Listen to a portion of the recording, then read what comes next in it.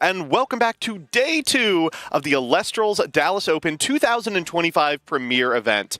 My name's Joseph Rothschild. You may know me as MBT, and I'm here with my co-caster, Kay Cray. Good morning. It is a bright and early morning for both us and for our competitors. 16 of Elestral's top talent, the best casters in the room, have all gathered this morning in order to play a single elimination bracket and find out who is taking home the incredible trophy we showed off on stream yesterday.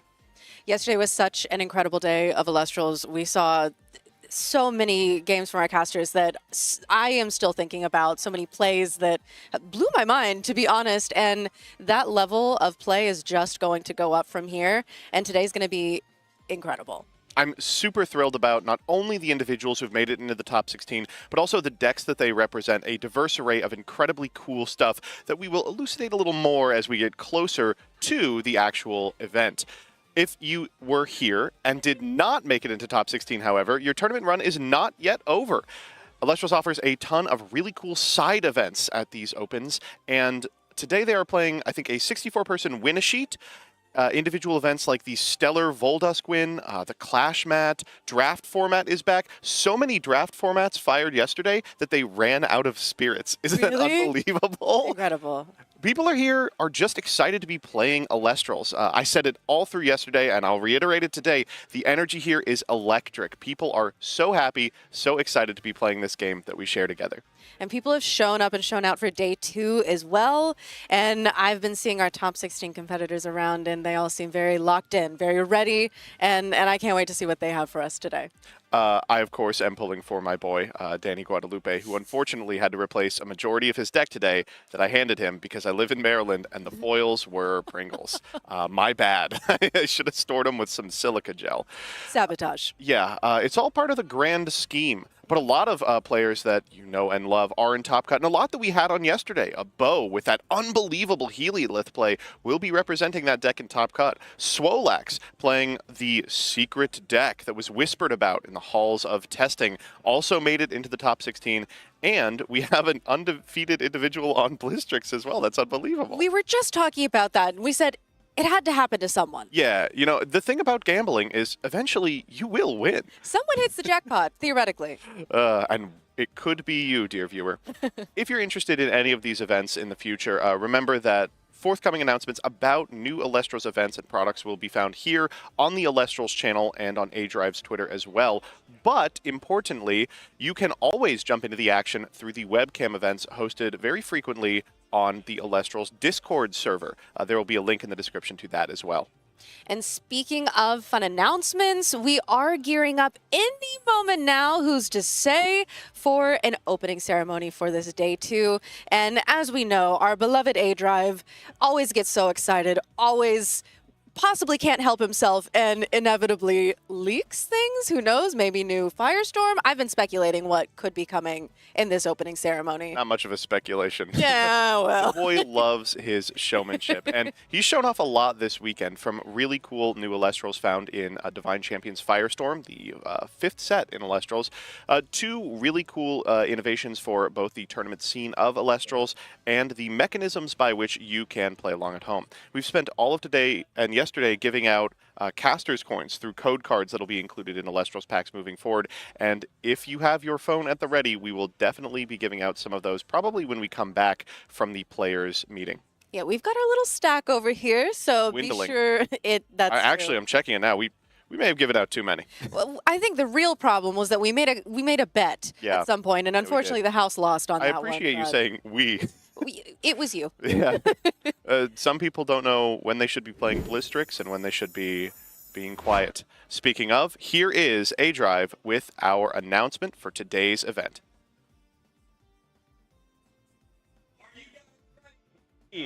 For the day 2 of the Elestrals Dallas Open 2025 event.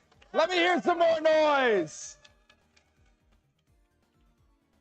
It is crazy to see so many of you guys back here for day 2, and I want to thank you guys all for being a part of Elestrals and being part of us making something special here in Dallas. I know we've got 16 incredible players throwing down for glory and this incredible trophy here. How cool is that? Make sure you stop by, take a nice picture, because that is awesome. We're going to break down some of the different things going on today, and I've got some new surprises for you guys this morning because you know, I like to do some fun stuff. We got a couple things going on. We've got an artist signing going on later today as well. So you guys have an opportunity to hang out with the different artists.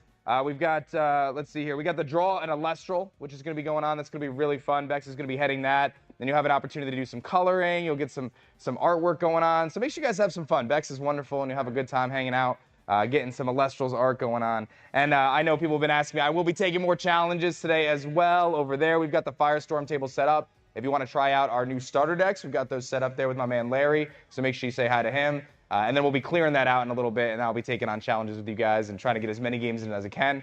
If I don't get to challenge you, I apologize. But I'm doing my best. I'm trying to get in as many as I can. Side events today are going to be a lot of fun, though. We're going to be firing a 64-person side event, and I have a little surprise. By entering that 64-person side event, we're going to give you a pack of Firestorm. So another Firestorm pack just by entering the 64-man side event, and then we're going to be doing prizing across all of our side events while supplies last, where our winners are going to get some more Firestorm packs as well. So I hope you guys are excited to rip some more Divine Champions Firestorm. We're going to be aiming to fire that 64 around 10:30, 11, so stay tuned for announcements from my man Giant Skyhawk and the other judges. Awesome stuff. It's going to be a ton of fun. Showcasing our top 16 today, we've got some incredible casters. I want us to hype these guys up. They turned up yesterday and had a grueling day, as we all did, and I want to celebrate them right now. We've got Luke Von Karma taking on Snorlax. Stan Sally throwing down against Bo. Adumadam taking on Akshar P. Zero taking on PurpleSnorlax. We've got Ruli taking on Julian W. Ari is taking on Rybot.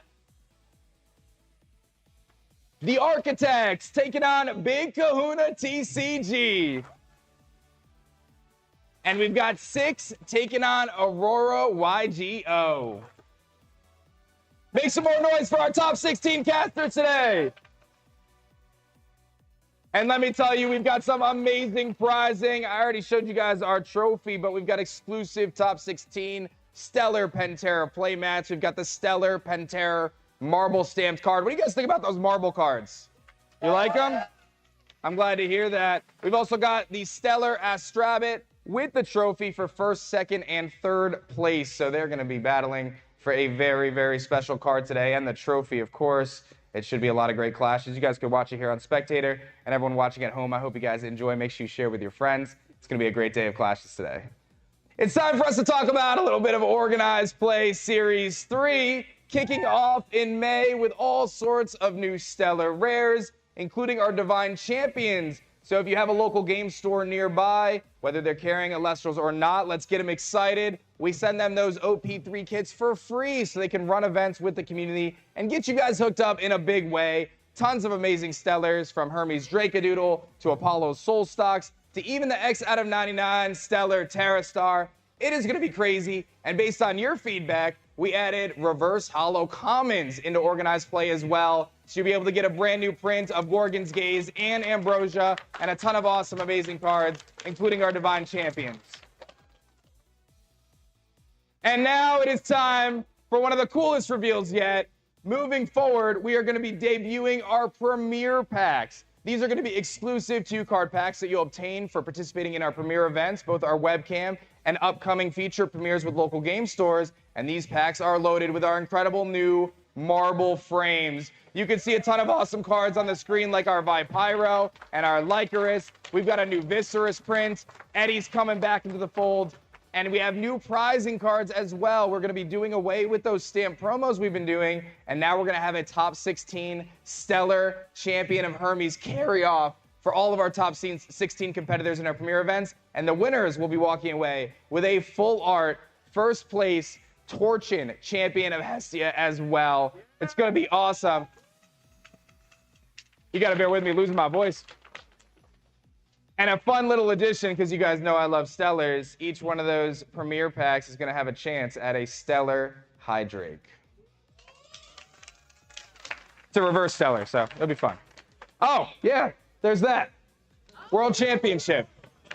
Stay tuned for more details. This is just the beginning of Elestrals, ladies and gentlemen, and you're all here to get it started. Thank you so much. Let's have an awesome day. Let's have some fun. Let's make some friends, and let's make some history.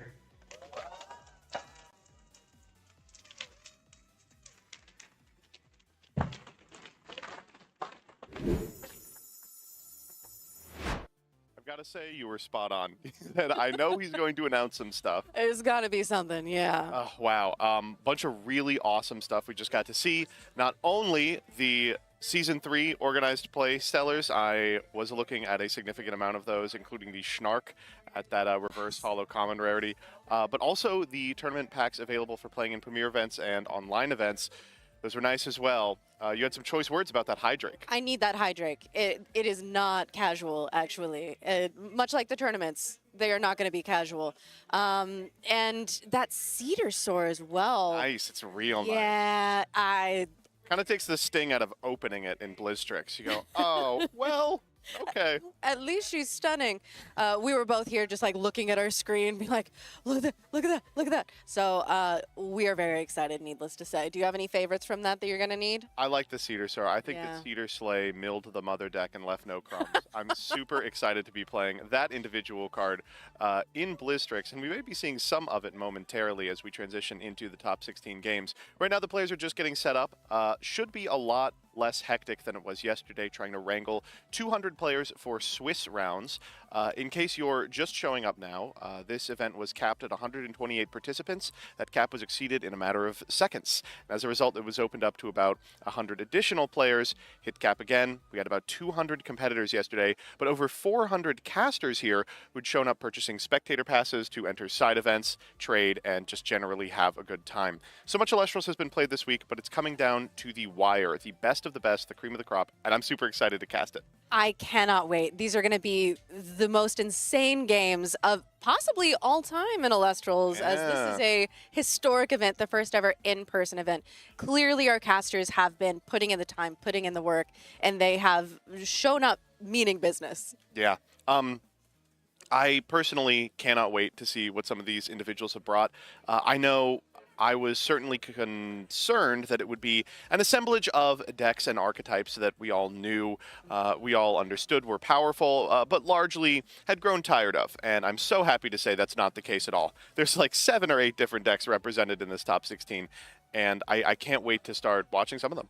Yeah, we specifically have a very spicy matchup for you that we haven't seen these players, I believe, either of them. They're the only ones in top 16 we didn't watch on stream. Yeah, so we are going to be seeing them, and I cannot wait. And I'm hoping that specifically with one of these lists, the luck from yesterday. What could that mean? Who knows? Type in the comment section below what you think that means. Type your favorite Cedar Soar art as well. No, I really have been appreciating not only the quality of competition, but the just general attitude of the individuals playing. Right now, if you can't hear, we are getting an announcement from Giant Skyhawk getting the last couple of people available for their round as we set up. Yeah, so we have this entire top cut kicking off any moment now, and this is going to be, as you mentioned, a fast-paced day. It is going to be nonstop action, and I'm very excited. Speaking of nonstop action, we were eyeing, as one of the events that we have here going on later, the Draw and Elestral event. We need to enter it, both of us. So if you're one of the top 16 players, here our plea. Please win or lose very quickly. If we can get out of here by about 1 p.m., I think we can draw an Elestral. And we've got a tight schedule today. We've got a date with some, I assume, Crayola crayons and a piece of paper. I don't mean to alarm you, but I think the linchpin moment as to whether the world will survive or fail will be if Kay and I are allowed to draw an Elestral. Yes. I think that it will radically transform not only Elestrals, but the world writ large. I would have to agree with that. I think it would be a very heads-up play for us to both draw these Elestrals. And you know what? If you're interested in seeing this art, I'm sure they will be featured on future cards. I think I have the power to say that. I mean, if nothing else, we can hold them up to camera. I'm drawing Schnark. I don't know if Schnark is over there. Hey, you know what? I think it's going to be sort of your take, your artistic expression, and I think that's Not necessarily the Elestral that exists, but the Elestral inside me. As we edge ever closer to the top 16, I am super excited potentially to get a chance to play some of those side events. We only have 4 rounds today. That's 16, 8, 4, and of course finals.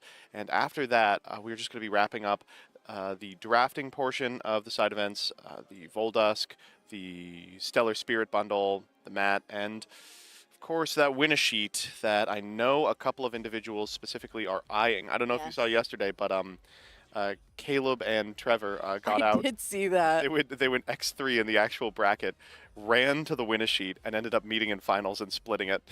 That just goes to show that if you show up to events like this, and I hope that there will be many in the future, that no need to fear if the gods are not smiling on you in a divine way on this particular day, because you could go on to win some incredible prizing in the side events, and who knows? I have been dying to get in on these A-Drive Gunslinger matches because I need the A-Drive exclusive card. Oh, do you not have it?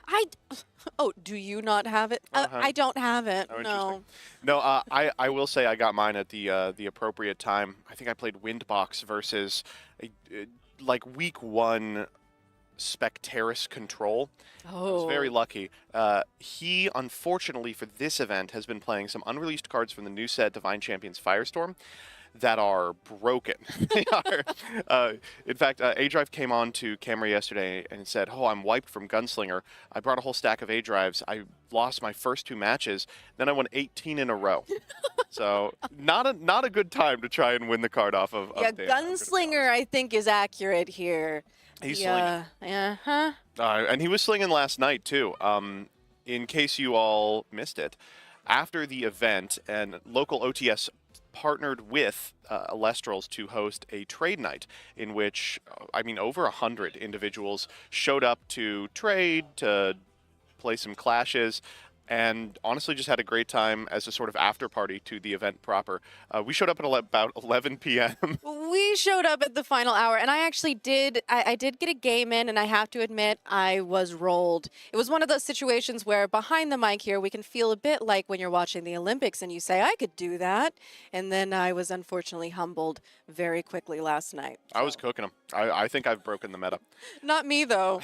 Yeah. Oh, okay. No, that was a lot of fun, and it was really cool. They had transportation from the event proper to the trade night, so individuals here who were out of the event before round 8 could just hop in a bus and head over there, start casting as early as possible. And yeah, it was a great time, and it just goes to show that even after a full day of Elestrals, people were still interested in playing many more hours of Elestrals. And Hunger is never satiated. Oh yeah, and boy was it fun. We are just now grabbing these 2 individuals for our top 16 match. I'm super excited to cast Elestrals today. I know that we did it all yesterday. Yeah. All day talking about, the win gen is crazy. But I'm excited to do more. I think we missed out on a lot of really cool decks and really cool archetypes, really talented players. I'm glad to give them a chance at the spotlight today. I'm super excited to see what wins. I'm really, especially this first one where it's like we're going to start dwindling it down and dwindling it down. There are a couple people who I would love to see, and I am rooting for them, and I hope that we will be able to see them on stream. Swole and Danny will get the first ever double win in Elestrals. Isn't that incredible? It's rough. I will say it is poetic in a sense, but it is rough. No one is safe from the friendly fire. Yeah. So many individuals who have spent so much time testing with and against each other were hitting each other in bracket yesterday. It was incredible to hear people say, yeah, my 7th round was versus the person I've been in a Discord with all week, and we knew our decks inside and out. Sometimes it happens. Yeah, but even with that, we had the spirits still high. I mean, even on stage, people were laughing as things were coming out that possibly meant their demise. We had all of our fist bumps of friendship, and it was just a great, great vibe here yesterday. It was. One final thing I want to shout out is, have you got a chance to see the cosplayers? Yes, I have, and they are incredible. We got a couple people walking around dressed as Demeter and Hermes. Demeter and Artemis. Artemis. No, Hermes. That's Divine Champions Firestorm. That's my job. That's for the next what event. he's cooking, yeah. Regardless, they have been hanging out, taking pictures. It was really funny yesterday. I don't know if you saw one of our competitors also cosplayed as Demeter. Yes. He had a picture with 2 Demeters, and then that cosplayer went on the top. Yep. And I believe that she is also in her own personal cosplay today. And I'm hoping that that's someone who we can see on stream because, you know me, I've got to root for the girlies. I love that we're represented in Top Cut. I think it's incredible. And I might be a little bit biased, but go Sans Sally. No, she's great. And wishing the best for her in her top 16 match, which unfortunately we won't get to take a look at. That's okay. Maybe we'll get her in the top 8. Yeah. Hope against hope. We've also got a lot of other stuff going on here. There's a merch booth where you can purchase product or plushies. I think walked by it 4 or 5 times, and every time I bought a plushie. Incredible. There's one more plushie that I could pick up. It's the last Vipyro. They only have 1 left. Ooh. But I keep telling myself, I'm like, you've bought 4 plushies this week. You don't need to buy a 5th plushie. That's not the operate plushie. I do love my Vipyro plushie. Oh. She's one of those that, like, Diva's down all the time. Her balance is not quite okay, just mine. And you know what? I love her Got for a big it. head and a real slithery body. But she doesn't let it keep her down in at least the moral sense. They came with all the plushies. They came with the Cryoscorch, the Imperawatt, the Luminape, the Voldusk, and now they are down to about 4 total. People have been so ravenous for stuff. I've seen them run out of pretty much everything. We've got some vendors here as well selling individual cards, and with the exception of about a page and a half of Cryoblast that they thought ahead for, they're almost wiped too. It's incredible just how voracious people's appetite for this was. It's really incredible. And I am so bummed that I haven't really been able to go around. One thing that I need for my collection is the Nobby plush. I have yet to acquire they had that. one here. They had? They had it. It went almost immediately. Well, I had to see that coming. During our games with Dan, he was like, let's replace this with a Nobby, and went to go get one, and they're like, we haven't had one for hours. And speaking of, we are joined with a couple new friends here today. My trusty Voldusk has been replaced with, you know, I do love Luminape. I do, I gotta say. They gave me Cryoscorch. Let's This go is for the Cryoscorch! Okay, violence mean. on the stream. Can he do that? I don't know. All right, it looks like we are just about ready to head in. So our 2 individuals we will be checking in with today for our top 16 match are going to be Aurora TCG and 6. Aurora is someone who has been in the same testing server as me. I know what they're playing. It's very, I don't really know how to describe it. It's very normal. It's a deck that you would expect, whereas 6 is playing a deck that I think we would expect, but not to see too much of in Top Cut. The Gambler's Delight BlueStacks. And we have already hit the ground running here with a Narpoon hitting the field, searching out Oh, the look at that Stellar Snowlet. Snowlet. Beautiful, beautiful card. Importantly, while thumbing through the deck, 6 gave us almost complete understanding of their list. They have not only the BlueStacks and all of the fixins, they also have the Morphrosts in here. I'm personally a really big fan of that engine in the BlueStacks deck. I think a lot of people eschew it because it operates on a sort of parallel line to the BlueStacks setup, but it really does get those guys in graveyard for Morolith. I also really do love the Morphrost package. It's one of those things that I think makes this very luck-based deck a little bit more consistent. Yeah. We do see a Specterus come down on 6's side of the board, and the Already Narpoon- playing those spirits, by the way. I respect it. I really do. They're so gorgeous. And Let's now, yep, there goes that Stellar Let's get Snowlet. gambling. Ah, dang it. And no hits this time, but some guys in Good the to see underworld. The Catarant. Of course, that enables an Infrostix play later in the event. A mechanism by which you can potentially recur some spirits, get out a guy who refunds himself a little bit before sending into an Asprowl or something.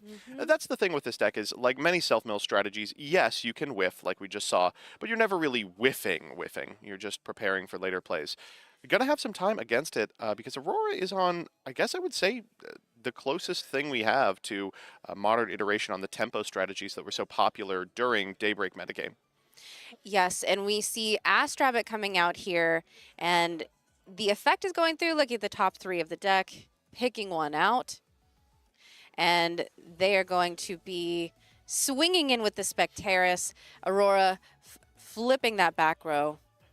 Now, this could be a lot. The Tsunami here doesn't do too much, but importantly, it does give Aurora another shot at the Snowlet. So if Aurora wants to re-enchant the Snowlet, they can. Potentially mill another couple of cards. If they want to ascend into something like an Asprowl, they can potentially mill 4 cards. It looks like that may be the play. That's the thing with this deck is originally it didn't play too many defensive runes, the Tsunamis and the like. Now, they've kind of acceded to the fact that it is important to maintain at least a little bit of a board presence because you're going to have so many 2 and 3 drops. Scary PTA. So this poison-tipped arrow is going to trade for the Asprowl unless the Asprowl hits a BlizzStrix, in which case it will just be 1 spirit spent for nothing. So I guess we might as well try it out. Yeah, here's the expend coming right now. I think they're thinking if there's anything they want to do first. We're looking at that Cedar Soren grip. That's a really rough. We are going to do a little bit. So we're going to go in Frostrix here in order to try and hit the Snowlet, I believe. Yeah. So we're going to go for a little more in terms of mills. The Snowlet will trigger here. We'll get 3. That is a Morfrost, by the way. A blinged out deck. Yeah, this is gorgeous. Into an Asprowl. So we get 7 to find a BlizzStrix. Morph. And there it is. Last hit. You see him like look up there like, oh. Wow, miserable. Okay, and now Aurora is in a pretty bad position. That BlizzStrix is all the way online, has the capacity to shuffle 3 Elestrals from the graveyard back into the deck in order to send a card, and I imagine we're doing so probably the back row, because the existing board trades for what's on field. Going for the Morfrosts, the Catarant, because we've already used the Mfrostics. It's possible we go for the Rabbit here too as well. There comes the bunny, and we see the effect to pop going to be coming through here. And we are going for that back row. It is a Tsunami, so the Rabbit and the Spectaris are fine. And Tsunami's great news for Aurora because there are some mechanisms by which the BlizzStrix can be defeated. That 6 defense stat way lower than you would expect. As a result, they are going to have like a pretty specific window to fire off a Zeus or something. Yes, you saw that BlizzStrix activate, but BlizzStrix doesn't target. So as a result, when chaining the Tsunami, 6 still got to send the Spectaris. And that is exactly what we needed for this BlizzStrix to be in imminent danger. I don't see that back row being activated, which if that was a Gorgon's Gaze, that was the time to do it. So we can expect it isn't a Gorgon's Gaze. This deck does occasionally play Shield, but we've already seen a Tsunami. A Tsunami here would be devastating. That doesn't matter. If you're Aurora, you have to just start taking these kind of telegraphed hits, hoping that you can get over anything, just because the game's about to reduce to if the BlizzStrix leaves the field or not. And we did only see 1 being enchanted to that Zeus. Yeah, why waste spirits? It's not going to last another turn. It was very economical, and Elichik indeed attempting to swing, and yes, not successfully hitting. So this is bad for Aurora, of course, but it's not the end of the game. Putting the Elichik back in hand means we can try the Zeus play again next turn, provided they're on a second copy. But we have to find a way to send the BlizzStrix to defense. So a second Tsunami, maybe like an Eddy in the hand. A lot's got to go right from here. And I'm not sure what we're at in terms of Elestral count in the underworld. That's another Mfrostrix in the grid.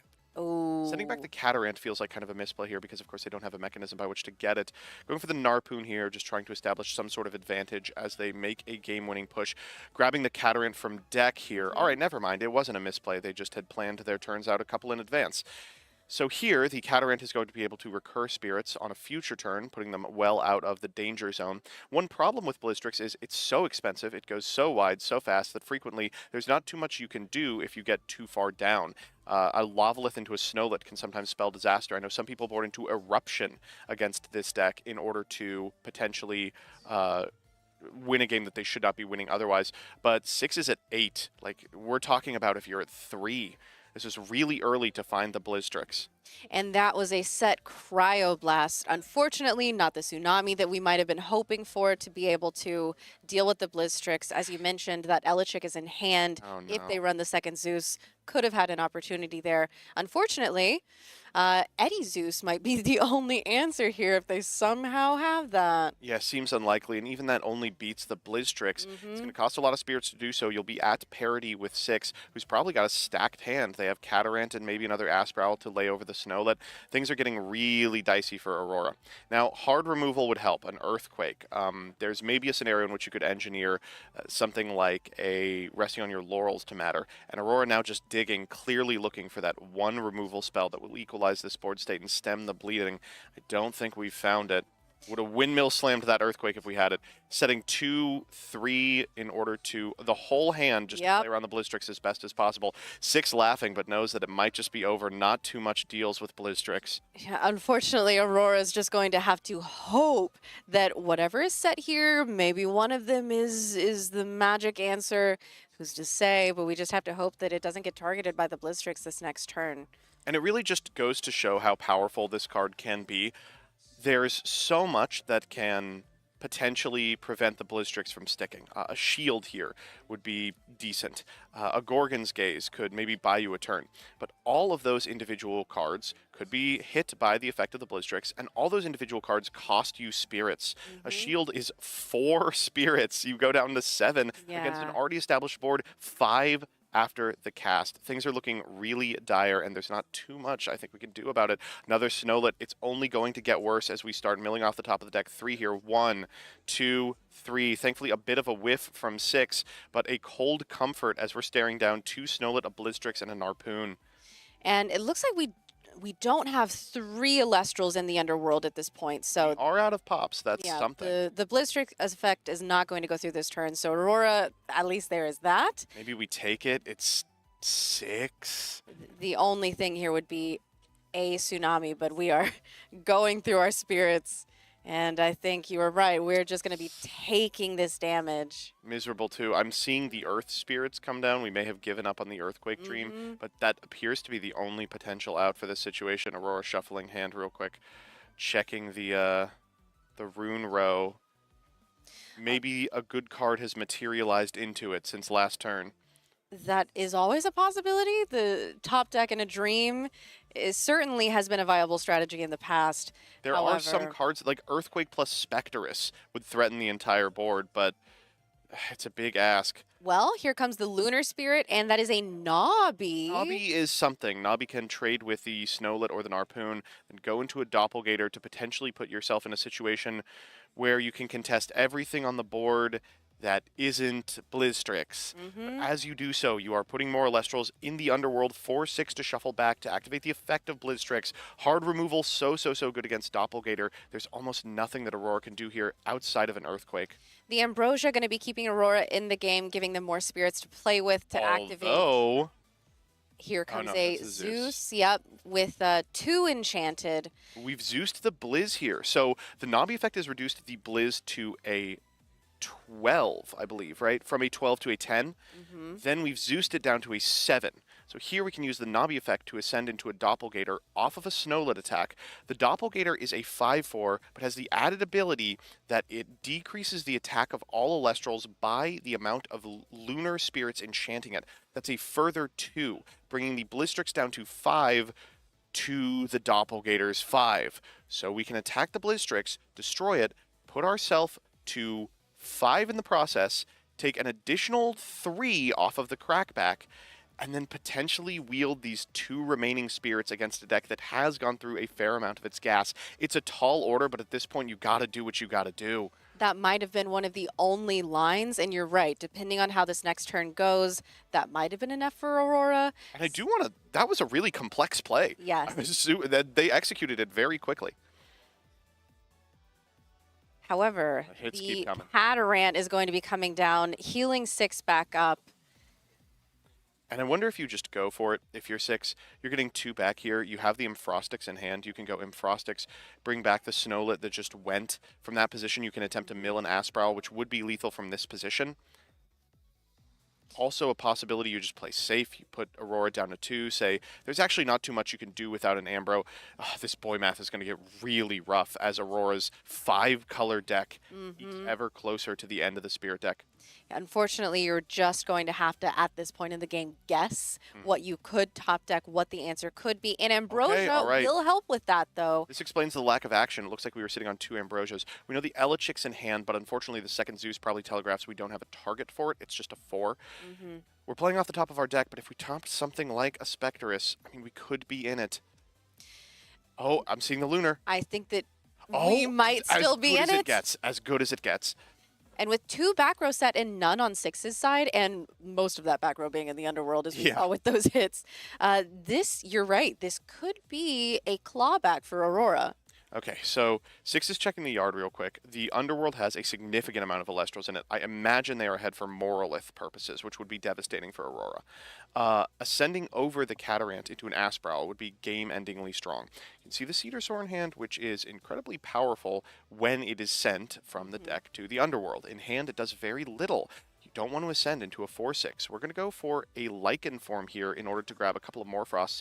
I guess it's possible we turn the corner to a control deck, trying to use cards like Morphrost Scorpion form in order to beat the existing board, understanding that Aurora doesn't have a lot of Elestrals left.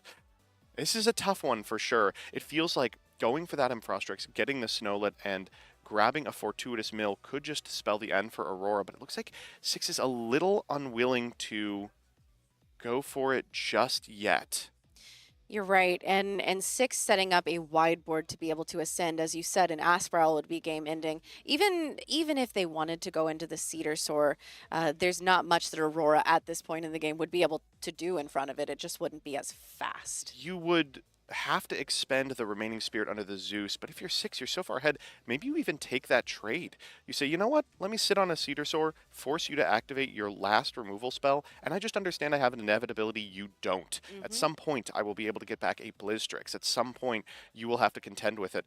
We are going to go for the wide board instead, going for the Morphrost Scorpion form, activating its effect in order to target the Spectaris here, set its defense to 0, sending a bat, which triggers the effect of the bat in order to summon out a Lichen form. This is a mechanism by which we can put up a board that doesn't die to any individual card or Elestral sequence. Then at the end of the turn, we can expend 2 Frost Spirits to send that Spectress to the Underworld. It's powerful, but it's not game-winningly strong. Do know there is an Elechick lying in wait, so Aurora has a turn to develop something. Something certainly, and none of these guys on board are huge number threats. But as you discussed, Edward? That's Galaxy. Unbelievable. Galaxy off the top for the Catarant means we're not going to be able to theoretically heal anymore. Wow, that's maybe the best remaining draw in the deck for Aurora. Playing off the top of their deck, but playing really well. This has been from, we see the ascend. that was fun. Yep. Welcome, Blizztrix. Okay. Aurora looking at those set cards with only 2 spirits. It's going to be. Scoops them up. Yep. Okay, so that explains the wide board from the Morphrosts. Rather than protect their ever-dwindling Spirit deck, 6 was just trying to get enough Elestrals on the field that on a following turn, 2 of them could be scooped up into a 3 Ascension Elestral in Blizztrix. That's rough. That is rough, and 6 with sort of mixed luck, I would say. Yeah. We got the Blizztrix hit, yes, but we had both Cedar Soars in hand. And Cedar Soar, Blizztrix in the hand for a majority of the game. And Aurora playing really well Yeah. into what was seemingly a game-ending board state, and finding those lines, finding the possible answers. It shows us why these casters are in top cut, that they have the ability to say, okay, what are my options? And like you said, we were playing into top decks and getting lucky enough to stay in it. I wonder what Aurora is going to be switching up with the sideboard going into game 2 here. So I guess a lot of things to talk about. First and foremost, yeah, absolutely stellar play from Aurora. If you told me that my opponent was going to place the full Blizztrix board on field by turn 2, at 12 spirits and that I was going to be in that game, I would have been like, I don't think that's true at all. Yep, good night. Yeah. But no, they made it look like it was a manageable board state. And of course, a lot of that is the lack of the Cedar Soar on the board, the lack of pressure from 6, but it's really arguable as if you're going to be able to do that twice. If you are Aurora, you are probably well versed in this matchup. BlueStacks is an incredibly popular deck, but it's also a deck that plays on a different axis than everything else. For that reason, I know a lot of individuals who are playing these hyper-tuned tempo decks are super unwilling to make allowances to BlueStacks when building their main. But out of the board, I think we just saw Aurora side like 5 or 6 cards. There's a lot that shuts this strategy down. You mentioned earlier, and I don't know that we're going to see this, but I think it's fun that people have been citing eruptions specifically for BlueStacks. Yeah. That would be very exciting to see. I don't think it's likely, but it would be very funny. Additionally, 6 has a lot to board into as well. You can see that 6 took out a lot of the explosivity out of the board, the rise from the ashes and the like, with just the understanding that they are going to be the bigger deck in every scenario. And as a result, they just need to give a little bit of lip service to their opponent's game plan, ensure that they are not falling victim to galaxies. They don't have to worry about spot removal, single target invoke runes that take the BlueStacks off the field. There's a lot that they can accomplish as well. As they thumbed through their side deck, they actually revealed that they have a more tempo-oriented build hiding over there, Snorlax and the like. I don't think this is the matchup for that. You probably don't want to meet a tempo player on their own footing when you are the larger deck, but maybe something we could see in a future round if 6 continues their run. Cedar Soar in the opener. The immediate Cedar Soar draw there. Double Cedar Soar. Okay, this is definitely mulligan if I've ever seen well, one. okay, so here's the thing. It does have a Snowlet, which is action. It does have a Morfrost. So theoretically, you can go turn 1 Snowlet. If you hit any Elestral, you can go turn 2 Morfrost, or Morlith, which is really good. However, the rest of the hand is terrible. Yeah. Oh, they are going to run it. Okay, this will be very Oh my interesting. god, Lycan Form off the top, you've got to Yeah. be kidding me. Well, that changes things immensely. So Lycan Form off the top means that we can use its effect in order to turn the Morlith on at any point. For now, let's start with the Snow. Let's see if we can spike an Asprowl. And we don't. Ooh, and hitting the bat is kind of rough as well. The bat form does not want to be in the underworld at this point. And 6 is going to simply swing for 1 damage. Kind of thumbing over the Cedar Soar like, there's no way this is in my grip.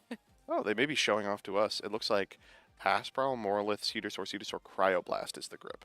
Okay, and Galaxy coming out immediately turn 1, setting up this wall that 6 is going to have to deal with. Unfortunately, Morfrost doesn't do it. With the 2 Cedar Soar in hand, that's a bit rough. All right, time for a Gorgon's check. However, that Morlith moving to the front, and that is exactly what is going to happen. Aurora does have 2 back row set, though, and this is a very tasty Gorgons if you have it. yes, there it is. Don't want to let 6 get off to the races, and the Aurora doesn't know it. This is a really fantastic Gorgons given the contents of 6's hand. Kind of needed either a hit off that Snowlet or that Morlith. Now that they don't have either, they're looking at a grip of Cedar Soar, Cryoblast, and thinking, what did I keep? Why did I do this? Exactly. And this isn't really important to anything going on except for my own personal preferences. I do want to commend 6 for the Volduskin full clip sleeves. I'm loving Get those it. Elestrals branded sleeves. That's my girl. I love her so much. So 6, huge respect from me. Ooh, it was not Cryoblast. It was Mountains of Boreas. Yeah. So we saw this a lot yesterday. These BlueStacks decks out of the board against these tempo strategies understand that the deck only has a little bit of removal. We're talking the resting on your laurels. We're talking the earthquakes. Once those cards are expended, there's not too much they can do in order to beat a guy with a big butt. And as a result, post-board, putting in a Mountains of Boreas puts this Morlith as a normal castable 8 attack guy. A card for which nothing in their deck deals with cleanly. The best option they have is a 5 plus a Zeus, which is a totally fine trade if you're 6. We're just playing big guy beats from here on. It kind of reminds me of Snowmen if you ever played that deck. And the Lycan form off the top there, going to be immediately sending that to the underworld, going to search out 2 other Morfrost. I think we're just doing 1 here. We do know that that bat form unfortunately did hit the underworld. It's like, wait, where's Bat? Oh, yeah, I know. Oh, yeah, he's in there. So that's really rough for a number of reasons. It means the Scorpion can't actually activate.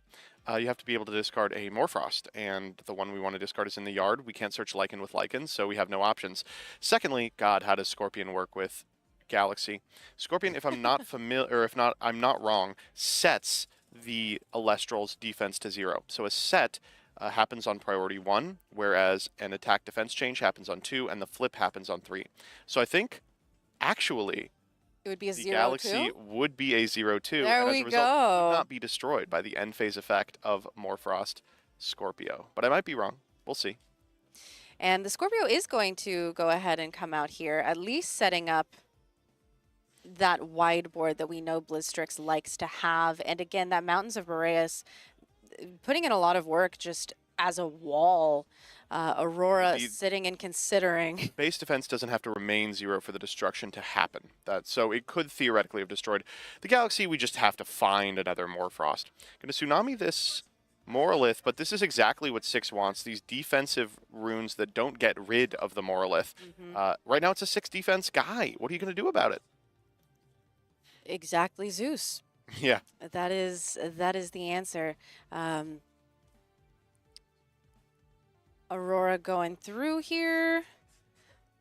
Hurricane. Oh. This is super heads up. Telegraphing a huge play here, willing to take a 2-for-1 on yourself plus a terrible spirit differential just to make something happen. I understand why. It means that this is going to be a huge swing. That and is that probably Zeus. on the back of a Zeus. Wow. Yep. This is going to be a big turn. Let's and go. It is Specterus, yes. And a set one. Okay, we're back in this. This could be a huge pivotal turn for Aurora. And 6 with those 2 Cedar Soar in hand, it's going to be a bit tough moving forward. You'll look at the grip, you're like, I was so optimistic. Why did I keep this? It's a game 2 situation where you're up a game, and as a result, you are kind of inclined to take riskier keeps for the potential for a big blowout. But sometimes you pay for it, and this appears to be one of those times. 6 still way up in spirits, but way down on board state. That was an expended draw. Okay, Narpoon's good, but not combo on its own. Unfortunately, Narpoon, I feel like is one of those that wants to search out your Morfrost engine. Yep. Cataran is obviously a good target, but neither of those are really ideal Aggro at this bunny, point in let's the go. day. Hello, Attack Rabbit. This is just exactly where Aurora TCG wants to be. No threats, pushing as hard as possible, as fast as possible, as long as possible, till 6 finds some action. At present, it looks like their play is Narpoon into Snowlet into Get Lucky, which takes 3 turns, and during that time, 6 spirits without even committing to anything of your own. They're shaking their head here thinking, am I just dead? Are the Cedar Soars in my hand weighing me down? Yeah, Aurora finally able to start getting some momentum going here, which is something that they were not able to do in the first game. Because as you mentioned, if a Blizz hits the field on turn 2, most people would say that's lights out. But you have to be... BlueStacks is one of those decks where it's going to be so swingy, so fast, you have to have kind of the composure to assess a board that includes a card as powerful as BlueStacks and say, you know what, I do actually have outs in my deck, it's time to play to them. We saw Aurora execute that in game 1. I don't know where you stand. Me personally, if I was staring down BlueStacks turn 2, I would be pretty upset, but they haven't blinked. Been like, right, BlueStacks turn 2. We've practiced for this. Yes, exactly. This is, again, this level of competition and skill and level of play is amazing to see in Top Cut like this. And this is something that we don't usually get in our regular webcam tournaments where it's like we're able to see the composure. We're able to see the reactions even as it's like, oh, the eyebrow raise over there. And this has been really, really fun for me personally. It has. Unfortunately, it looks like 6 has ripped a Hurricane off the top. That's a great card, but at 10 spirits, with the understanding you're about to take 3 additional ones, Narpoon into Snowlet into Prey doesn't seem like a reasonable game plan. And again, that ever-present boy math is going to start being difficult for something like Hurricane. Oh, wow. Okay, we are actually not even going to wait a turn. Rather than take 3, he said, I'll take 3 on my own terms. You can activate the hand effect of the Emfrostics, targeting a Snowlet that's already in the Underworld to potentially try to get the Asprowl going now. This is actually a really hard turn for 6. You see, they went Narpoon attack instead of going for the Emfrostics this turn because they do have the Asprowl in hand. So next turn, they can go Emfrostics, bring back a Snowlet. go for the Snowlet, ascend into the Asprowl, hope against hope. The downside is, if Aurora has found a Gorgon's Gaze, the whole game is over. There's quite literally nothing 6 can do from that position. The Gorgon's Gaze on the Snowlet will prevent the ascension of the Asprowl, the mills off of the Snowlet, and it will be lights out. And you're going to be doing so with your back against the wall as the Nobby comes down. Yes. It's going to be 2 off the Spectrus and the Galaxy, 2 off the Doppelgator. Going to put 6 to 5, 2 for the Imfrostix, 1 for the Expend off the Asprowl, 1 for the Snowlet, puts them at 0. So this is possibly going into one of the last turns of this match, depending on how it goes. Nobby going to be ascending into Doppelgator, which is a huge threat that, as you mentioned, we are going to be pretty tight on resources from 6, and there's not a lot of room to deal with this threat. They're really thumbing through. The boy math isn't bad in BlueStacks because you play so many Frost Spirits, but they're thinking, do I need to keep my options open? Since they're going to use every Spirit, they have to plan out this turn meticulously, and they're probably playing for Ambro off the top to even have a chance at getting to a BlueStacks this game. Does BlueStacks tend to play Ambro? Yes, is the short answer. The long answer is, post-board, a lot of greedy BlueStacks players will board out of that card. I know a lot of people who play 2 or even 1 Ambro in this deck just because they expect it's not going to be a matter of inches, as we said. It's going to be a matter of miles. You want to give yourself action off the top, not potentially cards that get you back into a game. Oh, that maybe simplifies things. So rather than go for the Imfrostix play into Asprowl, we can now just cast the Snowlet and hope to get lucky. Snowlet into Asprowl into BlueStacks is a play that is available, whereas Imfrostix into Snowlet into Asprowl takes our entire Spirit deck. We are going to go for it. Okay. Do we have a Catarant in there? That would really fix things up. There was, I think, one that was sent. Yeah, Catarant, heal 2, and we're playing completely off the Asprowl. Oh, going for Snowlet instead. Here we go. There was that Catarant, though, so. Yeah. Elected not to do it. No Gorgons. Step 1 complete. Weak Snowlet. Exceptionally weak Snowlet. Don't worry. The play is always Asprowl. Yeah. Gonna go for it here. Fortunately, we are going to have another here's chance. The position we're in. We can't use the Asprowl Expend. If we hit a BlueStacks, we have nothing with which to cast it. So the Asprowl's big. It can get over the Doppelgator, but a shield, a tsunami. I have a hard time thinking of a back row rune that Aurora TCG could have that doesn't win the game in this position. So this is a 9 attack Asprowl down to a 7 from the Doppelgator effect. And shield will do it. That is devastating. That is going to... Return a hand and a quick scoop. Oh. Yep. What a bleeder for 6. I know they were looking at those Cedar Sores thinking, I messed up. Awful keep. 2 spirits out of the Spirit deck could have given me a mulligan and gotten me into this game. Just believed Boreas plus Morolith was going to be sufficient to take it. And Aurora saying, no, you're going to have to play better than that. Well, and as you mentioned, whenever you take that game 1 going into game 2, you feel a little bit more comfortable saying, yeah, this isn't ideal. I have these My deck's better. I'm great. Oh, sure. And you have the ability. Aurora's cheesing. Look at that. There's a bit of love in the crowd for them as well. And it's not hard to see why. You know, you're up against the scariest deck in the room, the biggest deck in the room, the most explosive deck in the room, and you're not even sweating. Like, yeah, this is something that I've tested against 100 times. I'm sure they played a lot of BlueStacks and decided it wasn't the choice for the event. With that knowledge going into this game, you go, wow, you've already made 1 mistake. Yeah, the composure here has been amazing, and it just goes to show that if you are able to keep a level head and not panic, and especially these on-stream nerves, none of that has been showing really from either of our players here. Yeah. And they've just been doing what they need to do. Unfortunately, with decks like BlueStacks, sometimes it doesn't matter how cool, calm, and collected you are. If you are milling and whiffing and you have your Cedar Sores in hand, there's not much to be done about that. So we talked a little bit about composure earlier, and we can talk about it again here. 6 has just lost a game in which they kept what I would describe as an unkeepable hand. They were punished greatly for it. Their singular play got Gorgons, and then the Morolith was not sufficient to beat a Zeus. For that reason, they might kind of be beating up on themselves, thinking, why did I do that? I'm on camera, I'm the 1 seed, I'm undefeated. This person, Aurora TCG, just barely squeaked into top cut. Here I am fighting for my tournament life in a game 3. This is a position where a lot of players with bad composure can start making mistakes. They get tilted, they get in their head, they get frustrated, they think they deserve this 1 seed. They deserve to move on.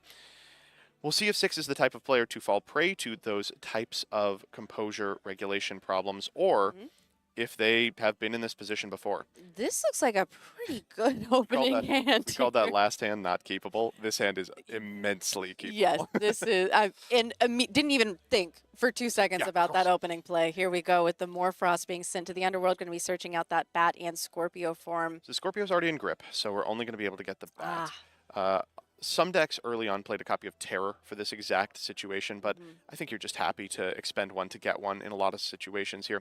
The Ash Rapid probably coming down this turn. You can see we have the BlueStacks in hand, which is miserable, but not that bad in a hand that includes Scorpion Bat. It means that if you go wide turn 1, you can threaten a BlueStacks as early as turn 2. Looks like we're shuffling the Rabbit to the front. That is going to be our play here, and there's so many cards that just totally unlock this hand. Moralith would be unbelievable. A defensive rune would be crazy. You can develop the Morfrost next turn. And it looks like we have found the Moralith. That was a snap pick. Yep. That was very quick. And as we talked about yesterday a little bit, BlueStacks is one of those lists that if you are able to get that back row instead of simply milling it, as tends to happen, it feels incredible. Yeah. And if you're 6, you're breathing kind of a sigh of relief. This is the first hand you've had today that doesn't include Cedar Source. Your opponent's waging Eddy Wars over Astrabbit. I mean, this is where you want to be. Aurora's going to attack into the Astrabbit, put you at 1 Elestral in the yard. You get to deploy the Moralith that you just played. Even if it gets Gorgonsed, it's eaten a critical piece of back row into a board that doesn't out it. Narpoon here, good, but a little slow. I can't imagine it's anything but Moralith. I think you're probably right here, although no, we are going to go for Narpoon. Says I actually have time. I think I can wait this one out. Well, maybe this goes to the conversation of composure that we had. Being able to say, I'm going to play it a little bit slow instead of hyper aggressive might speak to 6's ability to not get in his head about it. Obviously, the faster you go with BlueStacks, the earlier you can cut your opponent off of options. Deploying things like Elechick becomes way harder when you're facing down 5 or 6 points of damage. But you are also kind of favored if the game goes long. Like if Aura gives you the room to breathe, you can spend time developing a Snowlet and maybe getting lucky. You get more chances to gamble. And 6 opting to crash with Eddy, which I think feels just fine for them. An Astrabbit coming out for Aurora. And looking at the top 3. This is a wonderful position for 6. Great opportunity to deploy the Morfrost Scorpion form, potentially out the Astrabbit, go wide with the Bat, set up for a BlueStacks on the following turn. That gets Gorgon's gazed. You know, you do always have a Moralith waiting in the wings. Yeah, 6 is definitely setting themselves up for... Oh, well, okay. Was that a Cedar Sword that I saw on there? Yep. I thought I glimpsed that. And we were talking about this earlier. Probably thinking to himself, if I had cast the Moralith that turn. He's probably thinking to himself, if only it was the tournament pack Cedar Sword that was just announced earlier. Yeah. I feel a little bit better about this. So now this has become all of a sudden a very difficult turn. Only one in the back. If you get the read that it's not Gorgons, definitely the play is that Morfrost Scorpion form. If you get the read it is Gorgons, you probably try to deploy the Moralith and force it out. I think he has given a good enough Gorgons that we are going to go for the Scorp here. And it looks like it's not going to be contested. Pitch the Bat, use the effect of the Bat in order to grab a Lycan. That Astrabbit's set to 0 here. And I love how Scorp works. You can go to combat, try and walk over the Rabbit. If you're unable to do so with the Lycan form, thanks to a Shield or a Gorgons or a Tsunami, you can just pay out at the end step and get it regardless. Really powerful card. It hasn't seen a ton of use outside of this deck in particular, but it's really, really strong. I love that we've seen 2 of my favorite personal, and I think that 2 of the most prevalent Rabbit removals in this game, which is the Eddy and then immediately with Morfrost, and Nabi going to be coming out here. Despite one of the greatest hands 6's deck can produce, they're really kind of on the back foot. This is the type of offensive pressure that is really scary to be facing down. Like we said, if 6 is given room to breathe, he will totally take over this game. This is not room to breathe. This is Doppelganger, clear your board, take 2. And unfortunately, without that Mountains of Boreas that we saw last game, 6, unless they're able to get into BlueStacks, can't do too much about this Doppelgator. Yeah, it's a big boy. It beats Morlith. It ties with Asprowl. I think we do see the Mountains of Boreas, though. Okay. Yeah, there it is. That would... Right, we're deploying that play. Yep. No, we can feel safe and secure that that set isn't Gorgons and probably isn't Tsunami. And which here leaves comes Morlith. Shield. Shield here would be devastating. Mm-hmm. Hitting the BlueStacks on the mill. Nothing No. again. God, that Cedar Soren grip has got to be staring at him like the watchful eyes of God. Every single game it has happened. And it feels like that is sort of the BlueStacks curse, is you're always going to have Cedar Soren in hand. This one's even more frustrating because if we had done the Morlith play on an earlier turn instead of spending a turn developing Narpoon, we could have hit the Cedar Soren. And that Mountains of Boreas does come down, which allows this Morlith to threaten the Doppelgator.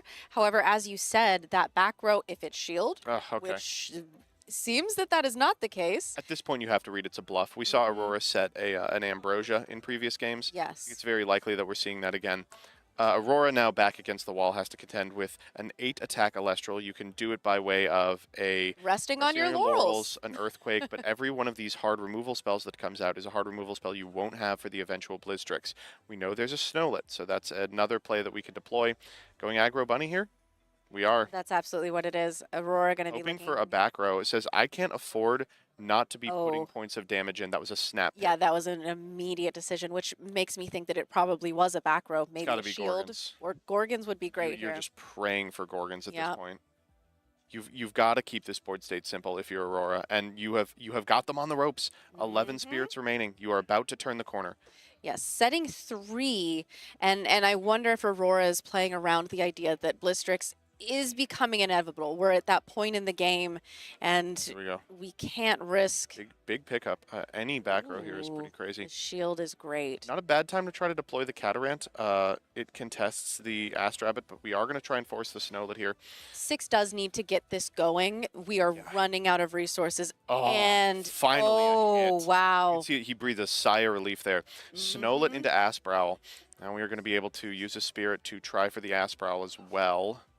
We do have those 3 back row set for Aurora, possibly an answer to what might be a BlueStacks incoming, although Checking the yard. statistically speaking, less likely. He's like, if I can just hit a Cedar Soar or a BlueStacks, we are totally in this. That shield that was drawn is now set, which that is huge here. All right. All in, baby. Mm-hmm. And here, Really thumbing through it. being like, do I have I'm waiting any for that other option? expend to come Do I here. have any other option here? And putting all my hopes, staking my tournament on the mills of an Asprowl. That keep moving that BlueStacks to the front, like here you are in my hand. He and the Cedar Sword just staring back at him. It's like, I know you. I know you're going on. I think what they might be thinking, is just Simply doing a the swing. attack.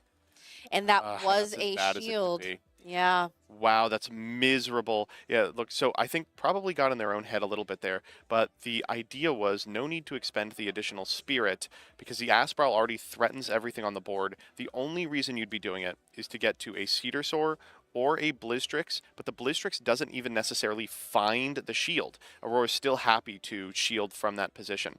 So if you're playing in a position where you almost always lose to shield regardless, better to retain one of your spirits in the process.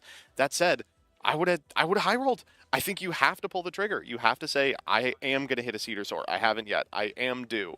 And now we've got 8 spirits, a dream, and no starters in the grip.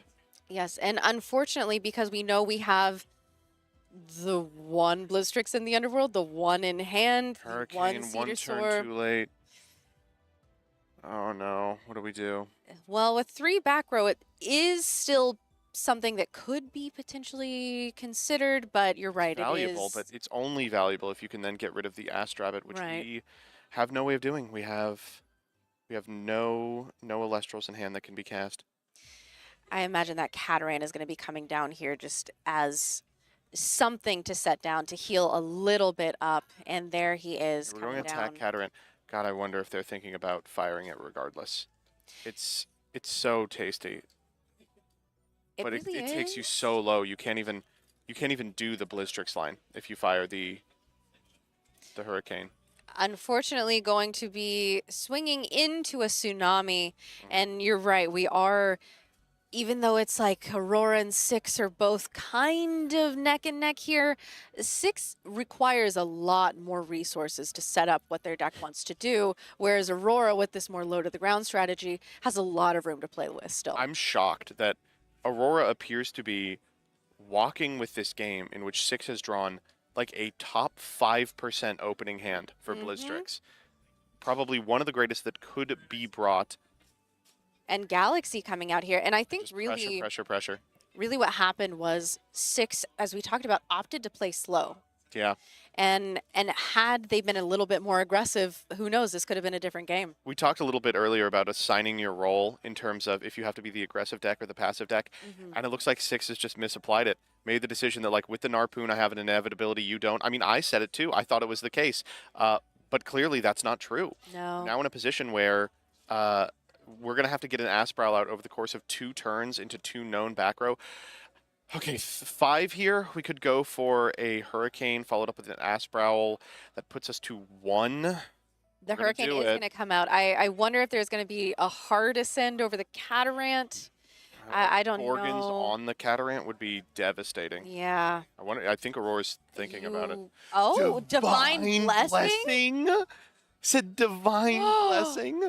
Overenchanting That- the Rabbit didn't just get Aurora the ability to add another card off the top of the hand. It also got them the ability to cast Divine Blessing. Incredible. Removes an enchanting spirit from your board, and if so, negates the effect of an invoke rune like Hurricane. We are going to get to keep that last piece of back row interaction.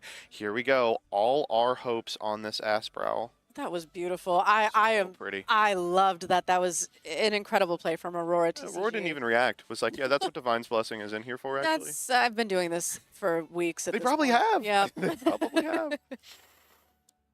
Okay, Six now just like considering their options. So they have the capacity to go into Cedar Sword. That's going to be a 6/8 while Mountains of Boreas is on the field. They have the ability to go into an Asprowl that is going to be a 9/6. I think those are the only options, but going into either is going to put them at 1. Going into Asprowl here is rough because even activating its effect doesn't matter. You can't do anything. No, you cards can't that you afford mill. it unless no. The answer Aurora's is just no. thumbing says, so this game is going to come down to if in 6 spirits I can out a 9 attacker. Which If is you're playing a tempo not- deck, I like those odds. Yeah, it's not an impossible thing. They've got 6 cards in hand. Didn't even attack. Said, I can't afford to lose to shield. I mean, what are you playing around at this point? You're going to have to attack eventually. You have no means to get back into the game outside of spiking an Ambrosia. You can't even cast an Frostrix to re-enchant the Catarant to get back into the game. You're just giving Aurora more draw faces to find the out. And there that it is it, was the lurking in the hand Boombat. already. Oh my! Sticks nodding says, yeah, I understand. Put him That's to 0. the game. And Aurora is okay. An Ambro top deck could That's do true. it. It's The Cedar the Sword! Cedar No! Sword. He's giggling. That's the most disrespectful thing. Wow. Been. Undefeated the entire Wow. day yesterday. Aurora squeaked into top cut by the skin of their teeth, 16th place, and walks away with a from the back 2-1 victory. I can't believe it. It just goes to show patient play, composure, and understanding of your matchups, your role within those matchups. A preparation for these big decks is what takes priority over everything else. And Aurora clearly having the time of their life. So excited that their tournament continues. Really rough for 6. 2 really miserable hands, and just 1 rough turn cost them everything. You are right, and I love to see Aurora after being so. I mean, we didn't even react to that Divine Blessing play. Now having a little bit of a smile. Oh. They moved on. They've clearly put in the work. And 6, as you mentioned, totally undefeated, and that is just the nature of BlueStacks. Yeah, I That mean, is exactly what a lot of people who said, I don't think I can stake my tournament run on my luck how here. many Cedar Sores show up in my hand? Exactly. I swear that last Cedar Sword being the final, That was the Poetic. most disrespectful thing Poetic. I've ever seen in my life. I believe it was Josh who said, BlueStacks will top every tournament from here on out. It will never win one. Here's another. This is the person that I thought had the best chance of winning with BlueStacks, now eliminated by the 16 seed. The prophecy. And it was interesting. We talked about how in the side deck they were actually playing, I believe it was a Sorlet is what it was. And unfortunately that's just tech that was not helpful here. But that was, I imagine, something that really helped them secure the Don't want to try and undefeated out-tempo run. the tempo deck. No. We aren't going to get to know what exactly it was useful for. We are going to take a really short break, and after that, we're going to be coming back with an interview with your top 16 winner, Aurora. Stay tuned.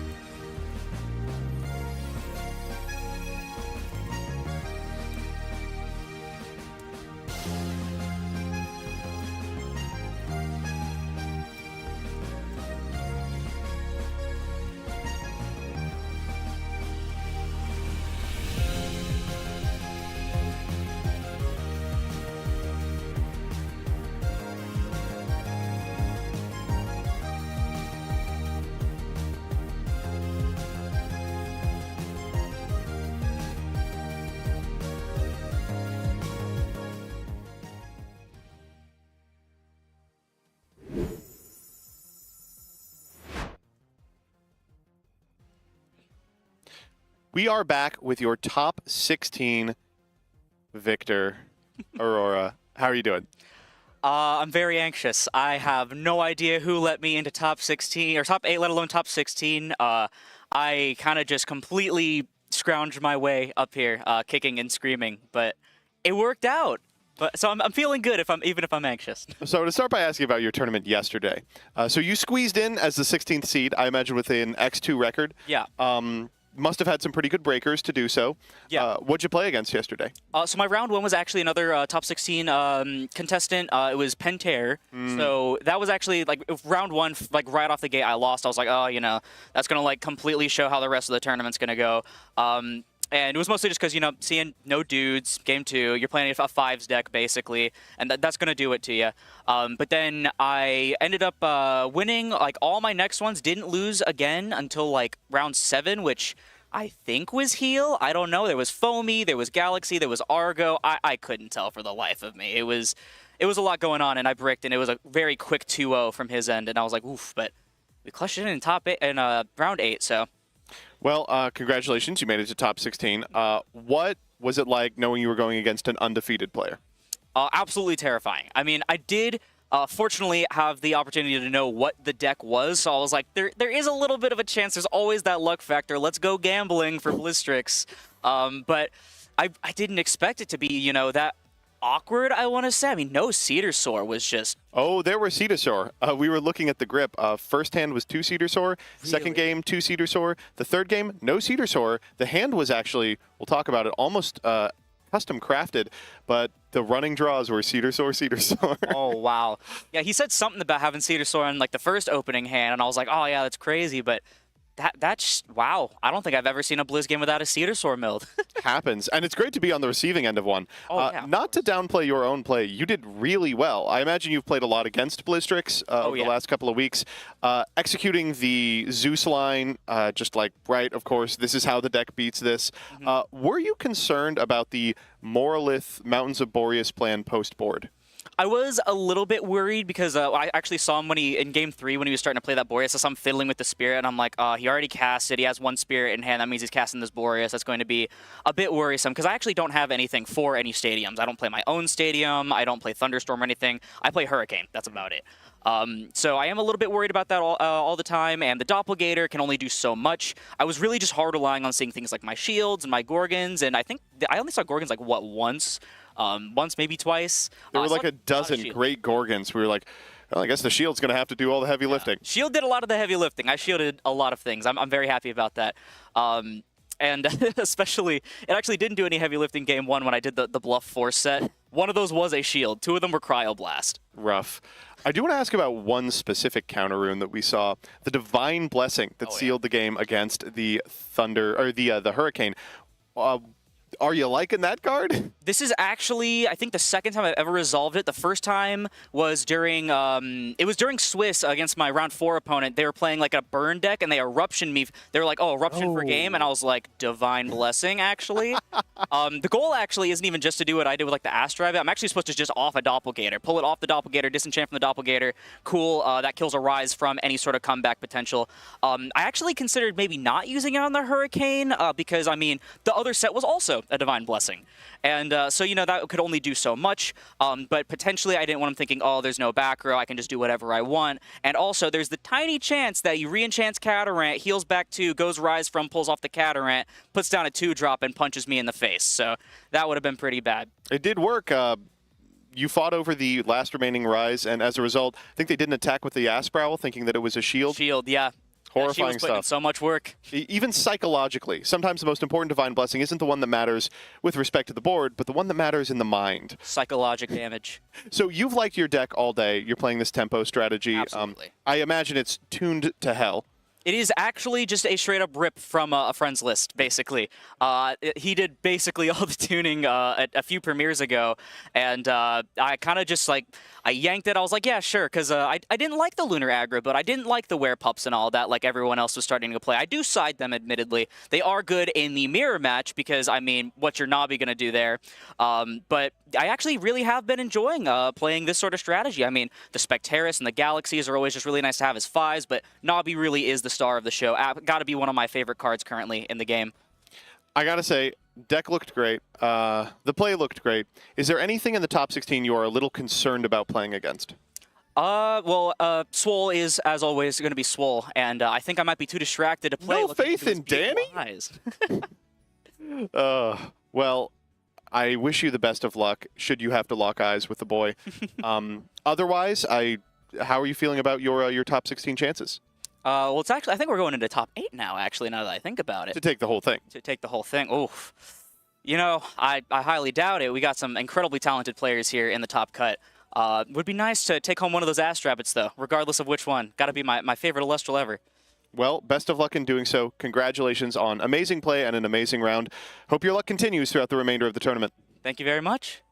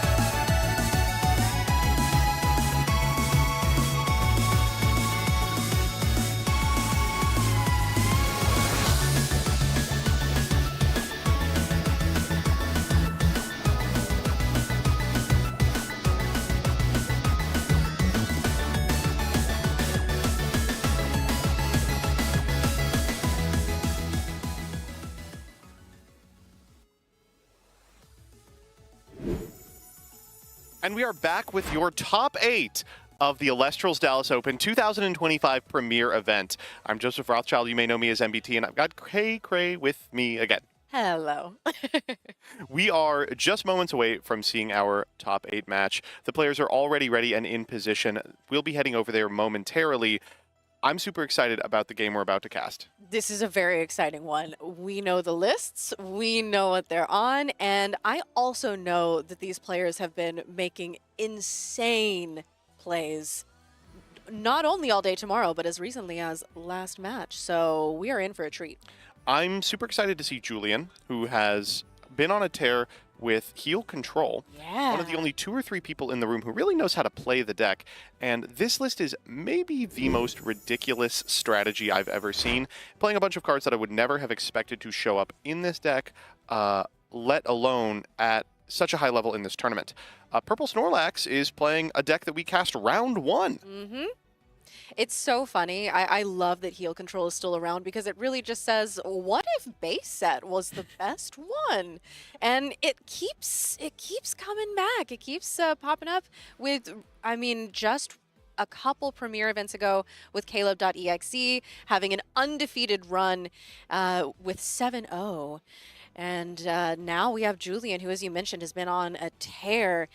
Who is to say if we're going to be able to see heel control in top 4? And these 2 are scholars of the same testing. Julian and Caleb worked a lot on this list together, I know. While it is predicated on the idea that Ambrosia is an incredibly powerful card, so why don't we play 9 copies of it, it is also playing a lot of cards from new sets, but I don't want to spoil them until we get to them. There are going to be some exciting plays here. And we are getting started. Going to be drawing out our hands, taking a little glance at them. I will try and peek, see what we can get here. Yep. All right, so PurpleSnorlax, no slouch, still playing a really cool deck, that Apollo Winjin in the opener. Which we have that, and the 2 tsunamis. Wow, This so is we are going to see things get really big really quick. Oh, and that was the fastest Apollo cast I've ever seen. Julie just kind of shaking his head like, okay, I know where this is Yeah, going. we're getting started. We're 1, foretelling. 2. Oh, wow, 3 bangers. You kind of get to pick what you want here. If you think you have enough interaction in terms of back row runes, you can go ahead and take that Ambrosia. Regardless, he's going to set him up, and then down comes the Winjin. Here All right, we go. We're turn Winjin 1, gaming. Tornajin. All right, you can see just one of the cards that we were talking about in Julian's hand, that Argo coming in. Mm-hmm. And he is, what are you going to call? Oh my god, you got it! Whoa. Wow, what are the chances? Looks like taking the Ambro here.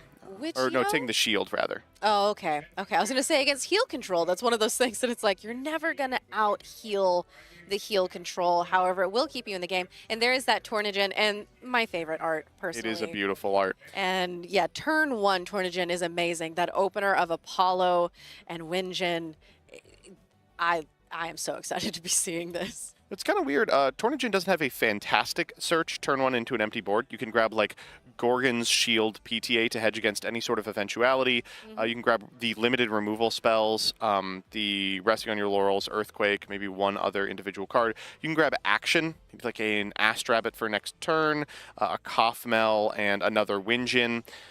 But importantly, it's going to give away a lot about PurpleSnorlax's hand. And while we have seen this Winjin deck pop off, I guess we should talk a little bit about the heal control build. This is a deck that isn't aiming to play a normal game of Elestrals. It's not going to fight over individual Elestrals, their attack stats, try and get a 5 over a 4. It's a deck that understands this game is going to come down to something else. It's going to come down to spirit efficiency, grabbing the Gorgon's Gaze here. And the mechanism by which you can always stay ahead of your opponents in terms of spirit efficiency is by making cards like Sluggle and Quackle, which return spirits to your spirit deck, matter, giving them huge attack stats with things like Ambrosia on the way to really, really powerful swings. So here, the Tornajin turn 1 is rough for sure, but hardly the end of the world. We can see that Julian has the hallmark of this deck, these really low cost, efficient removal spells in terms of Cryoblast, ready to deploy at There any it given is. opportunity. Down goes the Tornajin. And Yeah. now Julian can maybe even do the hallmark play of this deck, expend to draw.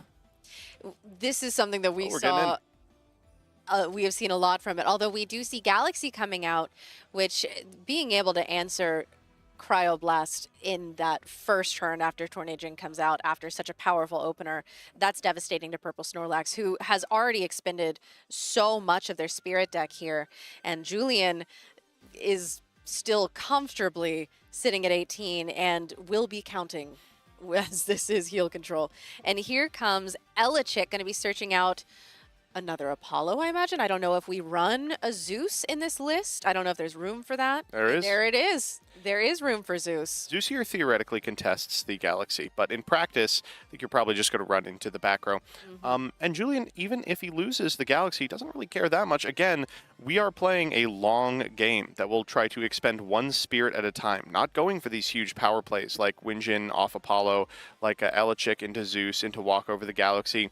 Totally okay to just take time. The payoff for that time is you get to play some extremely powerful blowout back row runes like Argo that enable you to cash in those spirits you've been banking. And we are already Argo gaming. We are off to the races. Julian deciding to value that Galaxy enough to do one of the biggest plays, honestly, in this deck. Yeah, so down comes the Argo. Argo is going to allow you to equip an artifact from your deck to an Elestral on board, only activatable on attack declaration. Thumbing through, and that Scythe of Demeter is going to be got. It's so funny. Scythe of Demeter is the artifact of choice for this deck, not because it increases the attack by a measurable amount, but because it heals a couple of spirits. You saw that we paid some Teratlus for that Argo, which means we're going to be able to recoup them as this Elechick goes down in the wake of the Galaxy. I do love Scythe of Demeter. It is one of those cards that I have been excited to see more play. Of course, you get to heal, as you mentioned, each turn. 1, normally 2 if you have Demeter enchanted. Ooh, but it's going to be met with a Gorgon's Gaze during battle step. We didn't know about the Gorgon's Gaze, so it's not that shocking. And as a result, Julian is going to lose the Galaxy. It's going to go back to a 2, up to a 4 from the Scythe, down to a 1 from the Zeus, and be run over by the Elechick. But again, this would be a blowout play versus any other deck. For Julian, well, it's just more business as usual. They're up 5 spirits. They can take a turn to expend to draw. You know, what's their opponent going to do? Hit them for another 1? You got it. And that is exactly what's happening here. That's a sweet rip, too. Yeah, we're going to be setting 1, passing back over to PurpleSnorlax, who I don't think I've ever seen 2 Divine Runes on field at the same time. They're just pals. They're hanging out in their pantheons. Back in the day, it was fun to play 2 Divine Runes of the same Divine. Oh, okay. This was before I knew what the rules were. We're going to go for Kaufmel here. Kaufmel, a fantastic Elestral to develop onto an empty board, threatens heal later in the game. We did mention you can't out-heal a heal deck, but you can try. at the same time, yeah, with Kaufmel and Ambrosia, Solar is, I think, the only other deck that can heal more than usual. And Julian going to be taking that damage. As you mentioned, this is such a passive deck that you just play the long game, and it doesn't really matter what your opponent is doing. And Bunny here's crazy. yeah, The remaining Zeus has to be chased out, but over the long term, that's probably something we'll want to develop. Here we can go for the Eddy. The Eddy threatens the Elechick. You walk over the Elechick, and you hope your opponent uses the Zeus alongside the Kaufmel to trade for the Eddy, so you can develop on the Rabbit on the next turn. When you're playing this heal control deck, you are thinking 4 or 5 turns in advance. You're saying, what is my Spirit count going to be at? What do I have time for? When do I have to start deploying cards like Sluggle, which we can already see in the grip? Eddy on Eddy violence. as ever. How do you feel about the Shattered Stars Hollow Eddy? I think that this is the Eddy art. I think that those with taste often agree that this is the quintessential, the 3 Ed, and Eddy, as you will. What do you think of this one? I've never heard it called that. That's perfect. Oh, yeah. I called it the PogChamp Eddy because they're making the face. I mean, it's basically a YouTube thumbnail. Yeah. I switched 1 million Elestrals to defense position. If they can survive the turn, they can cast a Sluggle and recoup 3 spirits. I'd click. Yeah. I really would. I appreciate that. Mm-hmm. We've got the Kaufmel beats going on. Again, it's really hard to kind of describe that Julian does not feel pressured here. Yeah, and that Quackle we saw off the top. And as you mentioned, We do have that Ask Rabbit coming out. Oh, wow. 3 bangers. Wow, that's a really hard one to actually figure out. So it's Astrabbit, EQ, Zeus. It looks like we are going to go for the EQ. We are almost out of Earth Spirits because we made a Scythe of Demeter play, which is one of the very few Earth splashes in the deck. You can see him thumbing through there. We were actually on 1 Terratless total in the Spirit deck. We do have the 2 Ambrose in hand. Yes, we have 2 full Ambrosias in hand. And there's 1. Yep. So not a bad position to be in. It's maybe worth deploying that Earthquake on the Kaufmel with the understanding that there's really nothing else you need to be... Ooh, we're not even going for the Earthquake this turn. There's nothing we really need to be scared of. And the Kaufmel 3 spirits returning to the Spirit deck might be the most important thing on the board. We're going to put ourselves at 10 to PurpleSnorlax's 7. Again, it looks like we are way behind here, but Julian is firmly in the driver's seat of this one, just playing one little spirit at a time. And as we have that hand information, as you said, we know that Julian really is in control and is playing multiple turns in advance and knows exactly, no matter what PurpleSnorlax does, there's very few things that you can do to make a heal control player have to shift their game plan. And we are going to simply pass back over to PurpleSnorlax. I love these two having a lot of fun, by the way. Julian is one of the most fun people in the community to play a game against. Just really loves Elestrals. Importantly, if you're PurpleSnorlax, you probably have to just start getting the screws on. Expending to draw to try and find... Maybe they're on, like, Spoiled Fruit. Occasionally, these Tornado decks play at main because your cards are so searchable. But just thumbing through there for something. It looks like we actually ripped another Tornadon. We're going to get through the Astrabbit. We're going to get direct. Julian's going to go down to 9. Still a 3-spirit differential between them and PurpleSnorlax. Nothing particularly threatening on PurpleSnorlax's side. A 4-attack Elestral walls the entire thing. Second Rabbit is exactly what you want to see. Yeah, the Rabbit is Deploys that with the quickness. Yep. Says, nice Zeus. It's so funny to see after PurpleSnorlax having one of the most insane turn 1s. Third Rabbit? No, it looks like we took a back row rune there. Yeah, that would make sense. But PurpleSnorlax starting so strong. Arresting. And now just kind of sitting here and doing their best. And it is neat that Julian has now seen the 2 one-ofs, the Earthquake and the Resting. So really is not worried about removal moving forward. This is a hard turn. You can theoretically play Resting. You can maybe get the Kaufmel. You can get the Eddy. There's not a real reason to do so. You aren't threatened by either of those Elestrals. The only thing you'd be scared of is the Kaufmel getting 3 spirits back. And cashing in is exactly what PurpleSnorlax is trying to do. Going for the Tornadon we know is in the hand. And potentially expending an additional spirit in order to try and get something from the deck. So if you're Julian, you're happy about this because you want PurpleSnorlax expending additional spirits for the effects of their cards. But you're also sad because it could also be a Ambro. Although going to be met immediately with a poison-tipped arrow from Julian. So this Tornadon, not long for this world, PurpleSnorlax did not opt to go for that effect. Yeah, I think correctly. Once you get to this point in the game, you kind of understand what they're up to. Julian is now finally down in spirit count after so many turns. We know that's not going to last particularly long. No, we have seen that hand, and it is not...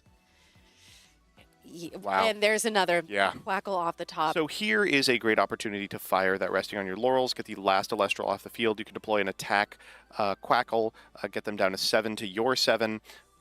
Things are starting to turn. Yeah, and here comes that Resting. Everything PurpleSnorlax does, every Elestral that they cast, every Invoke rune that they fire out, it's going to cost them life. That's life that they are down relative to Julian. You're going to have to go for Gorgons here. It looks like they're thinking about it, and that would be big here. It's a PTA. Okay, so not going to be able to stop the heal. Unfortunately, being able to keep Julian at that 2 would have been huge. It would have, yeah. But here, PTA is just absolutely nothing. No. Julian is probably excited because it translates into, instead of 1 point of damage taking off the Quackle, 2 as you pay it out. Making a little decision here if they want to keep PurpleSnorlax a little healthier and activate the Ambro, casting off the Quackle. Probably not. You're at 5. They're not going to dome you for 5 here. No. Might be worth saying, you go to 6. We'll see what happens. If it had been a Gorgon's Gaze and you had only been on 2, been that would the have end been of the time game. to fire, yeah. However, we are sitting very comfortably. Even with the Kaufmel heal, even with the the board being swung in Purple Snorlax's favor the entire game, you look at Julian's hand and you can't help but favor him here. Mm-hmm. Although Purple Snorlax does still have that Apollo, so there is a chance that we could...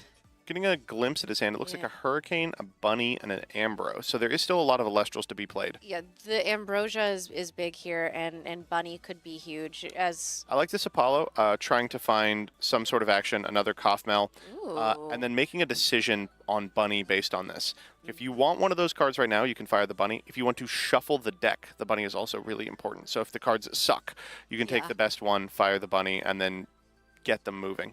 The curse of Apollo being that when you foretell, you lock yourself into those next cards, you know what's coming, and if it's not good, it is such a desperate situation. And Bunny is one of the only cards that does allow you to go and reset those top three. And so you're right, that was such a safe time to be able to do that and make a decision from there. I think we've understood that the Winjin half of the deck is now done. Look at Julian thumb into the camera. Yeah, I see. I see. We all get it. Mm-hmm. We're in here for the long haul. Yeah, we've been knowing about this, Julian. Thank you so much. And they did decide to fire that rabbit in attack, which is, you know, probably safe here. No back row. Gonna need to start doing damage, but... this is a really hard call. It's PTA, Winjin, Ambro. You have the Ambro already. It might be worth taking Ambro with the understanding that, like, you are going to have to remain at like 10 spirits for the remainder of the game if you want to be able to compare with the efficiency of Julian's deck. Hard call. I mean, these are hard calls all the way. The number one thing I like about this heal control deck is it knocks people off their blocks. They're like, I need to go as wide as possible, as hard as possible, as fast as possible. And it's like, no, you do kind of have to understand that they have a different win condition than you, that their win condition is to pay 1 to remove a 2-drop Elestral every turn for the next 6 turns before getting 15 spirits back that they were taking, and another Ambro off the top. Oh my goodness. That's incredible. And Quackle coming out. Incredible Quackle. Yeah, this makes a lot of sense here. And as we know, Julian also, I believe, still sitting on that Earthquake. I think the Earthquake was not the pick. I think they picked Zeus. Oh, that's right. That's right. And then there was the resting that they grabbed, which we didn't see. Back to 7. You want to keep this game state simple. If you're Julian, there's a possibility you just crash here. You say, you're going to be able to get 1 spirit on me. We are going to deploy the Zeus. It says with 3 there. It's time to make it happen. And we're going to Ambro as well. Yep. There's this is kind of a rough turn, if only because you've put yourself in a position where, like, maybe Tsunami matters for the first time ever. But it matters on such a... The scale by which it matters is pretty low. Your opponent can't shield you here, because then you're just going to get 3 more spirits. I would love to see a shield on a Quackle. Yep, and there's that Tsunami.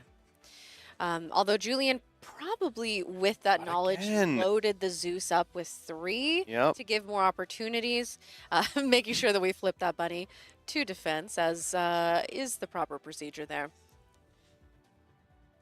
Even casting the Tsunami is great for Julian. You don't have to worry about it anymore, and Purple Snorlax now at 5. And Eddie's going to come out, do Eddie things. PogChamp, I moved a Quackle into a tackle. And Purple Snorlax setting to, moving Bunny to attack also. And Quackle going to be going down here. Now, 1 Quackle going to be going down. We know we have another Quackle in hand. We have a Sluggle in hand. We have an Ambro in hand. And yeah, we are... Harmonia. That's a hard one. Yup. That is not what you really want to have. Usually you want to get that off the Argo, but... Not a great thing to draw. That's sort of this deck's Cedar Sword, you know? Yeah. You always have 1. Unlike Cedar Sword, though, Argo can cast from the hand, which is a cold comfort. And Julian's back up to 6. Just like that. Again, like, these are really small Elestrals. The Sluggle will likely go down after this, but who cares, you know? Julian certainly does not. Extending the board, rather, is going to cost you spirits. Spirits you're not going to have relative to Julian. Going to try over the Eddie here. I love this. Recognizing the Bunny is not the threat. That re-enchanting the Bunny is no big deal because that's another spirit you don't have to worry about. Exactly. And Purple Snorlax is also just letting the Eddie go down, which I think another Kaufmel. Man, look at Julian. One of the very few scenarios where it sure looks like they might be in a pickle relative to the stat count. Taking another one, going to 5 to Purple Snorlax is 4. If we can get the Kaufmel off the field without any trouble. Should be fine. We're just counting up Elestrals now for the purposes of expending, maybe trying to bluff a Moralith. Hey, you know what? It could be lurking. You never know. All right, 5 here. The boy math in this deck is not terrible, but it's not great.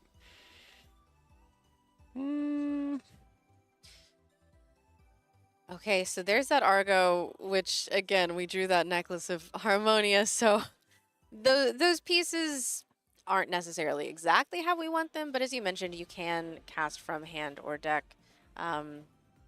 It seems like we are having a judge call on something here, possibly. Yeah. Yep.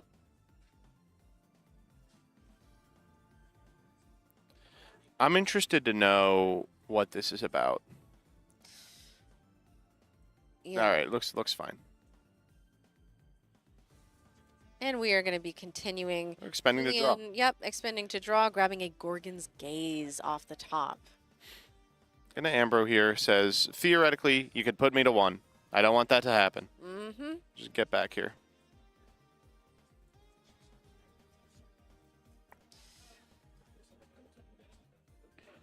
Going to be grabbing 1 Thunder.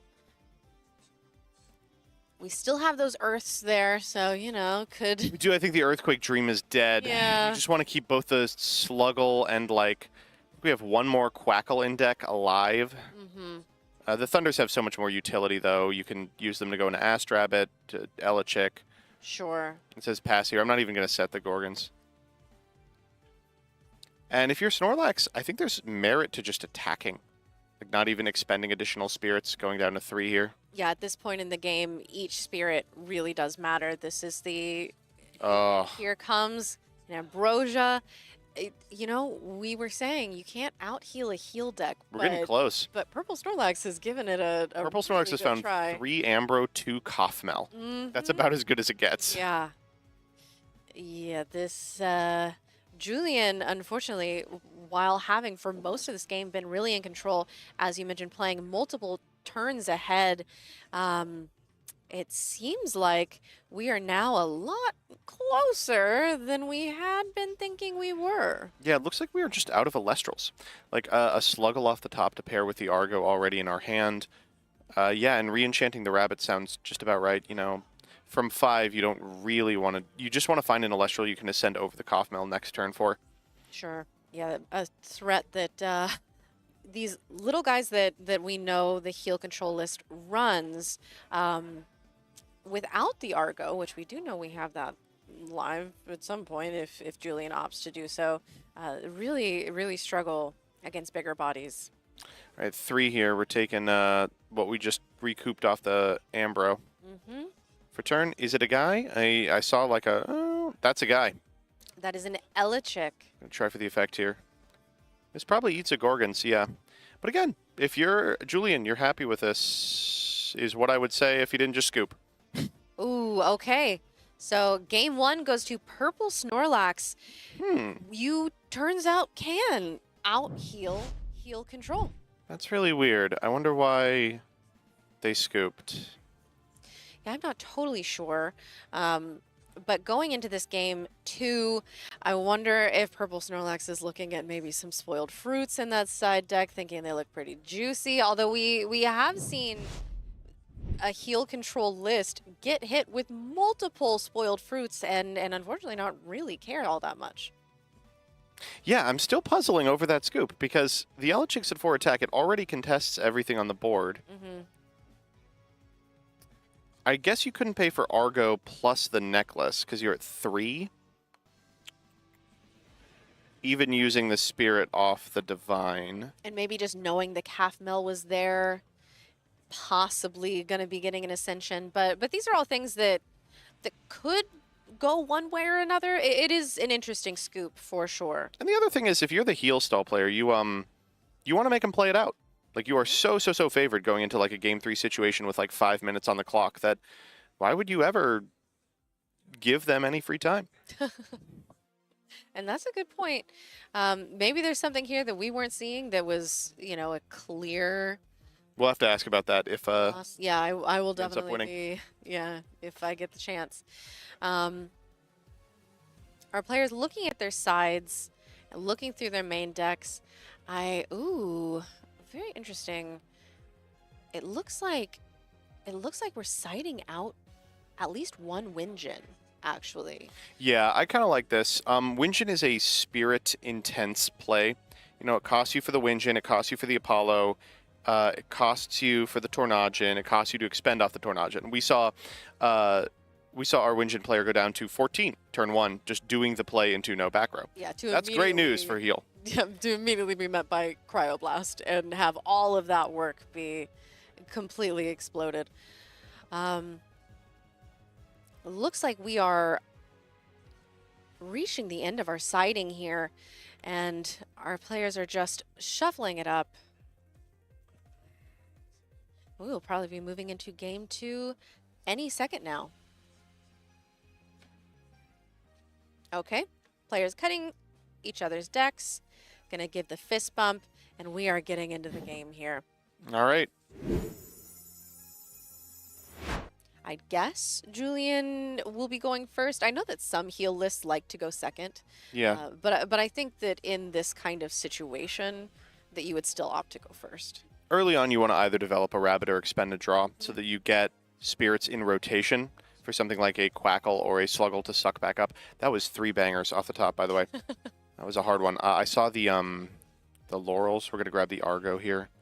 Set the Argo. The Scythe in hand is kind of frustrating. But again, remember, Argo can set from hand.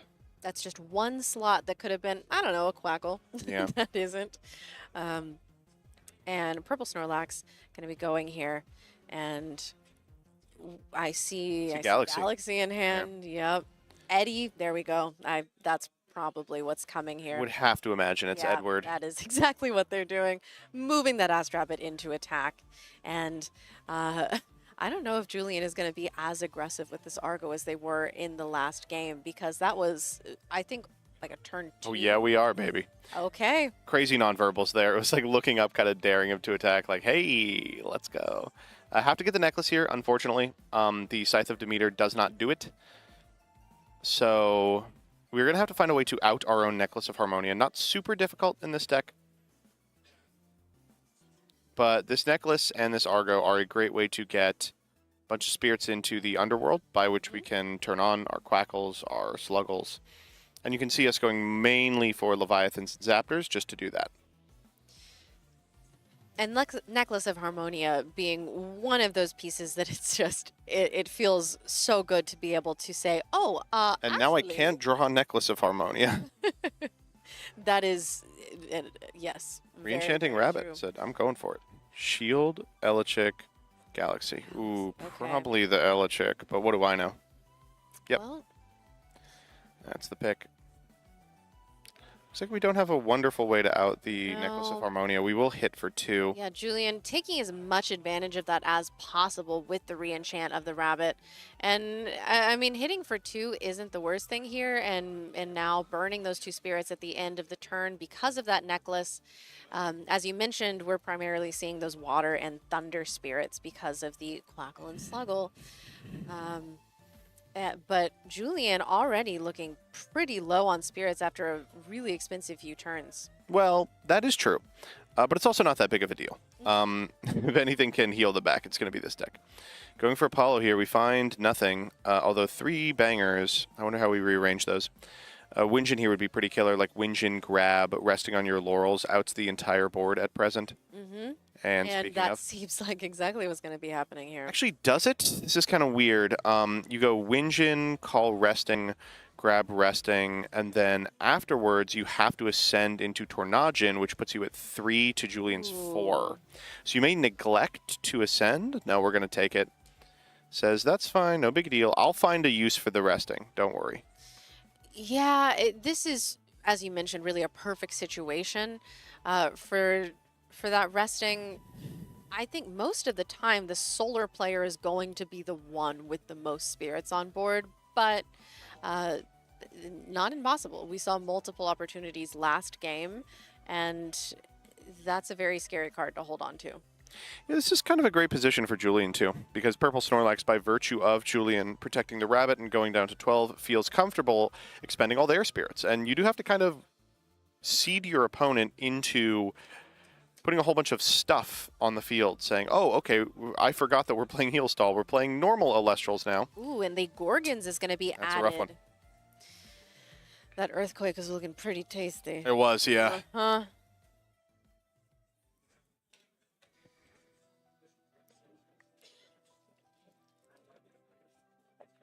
This is a hard call for sure.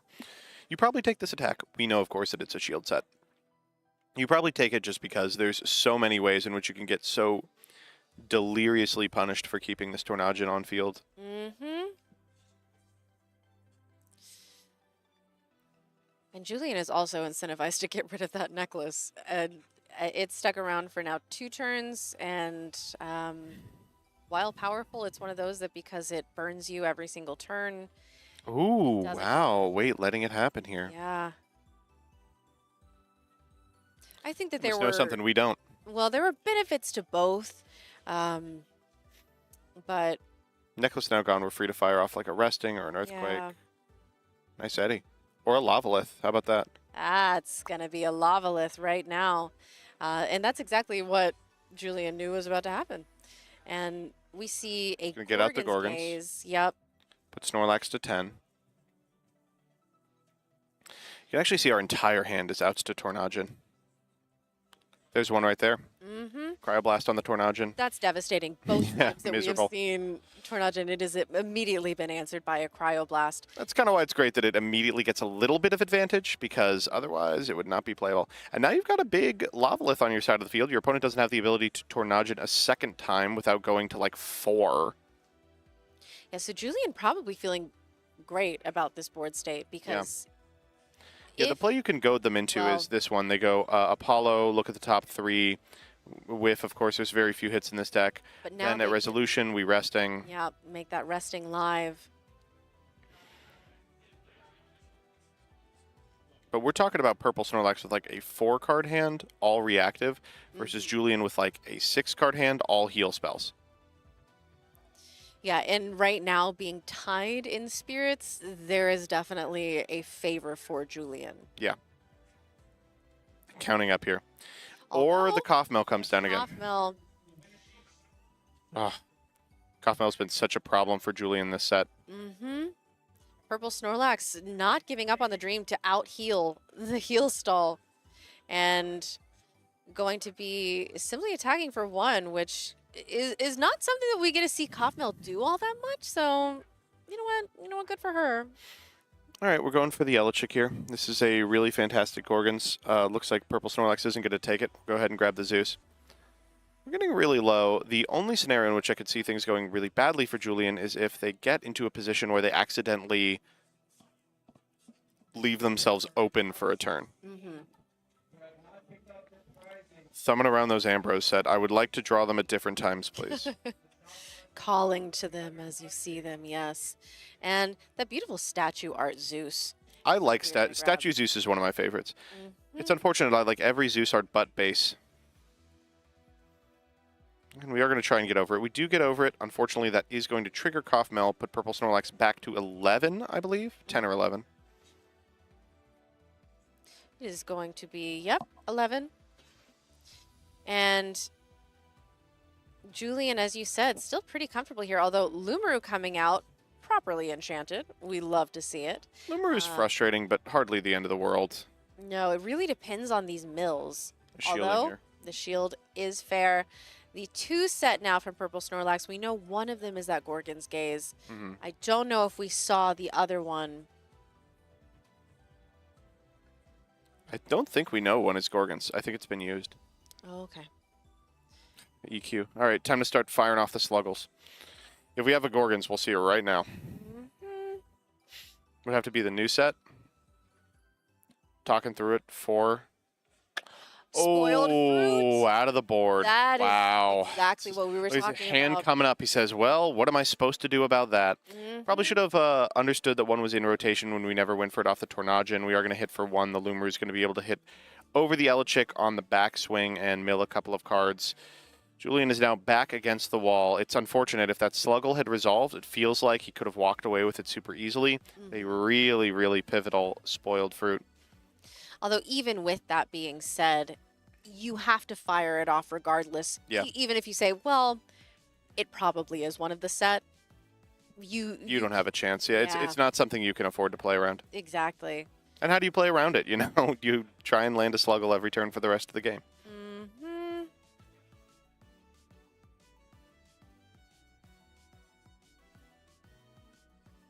And PurpleSnorlax bringing that Lumaru back out. Again, properly enchanted. Going to be able to swing right over that Elechick, and we're going to see this mill happen. A Boombat, Shield, Not and so bad. Galaxy. Not so bad. Okay. We didn't want to see any of those heal Sluggles, spells. Quackles, Ambrose. Those are the valuable cards. And honestly, if it gets us into one of those, it is the resting on your laurels, actually, that we see. And here comes Eddie, immediately met with, oh, that was a tsunami that I saw. And Eddie is going to be poisoned PTA to is arrow. interesting. You can Zeus here to still try and clear the Lumaru, but it puts you down to 2. You'll go to 1 as PurpleSnorlax gets to attack on their turn. Puts you dead to a significant amount of back row runes, shields, Gorgons. Thumbing through this plan. But what's the alternative? You let it happen. You go down to 1 anyway as Snorlax performs their normal cast. Not a lot left in the tank for Julian without that. Wow, if that heal spell just resolved. Yeah, that was a pivotal moment, and that shows exactly why Spoiled Fruit is something that deserves at least a think when it comes to your side deck. So roughest part of this one is we are now unable to Quackle or Sluggle. The remaining 2 spirits are Terratluses. Ooh. They're going to pay out the Eddy. The scariest part of this one is maybe there's an argument to deploy the Scythe of Demeter, bring it to a 3, and go 2 for 1 on Terratluses, keeping the Thunder Spirit in Spirit deck for top deck Quackle. I mean, there's so little that gets Julian out of this position. Yeah, that Galaxy coming down. We still have a back row, which we know is Tsunami. Yeah. So, yeah, this is really tough. I mean, Julian got that resting on your laurels, but that's not live right now. Nope. And I don't think that PurpleSnorlax would have any reason to put themselves in a position to do that. And Ambro back up to 7. That I might can't believe it. We said there was no chance that they were going to out-heal the heal deck, and it looks like they've done it 2 games in a row. We may have manifested something here. Yeah. It's very interesting to have seen all of the different iterations of this solar list with the Draco Ray for a bit and all of these things where it's like it does actually focus a lot on heal. And Found 2 Coffmells off the top of that Apollo as well. I think that's probably game there. Yeah, it would have to be an unbelievable sequence of draws here, and it starts with an Ambro off the top. Julian saying something here. Here it is. Zeus. Earthquake of the Galaxy, put myself to 0. Go. Just have to hope they don't have it. And they we know they do. it. Oh, wow. And a miserable game for Julian after such a dominant performance throughout Swiss, but an unbelievable win for PurpleSnorlax. This Winjin deck, I'm so excited to see it in not only top cut, but top 4 now, semifinals. Solar believers are celebrating right now. Daybreak, we thought it would never be viable, and here it is, potentially about to take down the first Premier Tournament Elestrals has ever had. I'm so excited. We're going to be able to cast more of this deck. A little disappointed for Julian, who I did want to see go all the way with heal control. They've been playing out of their mind all day, but unfortunately weren't able to stave off the tide of Coffmells, Ambrose, and Tornadjin. Julian is such a fun player, and I'm glad we were able to see them on one of these matches. PurpleSnorlax going to top 4. This is incredible. I have my little Luminate buddy here actually with me. So, you know, maybe this is Solar's day. A new sun rising on Solar. Well, we'll have to check out if the solar decks or the lunar decks are going to be more impactful as the remainder of our matches trickle in. We have a couple still remaining, though we are really late in the round as the result of the fact that we just watched a heal match. Yes. Despite that, that doesn't mean that we don't have anything for you. We are going to do our best to grab you a winner's interview momentarily, but before that, we have another code for you. Ooh, so be sure to get your screenshots, if you're gonna type in the code, be sure to be fast because this can only be redeemed one time. All right, so this code is for Caster's Coins, which are a currency you can get by playing in Elestrals events. They can be redeemed for plushies or blisters or boxes, and these code cards are going to be available in product starting next set. For now, we're going to give you a little preview. Here we go. This is going to be for between 5 and 100 Caster Coins. And here's the code. Can you see it? Quick. All right, here, let me focus it up for you. All right. Do do do do do do do do do do do. Clip, clip, clip. There we you go. Best of luck to whoever got that. And again, I am so glad that those are now in boxes because They're such fun. It will result in physical product at some point if you just are a good little saver, or I don't know, get lucky and hit the 100 coins. I'm a bit of a gambler. I'm a bit of a couponer. This scratches both sides of my brain. Yeah. But we're going to be able to scratch the brain of the competitor that just won their top 8 match momentarily. We'll be back with an interview in just a few seconds.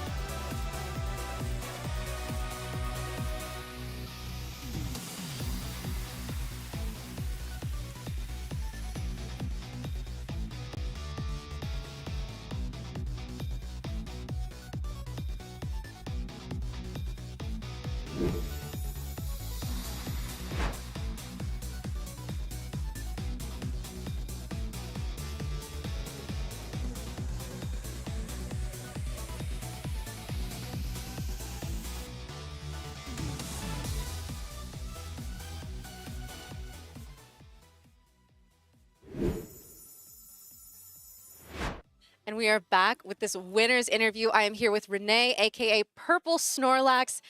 How are you feeling about top 4 right now? Pretty good. Definitely didn't expect to get this far. Played it out, the end of yesterday, kept winning, so, showed up. Deck's working out. We brewed it Friday night, last of it, so I'm glad it's working out. It's amazing. We were the entire match saying over and over, you can't out-heal the heal control. And yet you managed to do that, seeing, I believe, most of your calf mel, all of those ambrosias. How is that feeling, being able to keep that momentum ahead of such a formidable heal deck? Feels good. Yeah, so funny story, we actually didn't want to test against heal on Friday. Yeah. So we overcorrected for it. So I got really lucky that I ran into it in the top.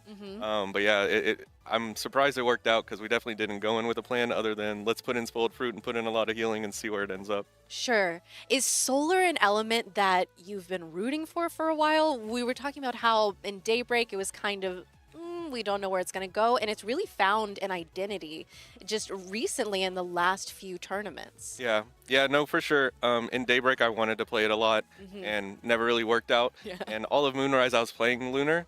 And then when we found a list with Tornadian that started working, I was really excited to finally get into Solar and been playing it ever since.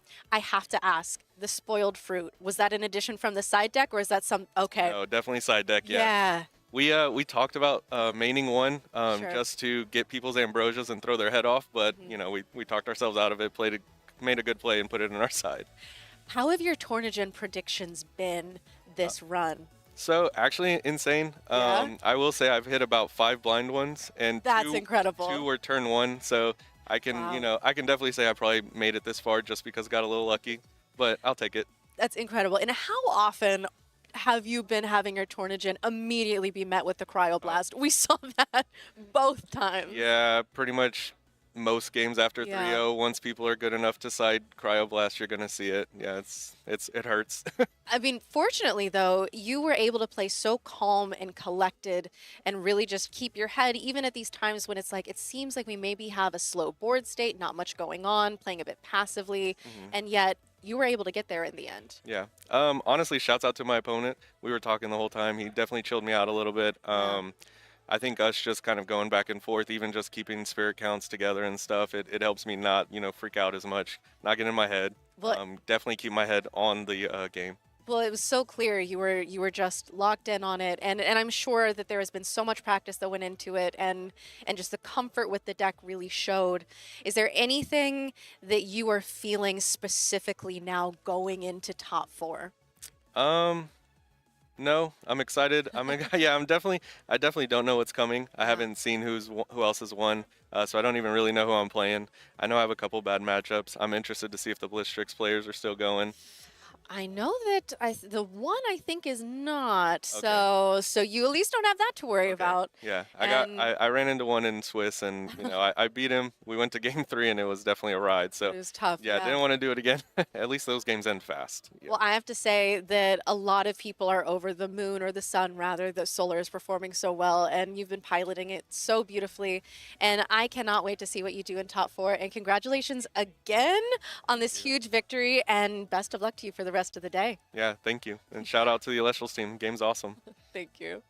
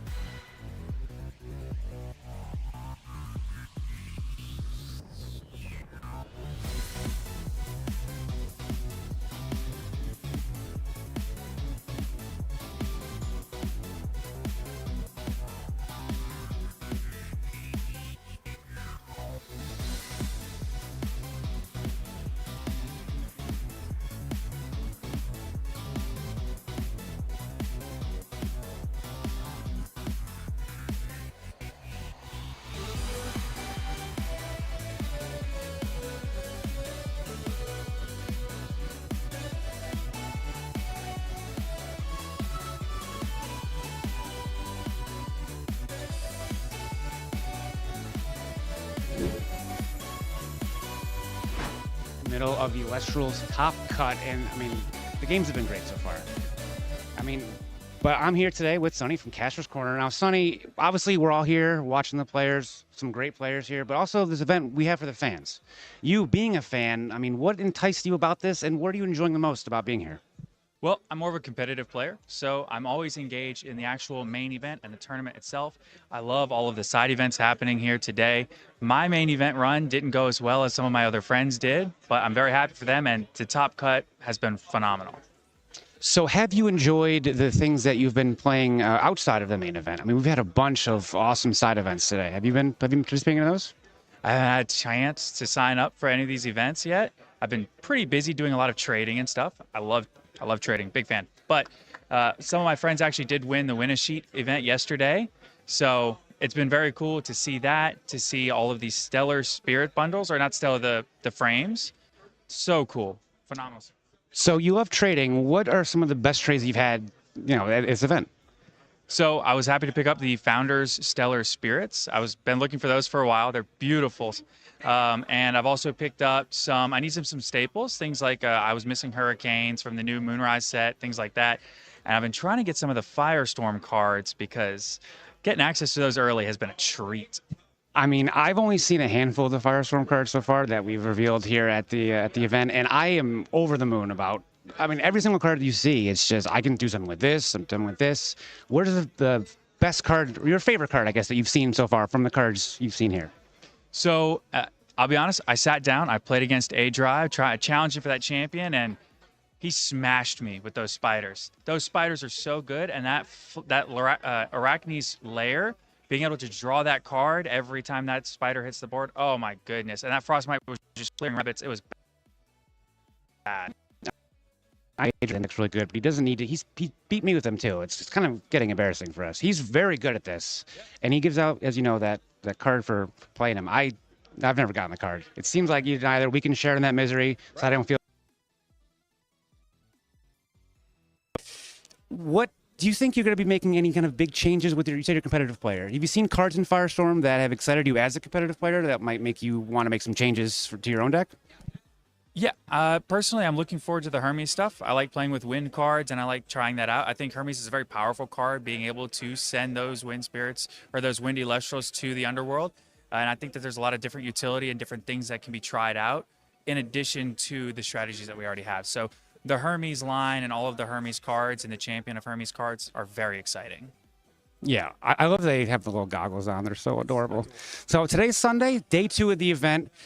You're not in the main event, unfortunate, but you did get you here with me, so there's a little bonus there. What are you looking forward to doing with the remainder of the day? Because you're still here, so obviously it's got to be for a reason. Absolutely. I'm gonna get some more trading done. I am gonna try to maybe enter a draft event. Those have been very cool. So I'm either gonna try to do that, or I don't know. There's some artist signings that I think I might try to check out. But overall, I'm just enjoying the vibes. This event has been spectacular. So. And well, I appreciate you joining me, and hope you have a great rest of the day. Yeah, thank you. Thanks.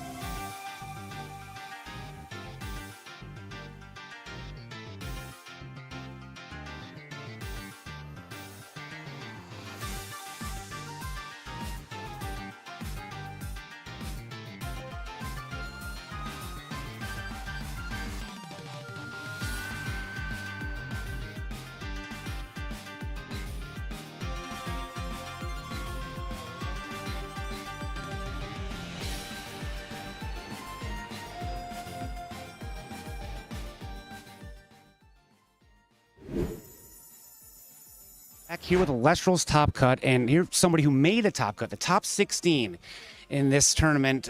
James or Zero, what did you play? You got farther than I ever could have dreamed of getting. Can you talk a little bit about the deck that you brought here? Yeah, so I brought Fire Nexus to Dallas. I call the deck Dallas Heat Wave. Yeah, but it's the humidity that gets you, as you know. Of course. Yeah, so I'm just running the package of Kinleo, Argo, and Necklace of Harmonia. I do love me a Necklace of Harmonia. All right, so what made you want to use this kind of deck? I assume you did some testing part of this. You probably didn't come into this cold. That wouldn't make much sense, right? So, what decks did you maybe pass on that led you to settle on this one? So some of the decks I was testing leading up to Dallas was Lunar Aggro, trying to make Farrageist work a little bit, but it was too popular, and I don't want to play what everybody else is playing. So I chose a different route, and I went Fire Nexus. Wasn't getting a lot of love since Frostfall, so I wanted to give its time to shine, especially with Firestorm coming up. I mean, you definitely did give it time to shine. I think we went 7-1 during the first day. So what made you want to settle? Like, what succeeded about this deck? What about it made you want to play it here? Because you obviously made the right decision in doing so. So what led you to that? What about the deck was working for you? Kinleo was the all-star. With the limit of Earthquake to 1, just having removal every single turn, stopping them from being able to progress on the board, just out-tempoed them, and I was able to just take the games. So you mentioned Firestorm a couple times, so it's going to lead me to ask, obviously, you're going to be at these in the future, because of course you are. You're succeeding at this level, you got to keep it going. With Firestorm coming out, what cards are you looking forward to that you're going to be maybe adding to this deck to possibly run it back the next time we do this? Cards from Firestorm. Hestia is definitely going to be up there.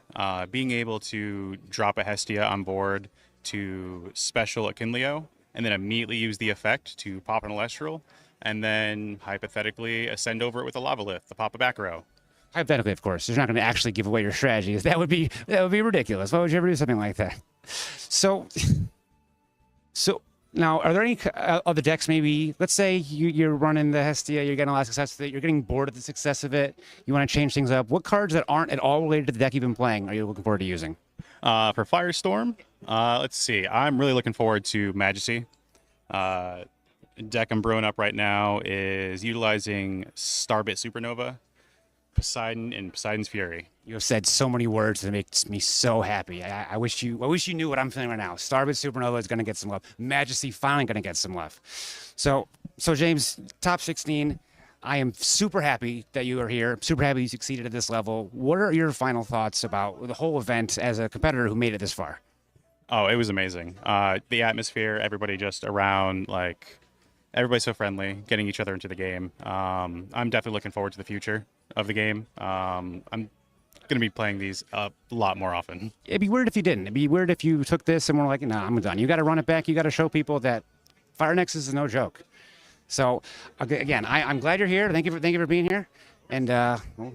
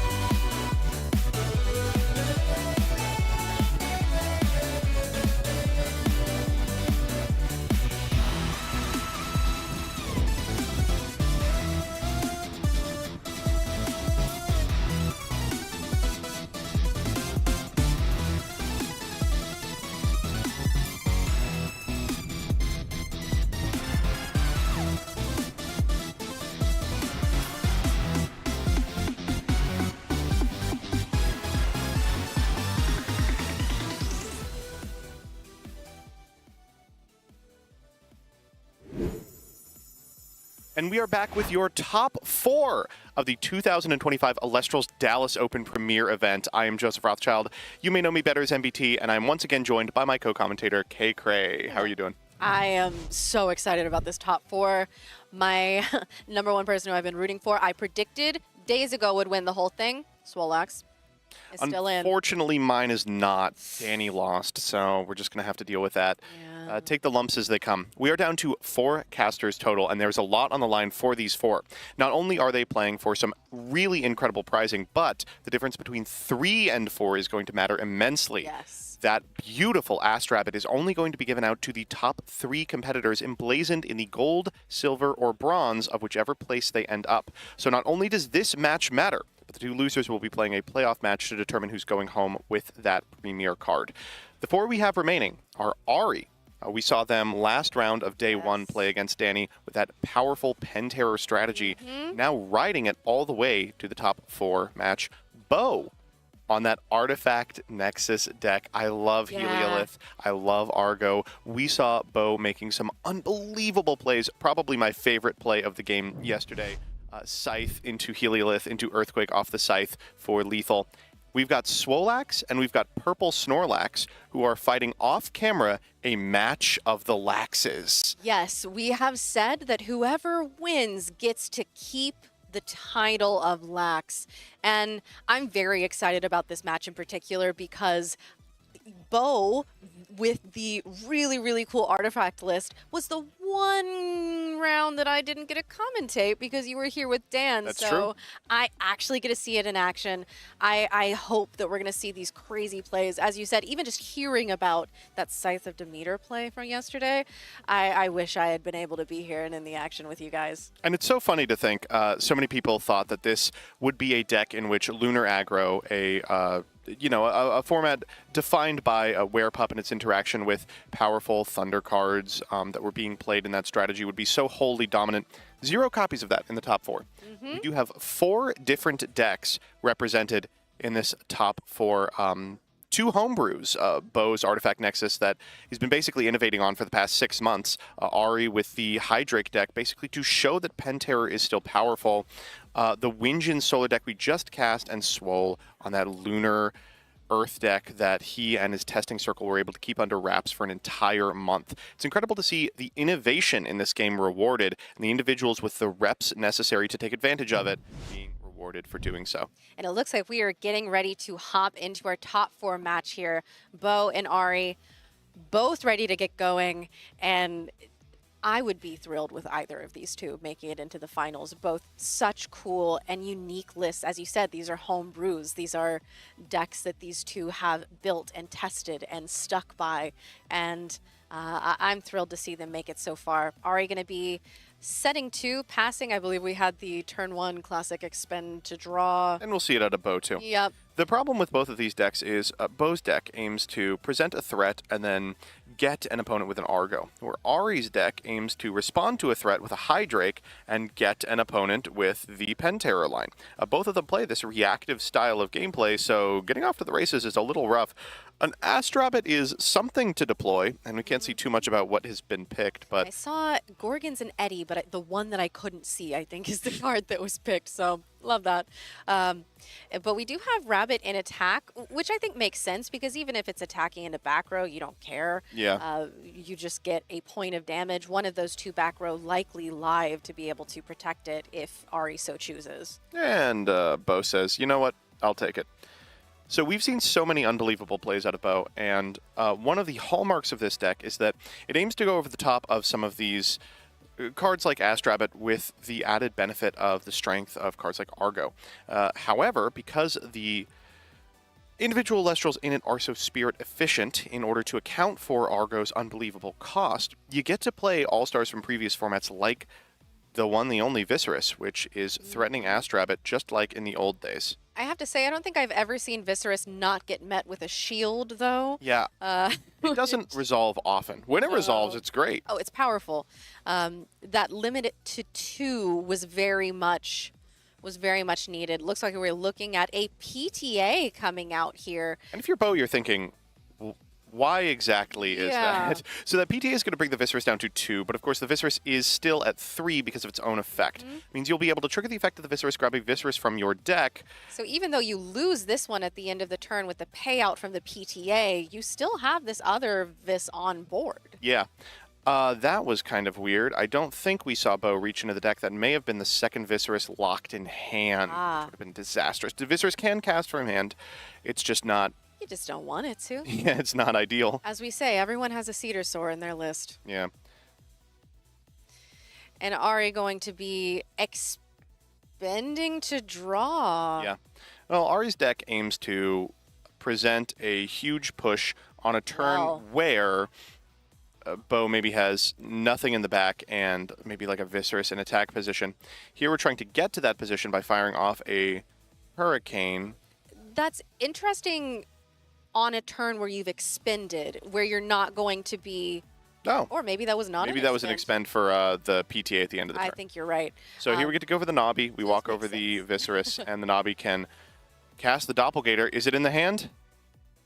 No, it's not. No, Okay, we're thank going goodness. from deck. So Doppelgator is going to be coming out here, and this is one of those lunar cards that has been a big threat. We've often seen it inside decks after Solar became more prominent, which we do know that Bo has at least some Solar in their list, but this is a good time for Doppelgator to be able to come out and present a big wall and a threat, be able to get some damage out right now, and start pushing. One of the benefits to Bo's list is that he's playing a lot of cards that are sufficient removal. You know, Argos, Necklace of Harmonia, even cards like Heliolith can definitely deal with the Doppelgator in a way that a lot of decks that are just trying to tempo out can't. Ooh. Oh my gosh, Cypermal's in here. I cannot... Oh, that was a water. I think we're going for proper enchantment there. Here we go, which means a Golden Fleece is on the way. I can't believe this stuff in Bo's list. This is I'm always shocked about it. I'm a big Golden Fleece lover. I played a list that had it in it a while ago, and it's one of those cards that I think is underutilized and could see an emergence, and who knows, it's a superstar right now, although we saw a lot of people considering Golden Fleece with Tornadin as a mechanism to hedge against the Cryoblast that has been eating it alive. This is a really scary position for Bo, though, because if you know that the Hydrake's coming, this could be upwards of 4 or 5 damage to you, provided that back row doesn't check a Hydrake attack. Looks like Ari either doesn't have it or isn't willing to commit at present, but no reason to. While the Doppelgator doesn't decrease the attack of the Solar Enchanted Cypermal, you know, it still does attack over it. Yes, the stat line is enough to be able to beat over that. The Galaxy as well is enough to beat over that Cypermal, and now a Tsunami doesn't protect it, and simply going to be having to take that damage there. But I guess you're kind of happy about this. You know, you go down to 11, Ari's at 7. Like, they went really in. For a deck that's also on Hydrake, it's kind of a good position to put your opponent in because the Hydrake line costs 6. So you are just 1 spirit away from cutting them off of that entirely. All you got to do is deal with the board and you will be fine. That's an Argo grab. That is a big set 3. We already saw that one Hurricane. So Follow-up Hurricane. Here we go. Are we running 2? Bo probably pretty confident that that's not the case, although we have Rabbit coming out here in defense. None of those seem to be a Gorgon's Gaze, and if not, Bo feels like they want to save it. No PTA. You did mention that Argo grab. Argo, really a frustrating card to have to deal with the number of attack and defense modifiers that are currently on the field. The flip from Galaxy, the sync from Doppelgator. Yeah, my girl math right now is... Ugh. It's a lot, but I'm simply going to trust that when something dies, that it's meant to. For those of you watching at home, the way in which attack and defense modifiers are applied in Elestrals, I use the acronym SAFE, but with no E. Cards that set an Elestral's attack and defense to a specific position apply first, followed by cards that add to an Elestral's attack and defense, followed by cards that flip, like Galaxy. Yep. Here we're going to take 4. Big Shield of Achilles coming down on the Doppelgator and then 1 off the Galaxy. And despite taking all that damage, we're still kind of in a commanding position here for Bo. We know that he's playing a significant amount of cards that heal. Oh, no. Expending to draw is rough. That is a rough time to have to expend to draw. Yeah, This oh is a no. turn where you want to set something, get something on the board, start addressing these threats. As you mentioned, we were in a place where it's like, yeah, Bo probably wants to be here. This is not a bad spirit differential, but We're going to send... Oh, no, we're going to just do the rabbit again. rabbit This is re-enchant. probably worth a Gorgons if you have it, but it puts you in a terrible position against any sort of linear play. Ari just looking for something to hedge against the oncoming storm. A Gorgon's Gaze, a PTA's Shield would all do really well from this position. This is not an immediate grab, so Ari's sort of consulting what's in their hand, consulting their spirit deck here, trying to decide what we're looking at. Maybe that means an Ambrosia, trying to see what we have left. Always a hard position to call a rabbit when you're way ahead. Yeah. What eventuality am I prepared for? What out to my board do I need to box out? And it's not always very clear. We're going to set one card. I imagine that's the rabbit ad. We'll switch the rabbit to attack, try and get in for 3. Bo's going to take it. It's got to be Ambrose set if he wants even a shot at this game. And checking the math real quick, we've got an Argo set we know, but is that going to be enough? As you get lower, how are you casting it? You don't. You can only pay for Argo right now. Gothmel's great. That will do Gothmel it. is We a did need wonderful heal. mechanism to heal. Ambro, And- also not bad. Okay, all right. We're in this game. Okay, we'll give it to you, Bo. 2 really great cards for this. And as we mentioned, the Kathmel coming out here, if they want to try and go for that Nabi again, it just kind of sits in front of it. Another Ambro? Yep, another Ambro. Wow. Okay, well, this explains the lack of action. We've got 3 back row, we've got 2 in hand. We know the Kathmel can accomplish a lot, and I love the art that we are seeing here on the left side of the screen. Those Mosby arts, they look so iconic, so familiar to those of you who are familiar with like really old Pocket Monsters art. Which, speaking of, I know that we have some artist signing going on here We today, do. which has been really, really cool. That has got to be one of the coolest part about Elestrals is the art and the way that it's evolved and the different styles that they like to explore. All right, so here we're taking a quick look about this attack. We are attacking into Astrabbit, into potentially a shield or a tsunami. Ari's thinking really hard about this one. It's a difficult call to make. Do you protect the Astrabbit? You're already way ahead. Do you shield pull off the rabbit, maybe? Yeah, looks like that's what Yeah. we're doing. That's going to put Bo in a terrible position, of course. You can re-enchant the Yeah. rabbit and get him down to 1, provided none of that back row does anything. You know, it's very possible. We've spent a lot of time I mean, trying there to are... get into a position where a tsunami could actually do something. And yeah. Ari now down to 3 spirits. And with 4 back row, we're pretty sure one of them is that Argo. Yeah. As you said, one of these has to be real, surely. But an Ambrosia coming out for Ari. 3 was a good spot for Bo to have Ari at Yeah. this point. But 5, not so much. 5 And- is getting a little bit risky. Where we don't want to end up is a position where the Kathmel has to resolve. Like, it's of course fine to end up in a position where the Kathmel gets to resolve. You go from like a 2 here to a 4 and eat over the rabbit. That's incredible. But in a position where the Kathmel absolutely must resolve, or else there are so many ways to play around it. The Gorgon's Gazes that could just spell the end of the game for Bo. We're thinking real quick about what we're bringing back. Looks like we are going to bring back a Thunder Spirit to potentially re-enchant the rabbit. Go for the 3-fer. This is a toughie. Yeah. You're putting yourself, if you re-enchant the rabbit, in a really bad position against exactly shield. And you haven't really given him a good shield yet. We're going to do the Ascension onto, I imagine, the Doppelganger here? Yeah, we... No, oh, the Twindra. Okay. Now, this Really isn't a going for properly enchanted Twindra, but we've opened ourselves up to a killer Tsunami, which we haven't given Bo an opportunity for yet. Ooh, and it looks like we don't have it. Thumbing over the deck here. Although I believe that one of those is... okay. Yeah, Ooh. is a... Okay. So And here we're goes... also going to shield. Astrabbit, and then Whoa. the shield to send. Ooh, that Twindra back to hand. Oh, my goodness. Although that rabbit, if Oh. Ari so chooses, could be a prime subject to bring that Twindra back next turn. Playing with fire here. Puts the Kathmel in defense, says go. Yeah, that does make sense to try and prevent as much damage as possible. But this is just the end of the game. Yeah, and You can re-enchant the rabbit, go Yep. looking for Gorgon's Gaze, and then eventually you will find it. Bo's only out from this position is to Ambrosia off the Kathmel, which, you know, which I is fine, you know, it just skips Kathmel a doing step. what it wants to do regardless. And just- Ari's so far up in spirits that he'll be able to pull off the rabbit as he finds action. You would think if we saw the Gorgons, that would have been an immediate grab, but Of course, yeah. we're deliberating here, so it seems like there is at least going to be a little bit more time left here, but you're right, unless we see specifically Ambrosia, but we already saw 2 from Bo, so it's very unlikely that we're going to see the 3rd. It might be game. Just one additional spirit would serve Bo so well, a mechanism by which to ascend over the Kaufmel. Here we're just drawing and passing, and as long as Ari knows what they're doing, I think it is lights out. We're going to set one. We can develop anybody. Yeah, draw, go, draw, go. It's a race to see who finds Ambrosia or who finds the Gorgon's Gaze first, depending on who you are and what you're wanting to do here. Oh, that was an Ambrosia. That's a big deal. That, I assume this is going to be a scoop, to be honest. Pulling off the bunny. Going to grab a couple more.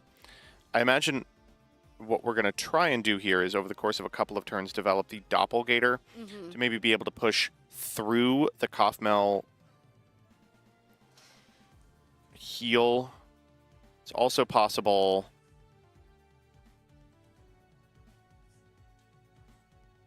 Okay, so we see the Lunar Thunder Water. Yeah. I think getting the requisite spirits in the spirit deck to threaten a second Hurricane, which we know that he has in the hand. And the getting the re-enchant is, where is the Gorgon's Gaze? I saw an Eddy. Yeah, an Eddy is fine, but doesn't resolve the Kaufmel problem. No, if you had Eddy and Gorgons, that'd be great. However, it's such a rough position for Ari too, because even if you Eddy and then you attack direct with Astrabbit, that puts Bo down to 0, but gives Bo an opportunity to fire off like a shield on the rabbit for a 6 spirit differential. It's really only Gorgons that gets him out of this, but really he has infinity time to find it. I mean, we're going through enough of the deck that Bo might see that they're in Ambrosia. But again, they'll have to pay off of that Kaufmel if they want to use it. A 4th set, and possibly does that mean that we got the Gorgons? Because I don't think that they'd want to use that final rune slot unless it was exactly Gorgons. Yeah, I imagine that it's happening. Yep. Going for the Sorlet here, switching the Astrabbit to attack. Going to go for the Sorlet attack. This is the final Gorgons in push battle here. step. Bo looking at the back row. Nothing we can do about it. No. Gorgons off the rabbit for the Kaufmel. Bo down to 0. A scoop it up. Couldn't find the Ambro in time for Ari to find the Gorgons, but a textbook game 1 out of this Pentair deck. Didn't have to go through Hydrake. Was able to go through Nobby. And we saw the Twindra hit the board for a sec there. Unfortunately, Bo was just not able to get the momentum and do what this list wants to do, which is a lot of nexusing, a lot of scrap. We never saw Heliolith, which I would love to see. I'm rooting for this in game 2 here. Ari probably feeling good about that game. Such a weird position to be in at the end of the game as well, where, I mean, even if Bo had found that Ambrosia, there's no telling if that could have secured the game. Going into this game 3, looking at siding, I'm not sure exactly what these casters would be looking for into these specific matchups. I see a Rummagem right there. I love little Rummagem. So the thing about Bo's deck is that it's full of one-ofs. It's a bunch of like ridiculous singletons, things that help during specific positions. See him boarding out of the Rummagems, in fact. That makes sense. As we have a need for more targeted cards. What's important here is that Bo's deck is actually pretty well positioned versus the Pentair list. You know, despite the fact that he didn't see Hydrake and he doesn't know that Pentair is coming unless he's done a little bit of Oppo research, the cards that you bring in to deal with Nobby, to deal with Doppelgator, are the same cards you bring in to deal with Hydrake. You want to make sure you have spot suppression like Gorgon's Gaze, of course. You also want to make sure you have the capacity to use Argo to beat those cards in combat in situations where they would want to go for a big push. You want hard removal spells for the Doppelgator, the Twindra, the Pentair. All of that is already found in Bo's main deck and will get only stronger after siding. So I think that despite the fact that he lost game 1, I still favor Bo in this matchup a lot. Yeah, I honestly think that that game was very close. Yeah. And that one of the biggest turns there was that, as you mentioned, it being such a huge card, the Gorgons onto the Caprigal. Yeah. Not allowing Bo to go and get the Golden Fleece and start doing this The artifact Cybermall, yeah. type thing that it wants to do, because that could have opened up Heliolith, that could have opened up, I mean, giving Caprigal even just a turn to not die would have been huge. Ari, of We will course, see. does have the capacity to just end any game on the spot, even in close scenarios where you're accounting for and playing against everything you possibly can. Sometimes they just have Hydrake at the opportune moment and dome you for 10. We'll see. We'll see. One thing that Bo's got that other people don't is removal. We talked about the Heliolith. Those came in the game that we watched on stream. If they come in here, it's a big deal. Oh, and there's that cockatoodle that we saw. We had to look it up.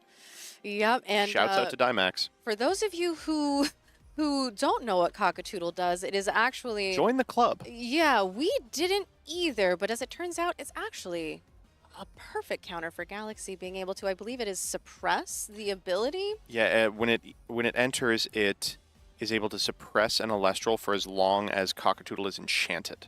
So it's the Galaxy killer, mostly. It's exactly and exclusively what it was in this list for, I believe, is what Ari ended up saying. So we're going to get started here. Bo probably opting to go first, and looking at our hands, figuring out if we want to mulligan. This is going to be a key game for Bo to have a strong start, which Lumaru... That's a good one. Enchanted with a Fleur Mine to protect against any possible Cryoblast shenanigans. Yeah. Is a good start for sure.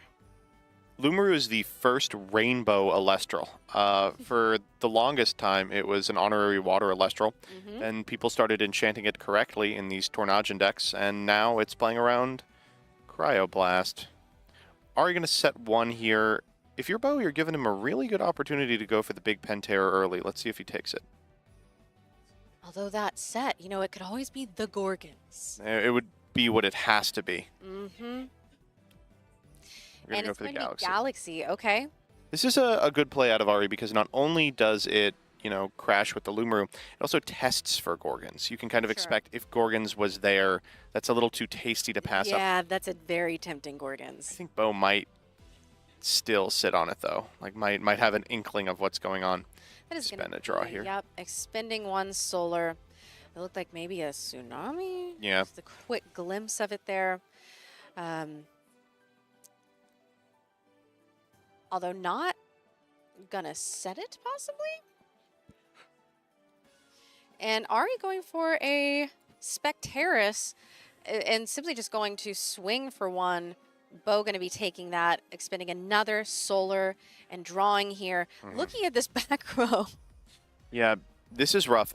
The first game you feel like you got blown out by a hurricane, so you don't want to get too in the weeds on hurricane math. That said, That's why those solars were going into the underworld. yeah, is you can because pass Bo for a was- couple of turns for Cybermall reasons. Yep, wanting to pay for this golden fleece. It is not being met with a Gordon's We Gaze got the this time. organized play fleece. That's Ooh, nice. So beautiful.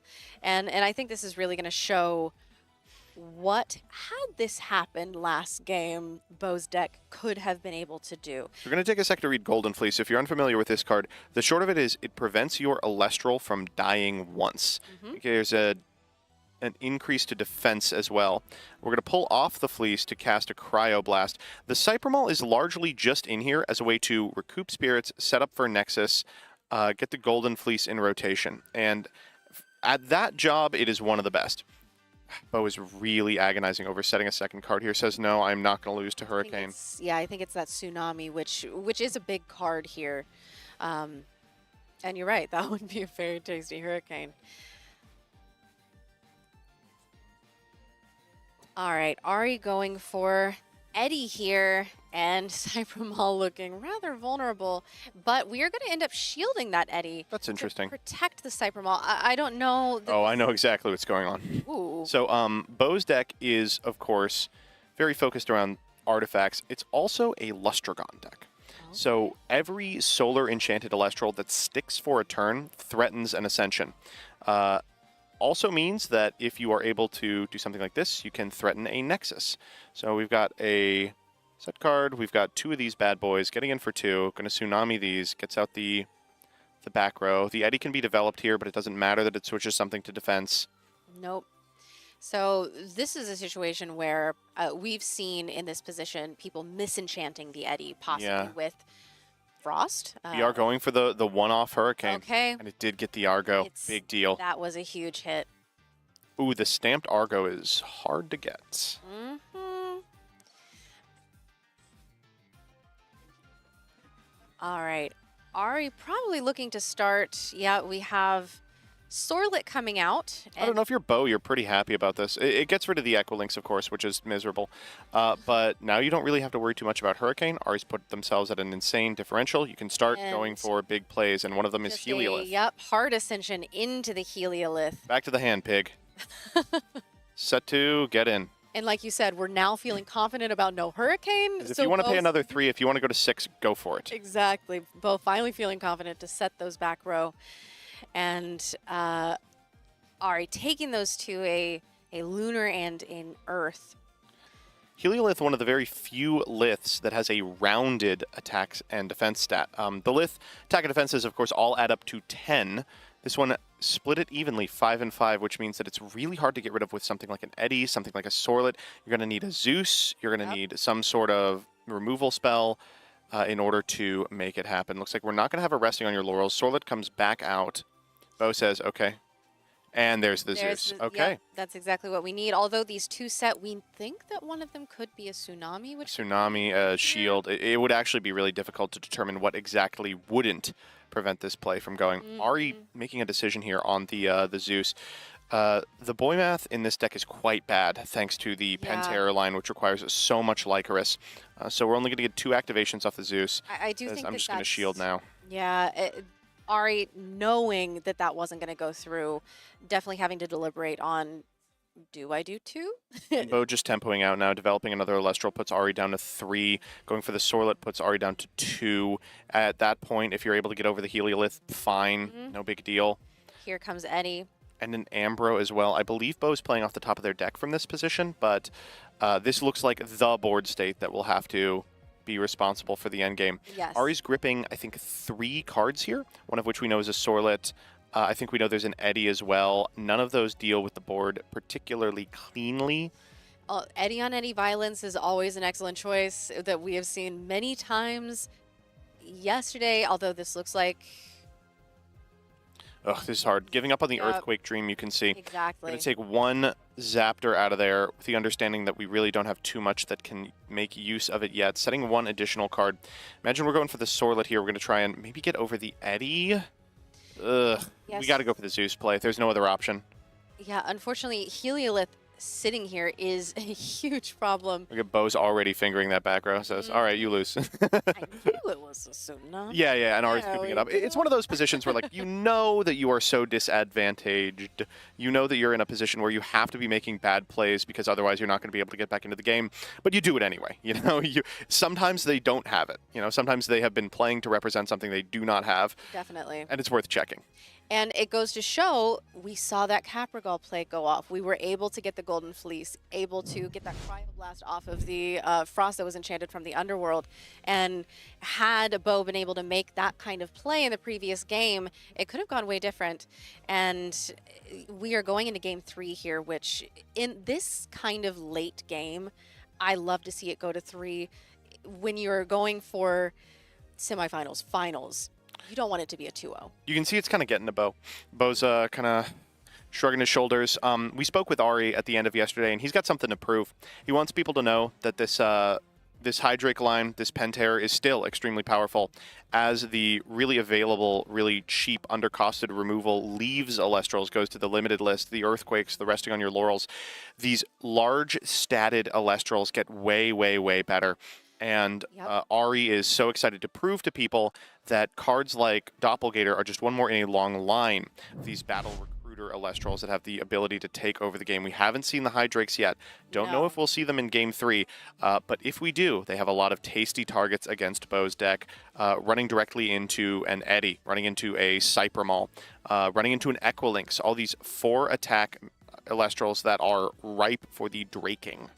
And unfortunately, like you said, with this Ari having something to prove, I mean, it speaks for itself. Finishing at this point in the game, even if no matter how this game 3 goes, really does speak to it. We were able to see Ari really show off the Hydrake and Twindra last round that we saw them in yesterday.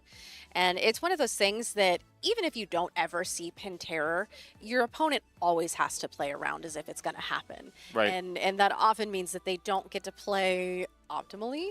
They have to play scared. And there's a lot of mind game tactics that go in there, as Pin Terror has the highest attack stat in the entire game at 15, which is insurmountable for essentially every list, barring, I don't know, Centarbor. We have kind of speculated about how this might work. Bo is playing one of the few decks that theoretically could beat it thanks to like a Heliolith, but you know, it's a cold comfort to say you'll be able to return the Pentair to the hand after you've taken 7. Sure.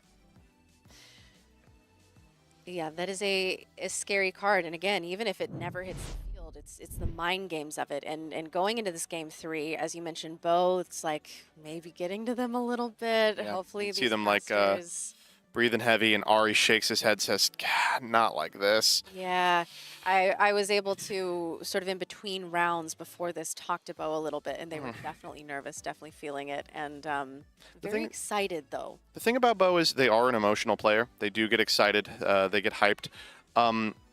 They make up for the difference in terms of composure with reps. They've played this deck more than anyone else. So when you feel kind of out of sorts, when you feel that you are getting overwhelmed, you can kind of let the flow state take over. And if you have been in the situation that you are currently in time and time again, you can execute your moves just like you were sitting at home on your computer. Yeah. I again, really do like Bo's deck in this matchup, but could go either way against a deck this explosive. Like you mentioned, it's kind of like chess, where you get to a point with it where if you've done enough reps, everything, like you said, this is a game state I recognize. I can fall back on this. Ari has been a champion of this list for a long time, so probably similarly is confident in knowing how the deck performs, where we're at any given point in time. We see a mulligan and an expend, I believe, from Ari. Expend doesn't necessarily mean the hand is bad, but that's a little horrifying. Mostly horrifying because this deck, this Hydrake strategy, really does need all of its spirits. It's not a deck that can, you know, lean back on the efficiency of its Elestrals. It is taking 7 to do a long play. And Calf-Mel coming out here, setting one, that feels great. Spectaris coming out here as well. Which, you know... I mean, I hate to say this, most telegraphed back row rune in the history of time. No reason to ever go for the Calf-Mel in a position where it's not going to do anything to goad your opponent to go into Spectaris. I imagine we're getting Ascended on here. Ooh. What are we looking at? I see the Cypher Maul. We maybe go Cypher Maul here. Yeah, you're right. In a position where it can actually resolve, this would be crazy. Well, looking for Ari here. Back row. Ari not seeming to, well... This is a position that's kind of hard for Bo. While they are certainly in the driver's seat, they would be preferring to use spirits from the underworld to cast the Golden Fleece. They would be preferring to recoup some of the losses off the Calf-Mel. We just haven't lost any spirits yet.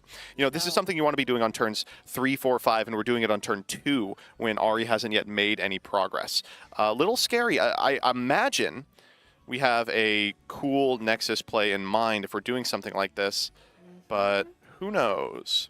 Let's see what this is here. All right, we're going to try and get over these. The Calf-Mel can eat the Spectaris. Okay. And the Cypher Maul can get in for 1.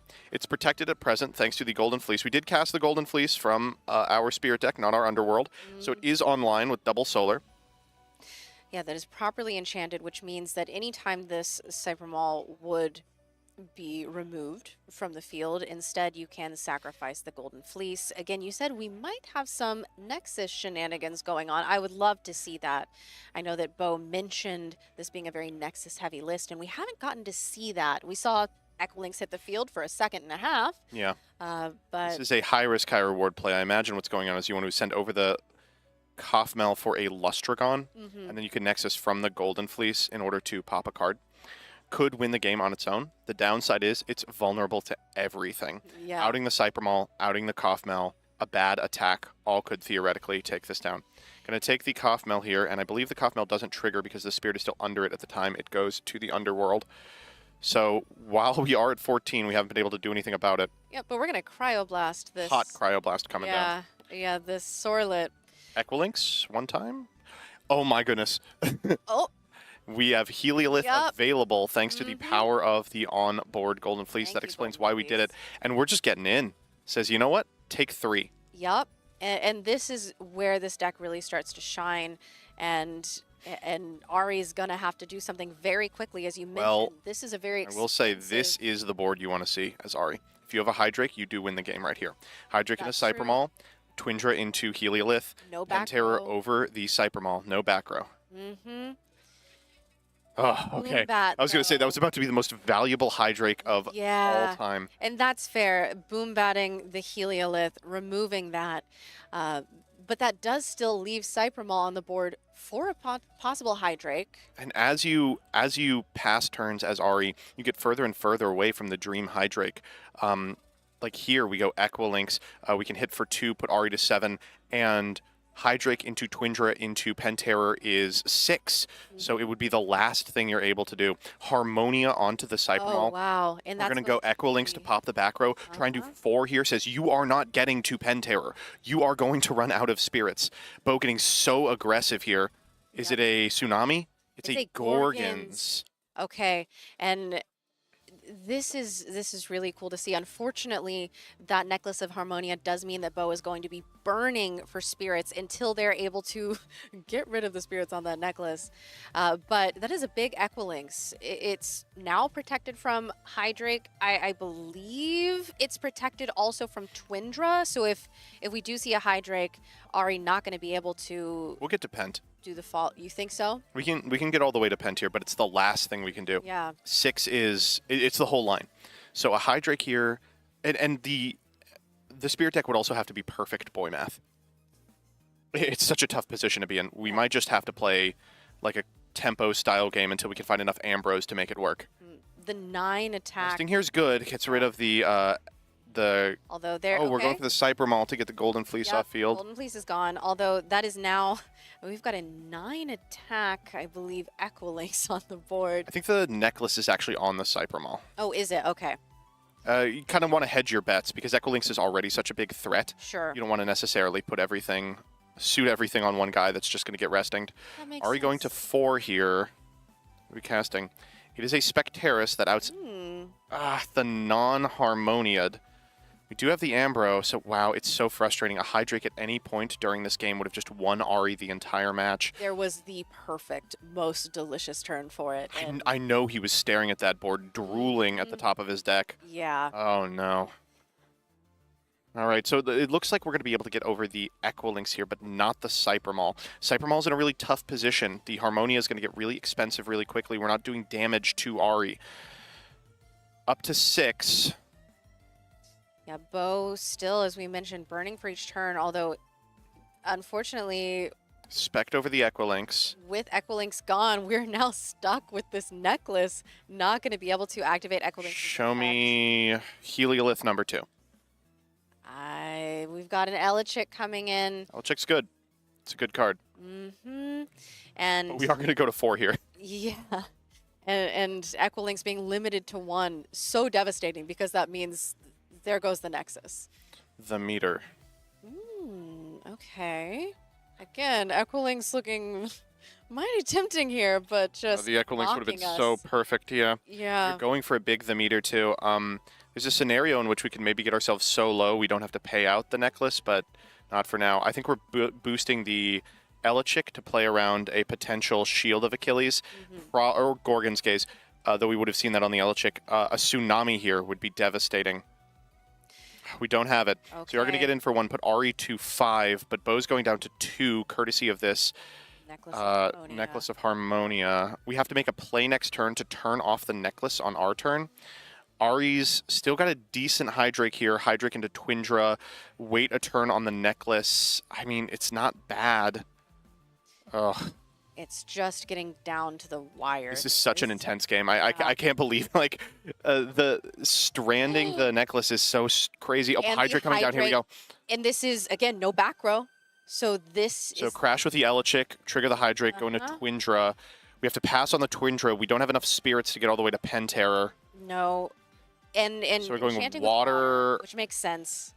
We don't have to do any correct enchantment. Thinking here, just trying to play around as much as possible and keep the right boy math for the spirits. I think we're probably going to see like water frost is not terrible. Depends on if we think that Cryoblast will be live for us off the top. Going Lunar. Owloon to Okay. play around maybe like a Doppelgator push, a Nobby.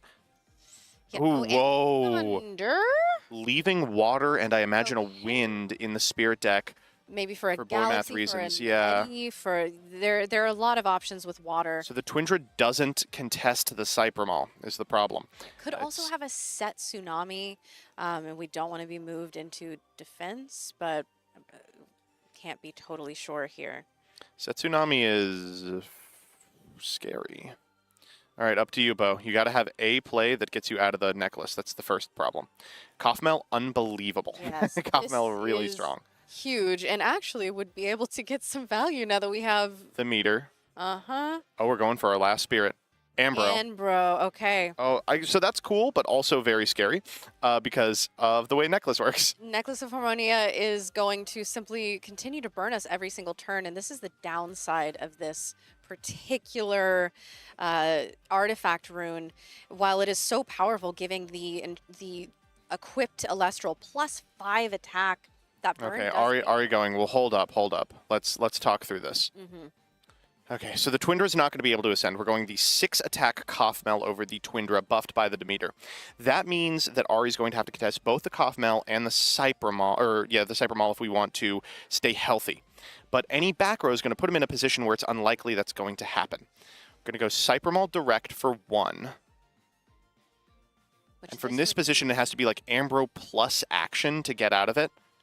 We do have action, it looks like. And it is a Gorgons with the last 2 spirits. okay. Koffmel eats the Twindra. Bo going, okay, I'm doing this attack. Ari doing math here. I don't think there's a way out from this position. Oh, this might Back row be too game expensive. end. Galaxy off the top. Yep. And Bo That moves is- on to finals. That's unbelievable. Oh, my What a goodness. tense, close game off the back of a Necklace of Harmonia that went on for 3 turns. World's That- most expensive necklace. Sometimes you got to pay interest. And it paid off. Incredible. Either of these casters, it would have been amazing to see them in finals. As you mentioned, these are homebrew decks. These are 2 people who've been champions of these lists. Yeah. Who believe in them and performing at this high of a level, at this caliber, putting in the work, putting in the hours. It really shows. And I could not have been happier for either of them to have made it. And I am so happy to see Bo move Bo, of forward. course, is one of the greats in terms of one-tricking the strategy. Unbelievable stuff going on. I will say, huge shouts out to Ari. It really does feel like there was a turn where a Hydrake off the top would Oh have my sealed a gosh. finals slot for him, and it came just 1 turn too late. Yes. Sometimes, that's Elestrals, but if you're Ari, you have to be equal parts proud that you did Pen Terror right, but also a little disappointed that Hydrake didn't come through for you when you really needed him. I think that we should make an official announcement that we do, in fact, believe in the power of Pen Terror. It is a real deck. It was like a shadow looming over this entire game. Yeah. And you know what is amazing for Ari is that they're going home with all of the Pen Terror Oh, yeah. stuff. But which they're not is even only gorgeous. going home with that. They still have to play the 3rd place Yes. playoff, which we'll be casting momentarily. That is going to be tough, especially coming off a loss. But it also is going to potentially get them access to that 3rd place Ast Rabbit, The which looks gorgeous really bronze nice. Ast Rabbit, the playmat, as well as the card. Hey, if we had been able to play, Yeah, I mean, it would would've have been 1 and 2, ours, right? Pretty for easily. sure. Yeah. Yeah, we would have had to figure that out in finals, but Yeah. instead, Bo taking the stead, and whoever is the victor between PurpleSnorlax and Swolax, that's my champion. That's who I'm rooting for, but I'm not biased, personally. We will see how that goes. We will be having a winner's interview here for you. I cannot wait to hear from Bo. We're going to have to give him like a minute and a half. Bo is, he's having a This is having going an episode. to be a little bit. And what an incredible day to do that. It's a historic event, the first ever in-person Elestrals event, and especially on a deck that means so much to you, that you put your heart and soul, you put hours and hours and hours. The payoff is amazing. All this time refining your strategy, all this time with card choices, deck selection, and it works. Yeah. Sometimes card games are fantastic, and we've had a lot of really fun times casting not only Bo's games but all of these rounds today. Yes. We're going to take a really short break, then we are going to hop back with a winner's interview with Bo once he calms down. See you soon.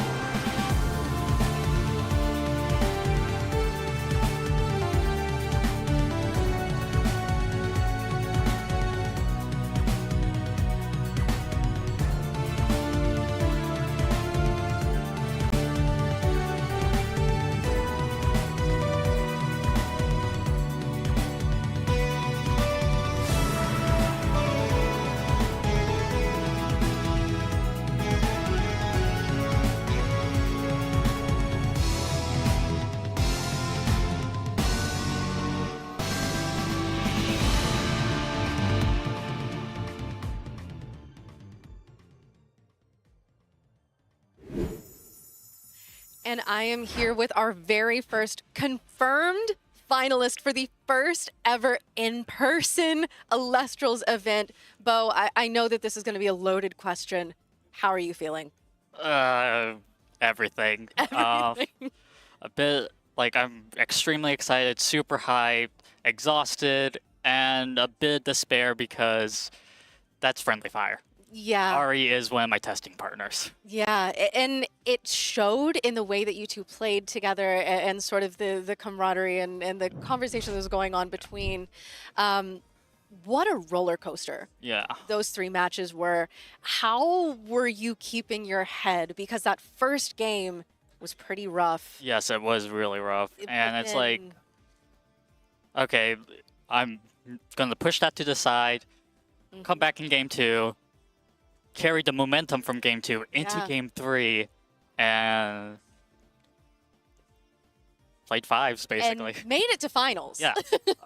Which is incredible. And that was the most expensive necklace of Harmonia I think that Yes, anyone that- has ever seen. That was the most I've kept a necklace on myself. Like I would usually keep it for max 2 turns, Sure. and then like either siphon off of it or let it drop it by itself because I couldn't expend more.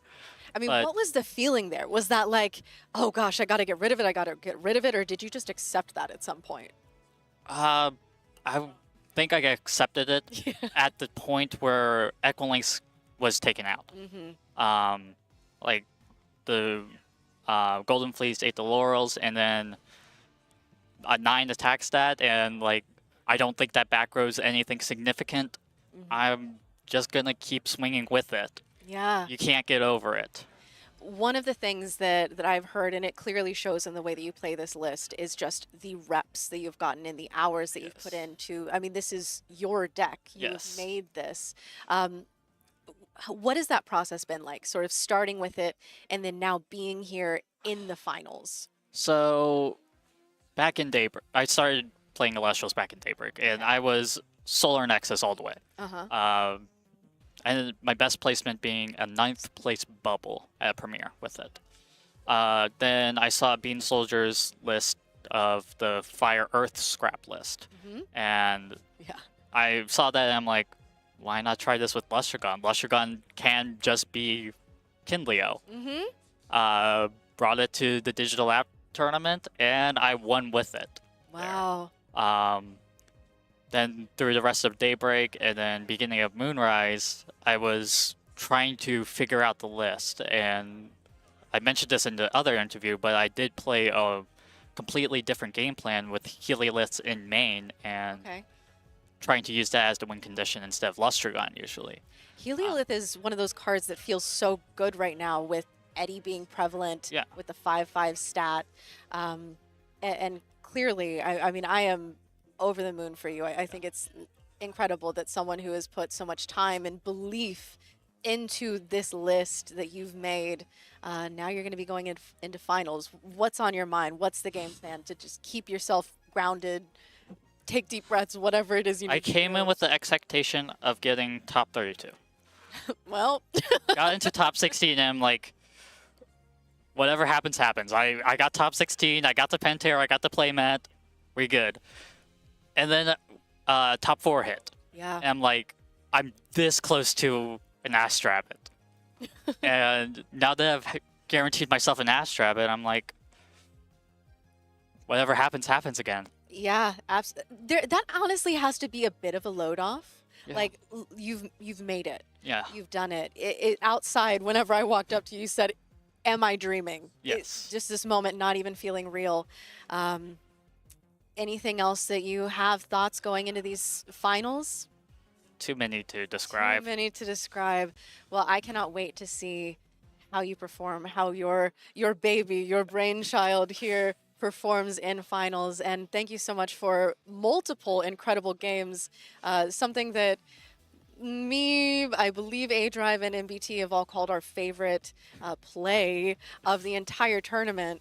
And I mean, I am just in awe of how you have played this tournament. Thank you, thank you. So thank you so much Oh. for talking with me. One hell of a fight in finals. And we'll be doing that here pretty soon.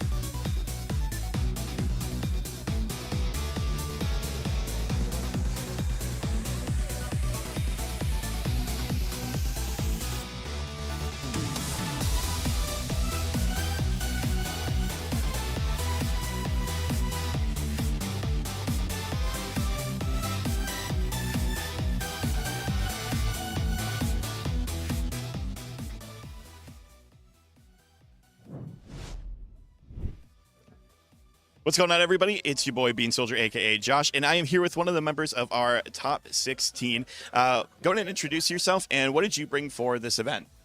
I bring BlueStacks to the event. My name is Aop Patel, and I'm from the UK. That's awesome. What made you want to bring BlueStacks for this event in particular, with it being so large, so many rounds, and it having a reputation for being such an RNG deck?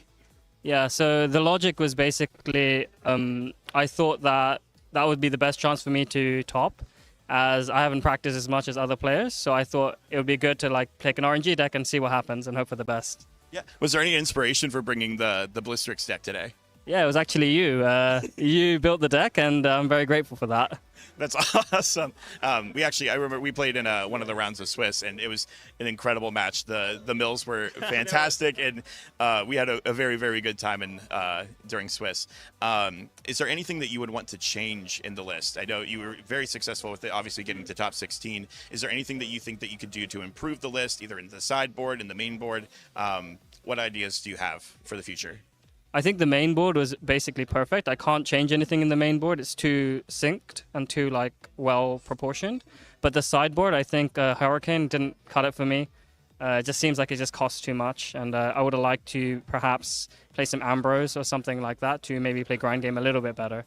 But Hurricane just felt really bad for me. So that's the only one. That's really interesting. Were there any matches that you think that Hurricane should have come up but it didn't? Honestly, I never really decided it after like playing it twice, because it just didn't feel really good. It didn't feel natural to Hurricane. It just felt better to make them use their back row on my stuff, and they just like use spirits in exchange, and I still get attacks in. Only thing that I really wanted to destroy was Gorgons. Like, I didn't care if you PTA my BlueStacks, I don't care if you shield it, it doesn't really matter. Just Gorgons was the only problem. Very interesting. I guess the last question I want to ask you is, what has the vibe been like being here in person, playing at the first ever largest Elestrals tournament to date? The vibe has been amazing. The tournament was amazing. Like, the organization was peak. Everything was good. Like, I can't complain about anything. So, yeah. Awesome. Do you have anything else you want to say? No, thank you guys. Great. So stay tuned for the rest of Top Cut. It will be resuming very shortly. Thank you, everybody.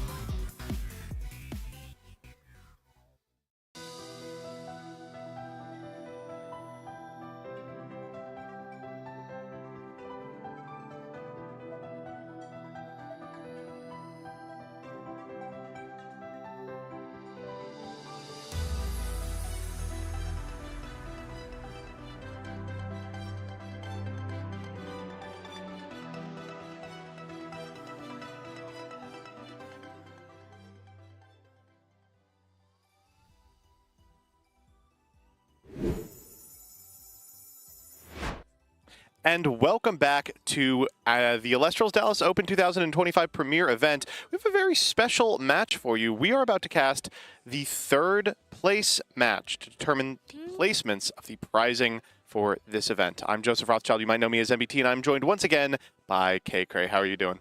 I'm excellent. This is a particularly exciting match because they are, of course, playing for the bronze Astrabbit. So these stakes are very high, as that is gorgeous, both the card and the playmat.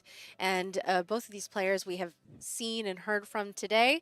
So this is guaranteed to be an incredible match. We're going to be looking at the people who just lost the last two top 4 matches. That's going to be the unbelievable Pentair list that we have been talking about all day, and the Winjin Solar list that has kind of been the breakout strategy of the format.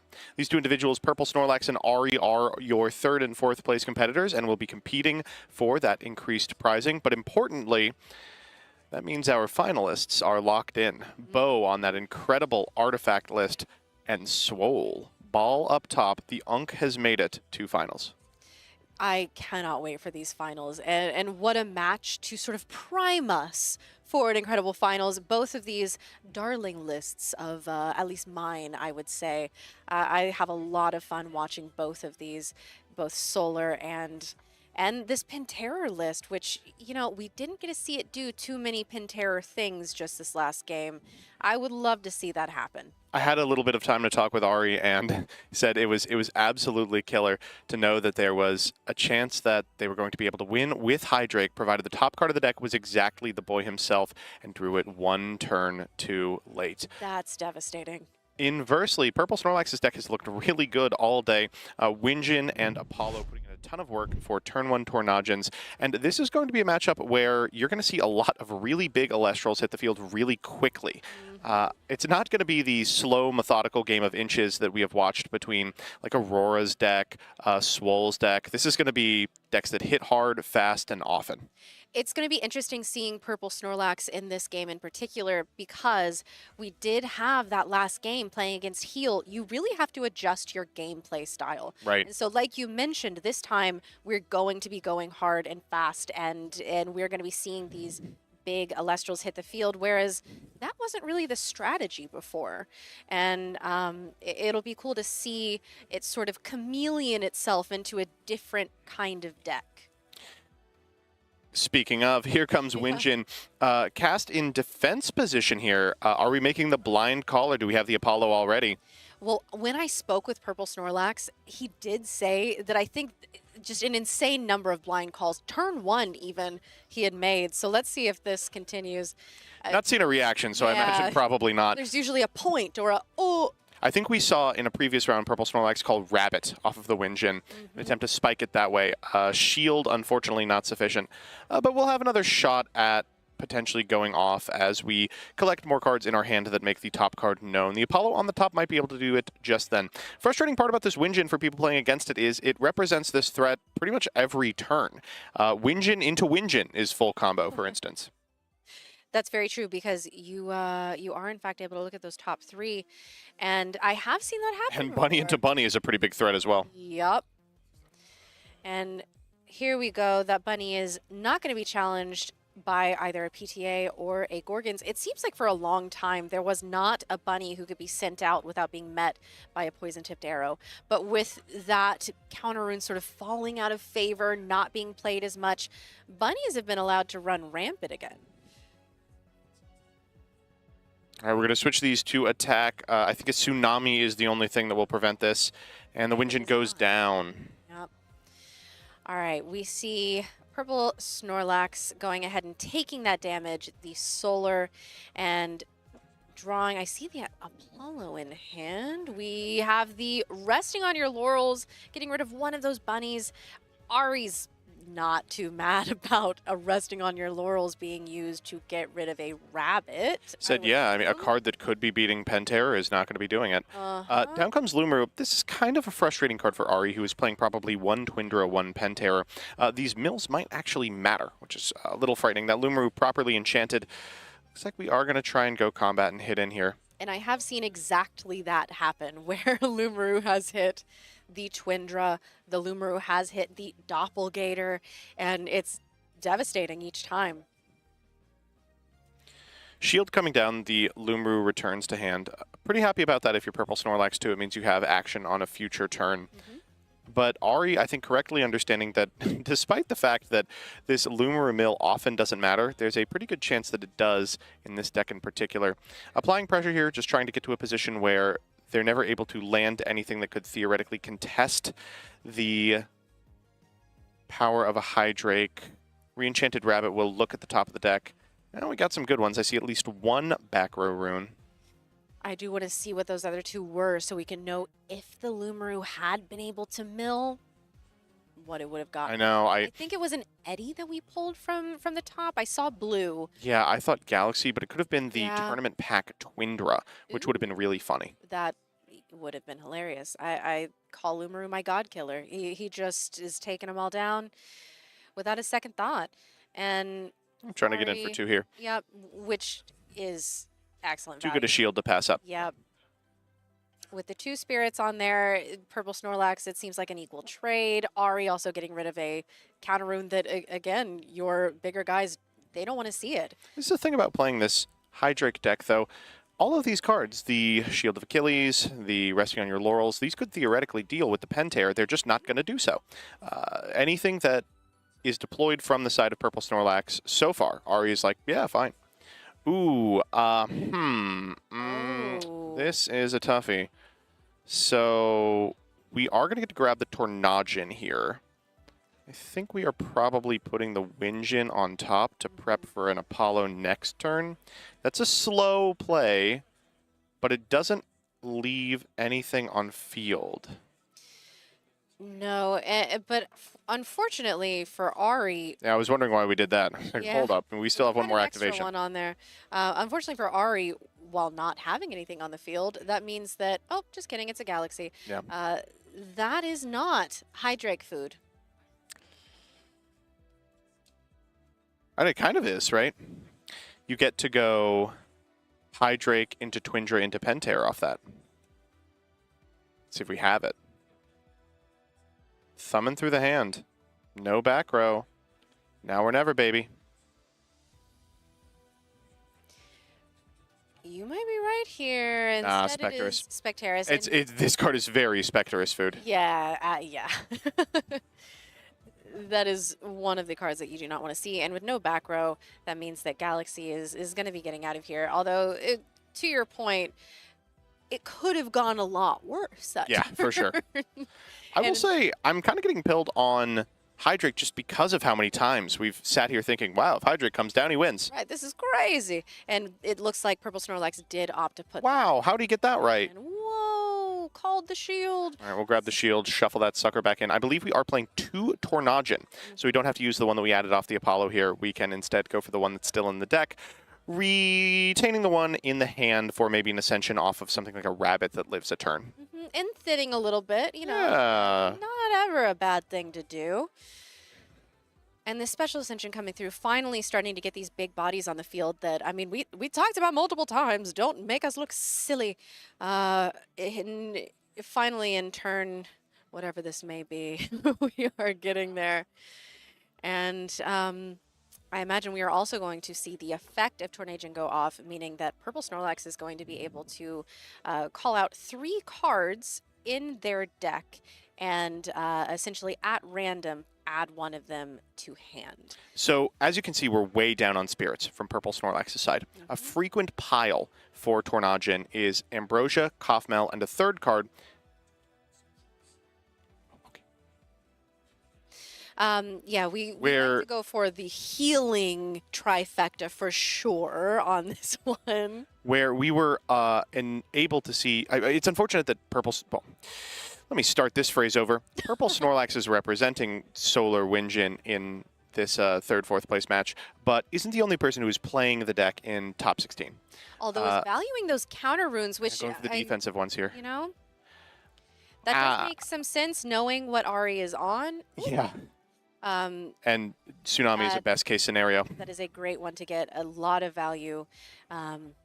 And you know, there was an argument certainly to go for the healing cards, but PurpleSnorlax clearly is someone who has done the reps, and maybe they know at this particular point in this particular matchup, they need to be prioritizing the counter runes, and they haven't seen any for a long time, so that would make some sense to me. With respect to the healing package,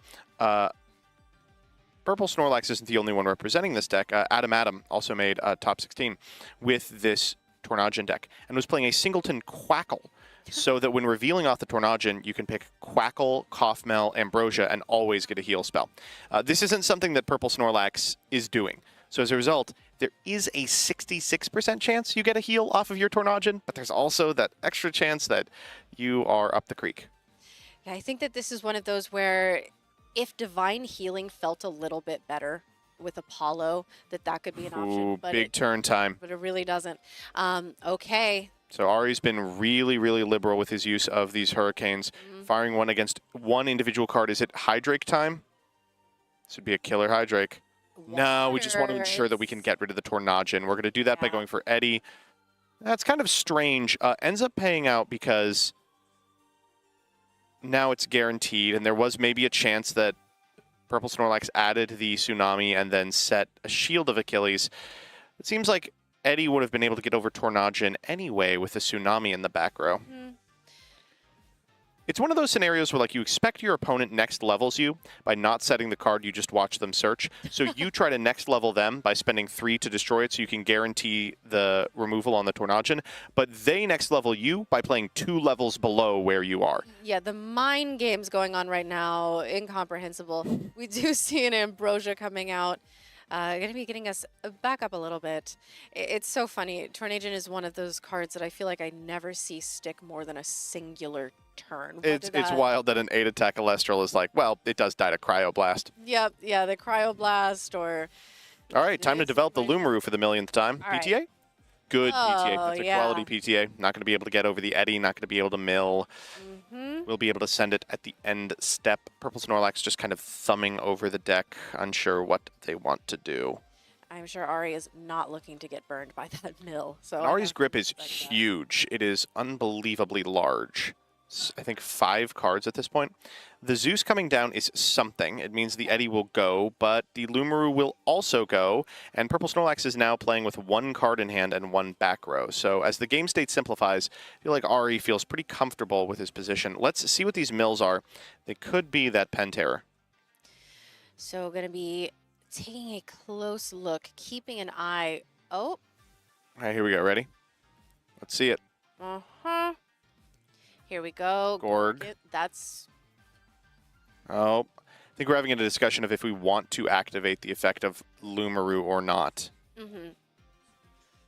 I think that in this case, you absolutely... I can't think of a drawback here for PurpleSnorlax.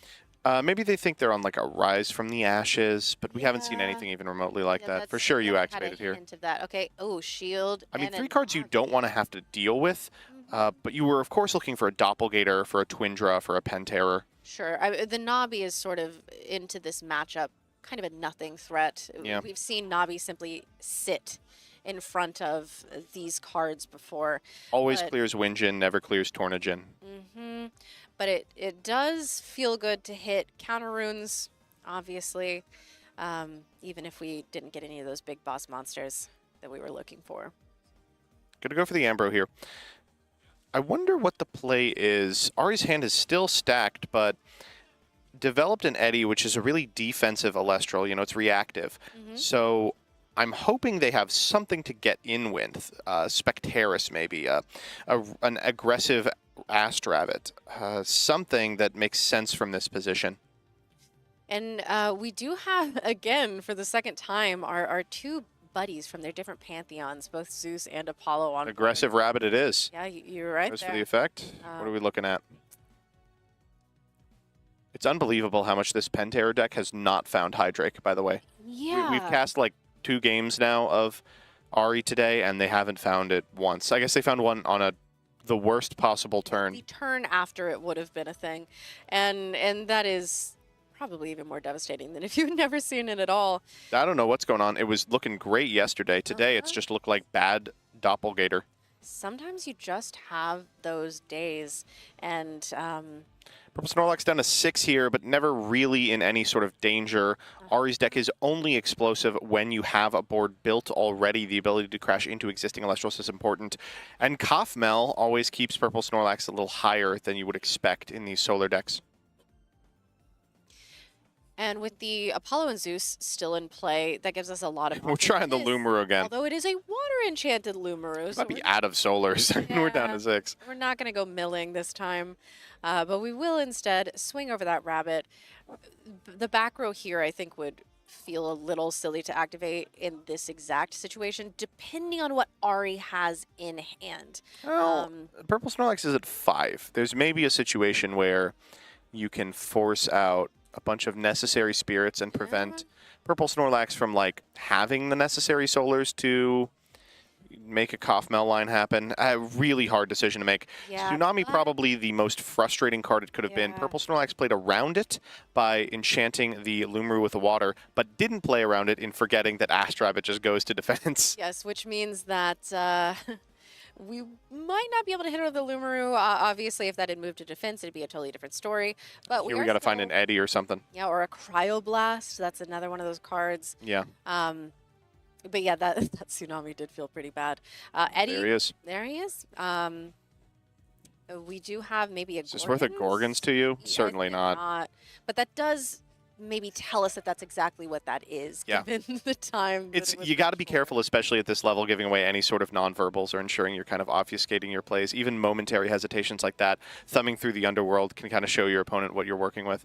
Going for a Zeus, I think, on the Astrabbit here to potentially play around a Shield, and attack declaration Gorgons. Even a Tsunami doesn't do it here. So I imagine the Lumaru will be going down. And this is one of those situations where, well, we're still kind of Kind of shaking his head. There's not a good one here. Yeah. Yeah, and if Ari does take that information of maybe that means that this is a Gorgons, that is Hydrake's least favorite card to see. Oh yeah. Although we are at 4 spirits, so Yeah, we're not going to be able to get to Hydrake this game either. the Hydrake. One of these games, he's going to pop off. Yeah.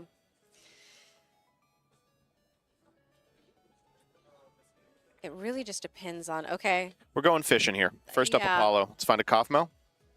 Nope. No. Ooh. I Those are don't 3 good think- cards. Galaxy on top does answer the entirety of the board, but we got to get to it. Although with Zeus, you know, you're able to get over basically everything, depending on what you have, as long as you have a guy. Would be a great turn to develop a Kaufmel. We'll take Elechik. Ooh, Elechik's rough too because it shuffles the deck. Is Elechick an effect that you can opt to not do, or do you have to fail to find? I think it is optional, but we've circumvented Oh, that by yep. just not enchanting it misenchant. properly. That makes sense. We're going over the rabbit here, pumping. We're going for the Zeus sync as well. And That's to play around what? It's a Lycoris, not a Leviathan. An Altar, maybe? maybe. That doesn't really play around Altar. Yeah, but even at this point, I think that Altar is one of those counter runes that you would see a little earlier, not at 4. Yeah. Are you here going from 3 back to 6? Yeah. To Snorlax's 3. This is a fine position to be in as the solar player. You're the person who has access to more healing than your opponent. But never feels good to look at an Ambro, a stacked grip, and a board that already trades for yours. Although we know, probably, can assume that Galaxy is going to be the next draw here. No, oh yeah, because we didn't shuffle. You're right. We did not go into the deck. Good call. So we will at least be able to deal with this Eddy, although Navi Oh, coming that's out, disastrous. Yeah. That's the end of the game. that is... Oh, wow. Is that back row anything? Looks like no. Nabi effect. We'll go grab a Doppelgator, and that's 3 into a 3 total. If we have a Tsunami, Doppelgator from hand, by the way. If we have a Tsunami, we can take it down to 1 remaining. And no, it was an Ambro set. Just sat on it a little too long. PurpleSnorlax going down in the first game, and Ari is 1 game away from walking out of here with that 3rd place Astrabbit. Despite the fact that Hydrake has yet to make an appearance. I don't understand. The deck is Hydrake. It's Pentair. We have confirmation of this. And yet, maybe this next game will be the time. I'm sure that PurpleSnorlax is not wanting to see that. I don't know going into this next game what we would want to be sighting in and out of, because I think without the context of that first game, you might think about, oh, maybe I take the Nabi out, but then again, that was game winning, and there are clearly situations where that is still useful even against a solar list. So are you going to have to give this some thought, PurpleSnorlax, as well?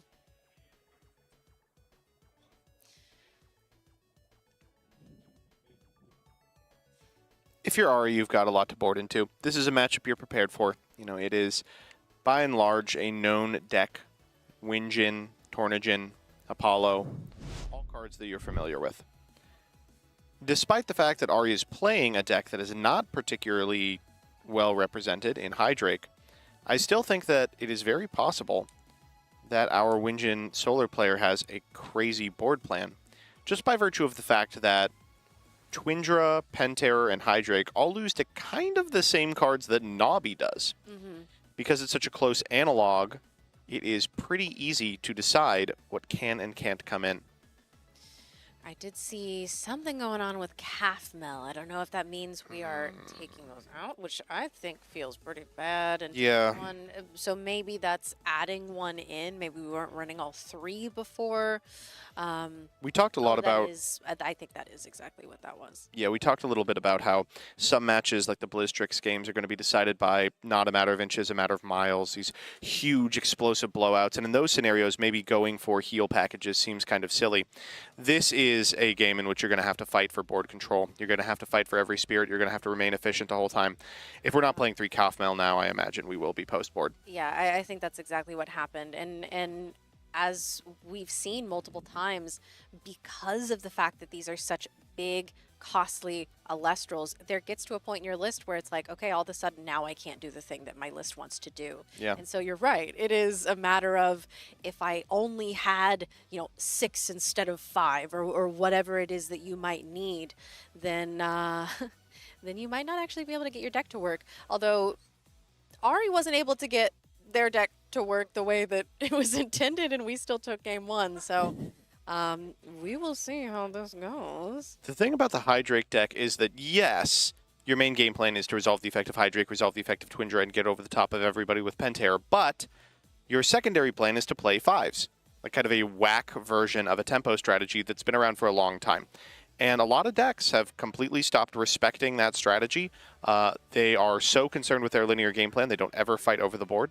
And when that happens, you can come away with really, really powerful wins that don't even access the Hydrake part of your deck at all.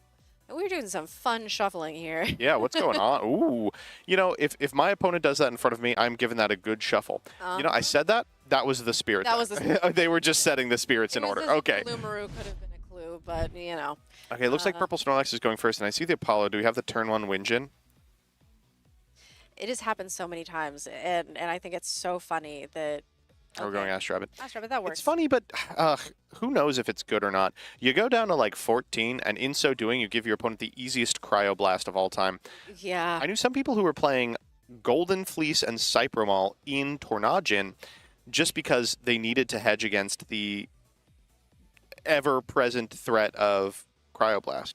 It is just so expensive when it comes down to it. Yeah. But it's like, is an 8 worth it? I don't think so. Still has trouble versus Eddie. There's a lot. Yeah. However... Speaking of Eddie, Eddie would be crazy here. Yep, that is a prime Eddie target. And hey, there we go. That's exactly what happened. We're going to be moving that Astrabbit into attack. And PurpleSnorlax does have one set, which it seems like we are going to activate it into a Gorgons. This seems like... I mean, it really depends what the hand is, right? But it seems like a really early Gorgons when this is such a key counter rune into exactly Ari's list. We haven't actually seen Hydrake yet. That's so it could true. be the case that PurpleSnorlax doesn't know that the Hydrake is coming. You better watch out. Yeah, Hydrake is always looming. Although the top 4 players, they have to know. evolve. even the most rudimentary scouting. And Ari's not particularly being secretive about this. Oh, if you talk to him, he's like, Hydrake's the best card in the game. I will represent Hydrake. It's like, I wonder what he's playing. It's a mystery to me. But that Galaxy being the perfect answer to Eddie. I wonder if that was a top deck, because if it were me and I had that Galaxy in hand already. You'd let the Ass Rabbit go. Yeah. But, you know, we were able to have an attack bunny get damage off. Ari ready we're to get doing it. started, and it is happening. Snorlax does not look particularly surprised by this. Okay. So here we go. Hydrake into the Galaxy. Maybe we were prepared. He says, no, it's me. It's me. And Snorlax goes, okay, whatever. Hydrake down. We're going to go into Twindra. Twindra here has to not be Water Enchanted. Sometimes you Water Enchanted to play around Tsunami, but here would change the math in a way that is really bad against the Galaxy. Yeah. Twindra into the Galaxy. Crashes the Twindra, triggers the effect, sends the Galaxy to the graveyard, and sets you up for an unbelievable Pentair play into the Astravit. It is truly unfortunate that we're that looking Gorgons at that would be so Gorgons game. crazy. It is just staring at us from the side there. And Boom. Is that a properly enchanted Pentair? Oh, wow. Ari said, this may be my last game, and I am going making to it right. do this right. Into exactly. PTA. No. That makes a lot of sense, actually. Oh, well. I mean, you are certainly going to take like 9 off of this. You're Your opponent's paying taking out a lot those. in order to get through the Pentair line. You're taking a lot too. Yeah, you're going to take all of that damage. You're going to pay an additional 3, so a total of 4 for this PTA. So that is 7 spirits of damage. So here's a fun fact. Did you know that a properly enchanted Pentair will float? And what does that mean? So upon death, you can special cast any number of Hydrake and Twindra from your deck in attack position. See. I don't think we're playing another Twindra, but we do just get 2 Hydrake. And that's the fact that we That's never... wild. Yeah, I don't think I've ever seen that effect resolve. And here he comes. It's happening. And that's beautiful. Both Frost Enchanted. 1 Frost, 1 Water to play around Tsunami and Cryoblast as best as possible. You know what? That's too funny. And you know what? If this is the last game that Ari is going to play today, what a beautiful celebration. Going down swinging, baby. Exactly. And Snorlax like, this card has an effect? I mean, I'm thinking the same thing. You and us both, my friend. There is... Oh, that's a beautiful Hydrake there on the left, but I know you're partial to the newly revealed Hydrake. Oh my gosh. I still can't believe the little blue tongue. Me, I actually like the one that Ari's playing. I've pulled 2 Stellar Hydrakes from the starter deck Pentair back when base set was first coming out, but I love the one that Ari's on. This is the Celebration Hydrake. I think the effect is printed on it, but it also says, thank you for helping make Elestrals what it is today. Aww. It's very cute. On a very cute Elestral as well. Kaufmal in defense position staves off the Hydrake onslaught, but will fall to pretty much anything here. An Eddie, an Ambrosia does not do anything, but we're putting back a bunch of Lycruses because we spent 9 in order to get this board made. It is kind of funny having Ari do such a big turn. I feel like their spirits are a lot higher than I would. Yeah, no, I saw 12 and I was like, 12? Excuse me. I sort of expected 4. This is a very scary position for PurpleSnorlax, being only at 8. Ari having done big shenanigans already. Edward. And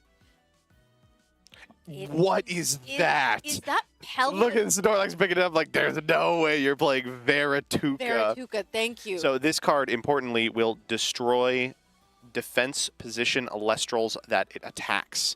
It does out this Kaufmal. Does it? I don't think it doesn't. I don't think the goal here is to use the effect to pop the Kaufmal. I think but Ari's just want to get having the a good time. Does Kaufmal have to be destroyed by battle? It does. No. You could suppress that Celestial and destroy it. Oh my goodness, you're right. It does suppress. Incredible. Oh, wow. I really do think that Ari is just like having a party.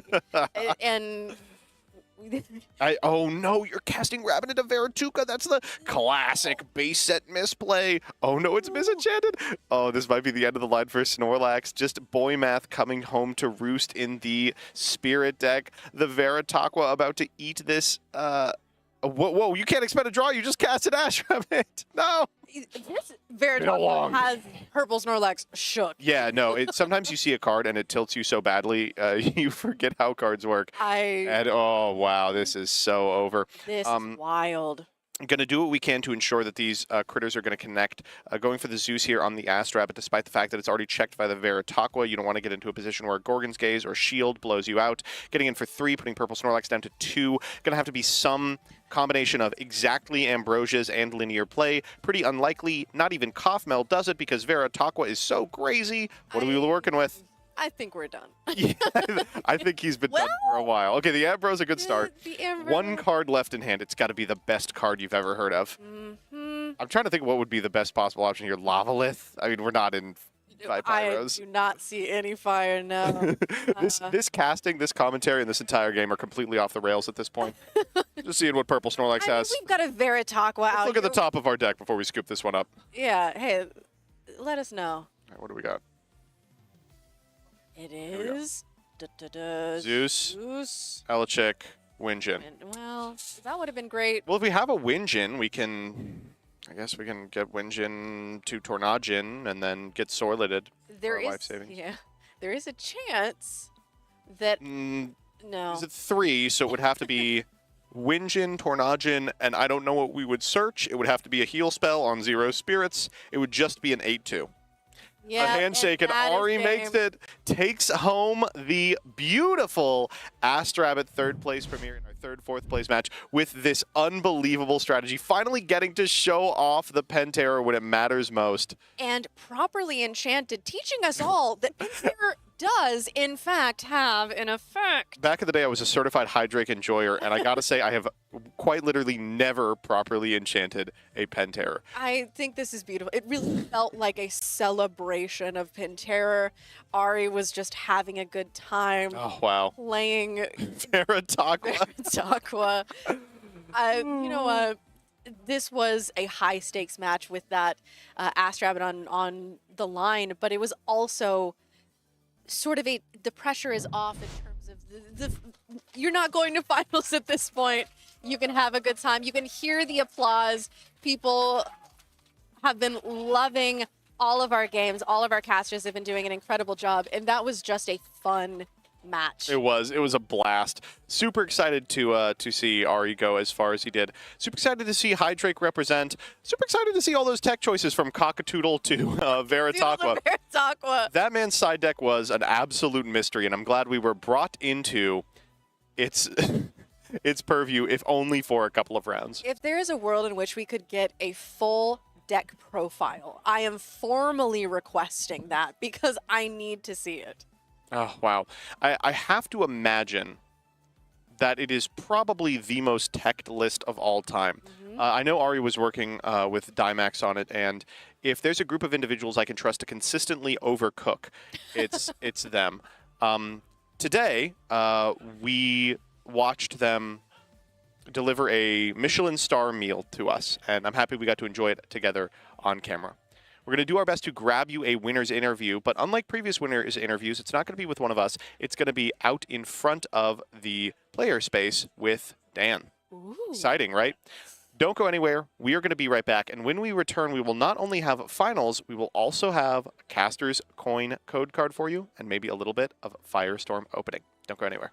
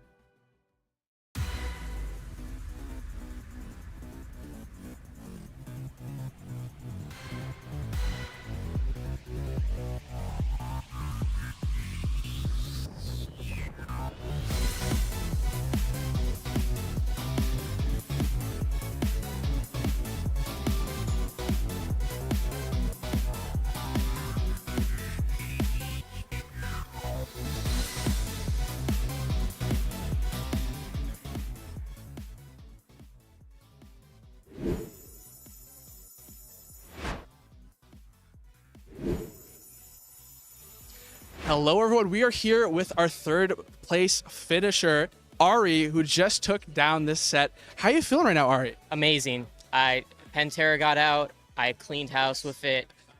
Properly enchanted. Amazing.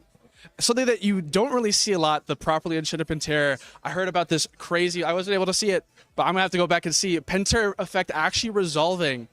Can you walk me through that moment and how it felt to like resolve that? How many times did that happen today? So that specific moment happened twice. It was PTAing the Pantera. Not good. Not good at all. I Hydraked into the whale, the Galaxy, because it's a 5 attack. It can crash, double crash into it. He takes 1. Then Pantera comes out. You smack for 3 or 2 or whatever, and you pay for PTA. That's 1. You pay out. That's 4.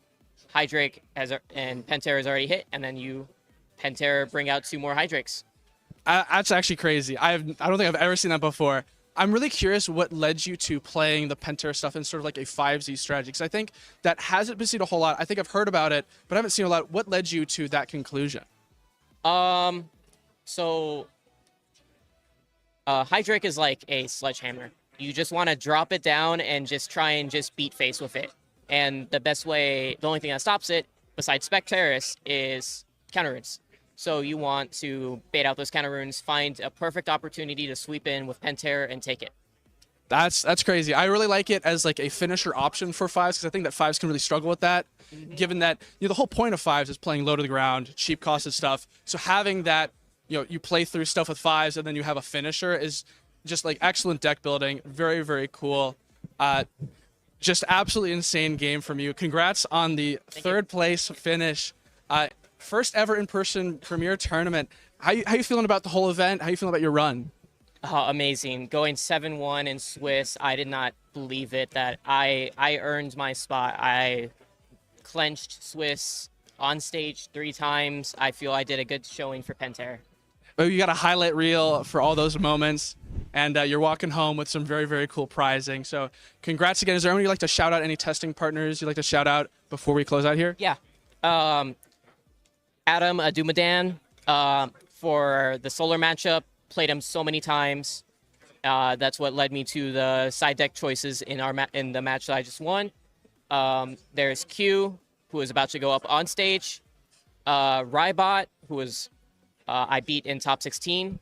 Sansely, who lost to Q in top 16. And we have Perky, who brought us all together into our testing group. That's wonderful. It's so wonderful to have a testing group and be able to lab these things out. So congrats again. And with that, we're going to throw it to, I believe, a quick little break, and then we will be preparing for finals. We'll see you after that.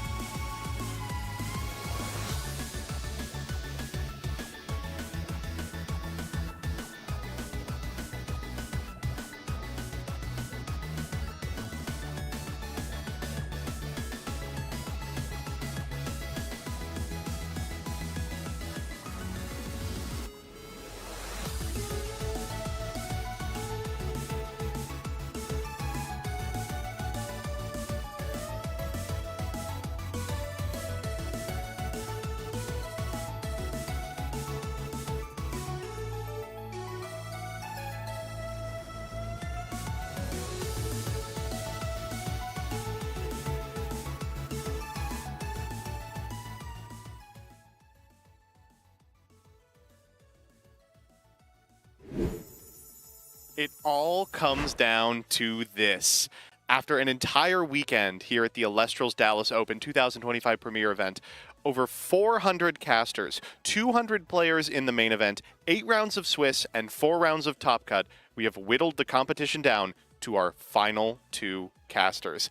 I'm Joseph Rothschild. You may know me as MBT, and I'm here once again with K. Cray. Hello. I am so excited. This is the moment that we've been working for 2 whole days. And what a journey it has been on this historic first ever in-person Elestrals tournament. It's been an unbelievable weekend of Elestrals. The air here is crackling with excitement. People playing the game that we all love together over and over again with as many people as they can. Incredible side events, incredible cosplays, gunslinging with Dan, unbelievable announcements for the futures of Elestrals. But we're here to talk about the 2 individuals who are sitting just feet away from us, ready to be crowned the first winner of a premier event in Elestrals. Snorlax. Yes. We have Snorlax, who has had an incredible, consistent run, who has just been playing out of his mind. And then we also have Bo. Bo is playing... Bo is playing something. Yeah. A brew of his own invention that he's been honing the edges on for over 6 months. An artifact deck playing Argo, Heliolith, and all the fixings. A really incredible, singularly focused individual versus Snorlax, who is part of a testing circle that's been hiding this very deck for this event for over a month, sure that it has what it takes to take down the champion. I'm so excited to see which of these 2 super deserving individuals is going to walk out of here with that incredible trophy, the incredible prizing you get for getting first place at this event, and the glory to be forever called Elestrals' first premier champion. No matter what happens here, I know for a fact that these casters are going to put on a show for us. These are 2 of the best players in the game, literally at the top, the finalists of the biggest tournament that we have ever had. And we have seen some next level gameplay that it's like, oh, I'm sorry, are we still playing Elestrals while watching Bo a few times there? And I cannot wait to see what they do, and I can't wait to be surprised again. Bo's been responsible for my favorite play of the tournament. Scythe your Toxeon into Heliolith, bounce your other Toxeon into Earthquake off the Scythe to eat the remaining Toxeon, hit directly for 2 into a 1 Spirit deck. Did in 10 seconds with the efficiency of someone who thought they were about to be playing in time. But Snorlax has come with a brew that I think honestly is the best deck in the room. It's incredible to see someone who's put this much time and effort into testing rewarded for doing so. And it's exciting to see these 2 players who know each other so well get off to the races in the final match of this weekend's events. It is go time. You can just hear sort of the reverent chattering outside of this room. People are so excited. The second that these 2 finalists stepped on stage, there was applause. I cannot wait. We are getting into this. Bo going to be mulliganing. I believe this is a mulligan, yeah. Yeah, this is not a game that you can afford to keep an iffy hand. So I would have to agree that if it's a question, mulligan. So the difference between Bo and Swole's decks is pretty night and day. Snorlax is playing a lot of cards that have been powerful since base set. Equilinx, Demeter, all of the Earth Elestrals that we've come to know, love, and loathe, alongside the new hotness in Moonrise, Werepup, Like a Void, Full Moon. These cards are incredible with each other, as you can enchant the Like a Void with a necessary Terratless in order to perform a Nexus with a card like Equilinx. Inversely, Bo's deck is a total pile of small synergies, 1s and 2-ofs, designed to be found at individual times during the course of the game, but unfortunately has the ability to produce these rough hands. Swole looks to be going first, and we are going to be going with the most common play on Elestrals. Turn 1, expend to draw. Being reactive is so much more powerful than being proactive. Without a Werepup or a turn 1 play, we're just setting up for Equilinxes and waiting. Bo's going to land a card that we haven't seen him cast yet that appears to be a Rummagem. I love Rummagem. We saw that just this past game briefly, like, oh, he skirted by as we were fanning out a During the side deck, yeah. Yes, yes. And he is here going to be searching out a 1-cost Earth Elestral, which is Equilinx. Yeah. This is a specific situation where Rummagem is so perfect because of the limiting of Equilinx. You can't always hope to consistently see it, but Rummagem is a tool that allows you to give that consistency. This card's largely fallen out of favor in recent months. The first set, it of course was everywhere. Earth was an incredibly powerful deck, and Rummagem was the backbone of it, finding stuff like Viscerus and Equilinx, which can turn the tide so quickly. Now, just a little too slow, but Bo knows that Swole intends to play a plodding, methodical style of gameplay. I imagine that Rummagem is not only welcome in the opener, but probably staying in post-board. And we see Snorlax coming out with a rabbit Aggro in attack. rabbit. So he is plotting Color me something here. impressed. What's going on here, Swole? Clearly cooking something in the hand that we are unaware of. A pretty quick grab there, maybe a little bit of deliberation. The problem with players of Swole's caliber is that while we can read a lot into the quickness of the rabbit choice, he's probably picking a card that's only okay. Like any hesitation at all. You don't want to bleed too much information just by virtue of thinking too long. And there is that, yeah, there she is. That is the play. Of course, over on both sides, having 2 back row to attack into. Of course, with a rabbit, you don't mind eating some back row here. This is the thing about aggro rabbit. What are they going to do? Tsunami you, shield you? You'd love to develop that card again. Yeah, exactly. It looks like we're going to set another, no longer scared of something like a hurricane. Pump up the rabbit, using the meter to get up to 5 attack. Trying to walk over the Rummagem to prevent something like an Equilinx Nexus, and down comes Argo. So both Snorlax and Bo are playing Argo, probably the standout card from this event. Now, Argo does so much for so many decks, but in Bo's deck specifically, it can get cards that increase the defense of specific Elestrals. Here, I imagine we're getting Scythe of Demeter, which has the capacity to preserve the Rummagem and also set up an incredible Equilinx play. Equilinx Nexus off the Scythe, destroy the Demeter, will put Snorlax in a hole it's possible he can't get out from. And of course, with the Scythe, as we've seen before, this is also an additional benefit because unlike that Necklace of Harmonia that in the last game that we saw from Bo that would just burn at the end of every turn, Scythe actually does heal you. So it is an artifact that even if you don't have the Equilinx to immediately Nexus off of, which she does, never mind. You do get a heal, though, if you attack with it, but that is immediately going to be coming here. Popping... You have the Gorgons. Okay. So the Gorgons here, super important.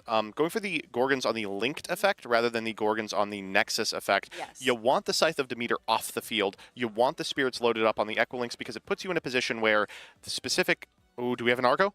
We do! Dueling Argos! Argo to Argo! Oh my gosh. Argo to the moon! What an incredible play here. And now the Equilinx has all the spirits underneath it, nothing to Nexus to. It's a sitting duck for an Astrabbit that's likely going to meet some back row, but not before it gets in for a fair amount here.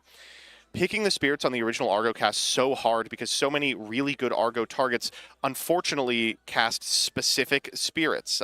Things like the Scythe of Demeter that it looks like Swole is getting here. There it is. And with Demeter enchanted, it is important to know that actually, instead of healing just 1 at the end of an attack, you get to heal 2. What's the plus and minus on Scythe of Demeter? I believe it's +2, +3. I could be wrong there. So that will clear the Rummagem, that will heal 2. Little Ambrosia effect here, but it also does not threaten the Equilinx without using the Demeter. That Equilinx is looking delicious. It's suited up. Yeah, that is a prime target if I've ever seen one. And Bo, if they are able to get it to stick with whatever counterrunes we have here, going to be able to set up more Nexus opportunities, the ability to pop this Demeter, to pop the Scythe of Demeter. Do we have an Equilinx? That would be pretty good. That would be really neat. However, there is only 1 Equilinx, as it has been limited, so the likelihood is not great. I imagine that if that Equilinx was in hand, that would have been a pretty quick cast there. Swole deliberating, trying to figure out what to do next. This is a big turn. Yeah, taking a moment to think, which I think is important here. Hurricane. Just like... We're going for a Spectress. Okay. So Spectress is a great get here. We're going to go for the Water Enchanted Spectress. Kind of frustrating how we have to do this to play around the maximum amount of stuff. But at present, by buffing the Spectress here, we can get ourselves in a position where everything beats everybody. Ooh, we did see a shield there, but instead going to go off for of the Equilings, which makes sense. Get some of those spirits off, make it a little bit less of a sitting duck. And then we're going to try the Astrabbit, which does trade. Shielded, and I think that means the Scythe is going to be falling off as well. Yes, which this is a huge hit for that shield, which is okay, probably... so that's all of the back row accounted for. We know there are 2 cards in Bo's hand, but this is going to be a huge swingy turn. By only pulling 1 spirit off the Equilynx, we can use the Equilynx's own spirits to perform a Nexus, eat the Demeter, potentially eat the Spectaris with whatever we cast here, provided it's got 5 attack.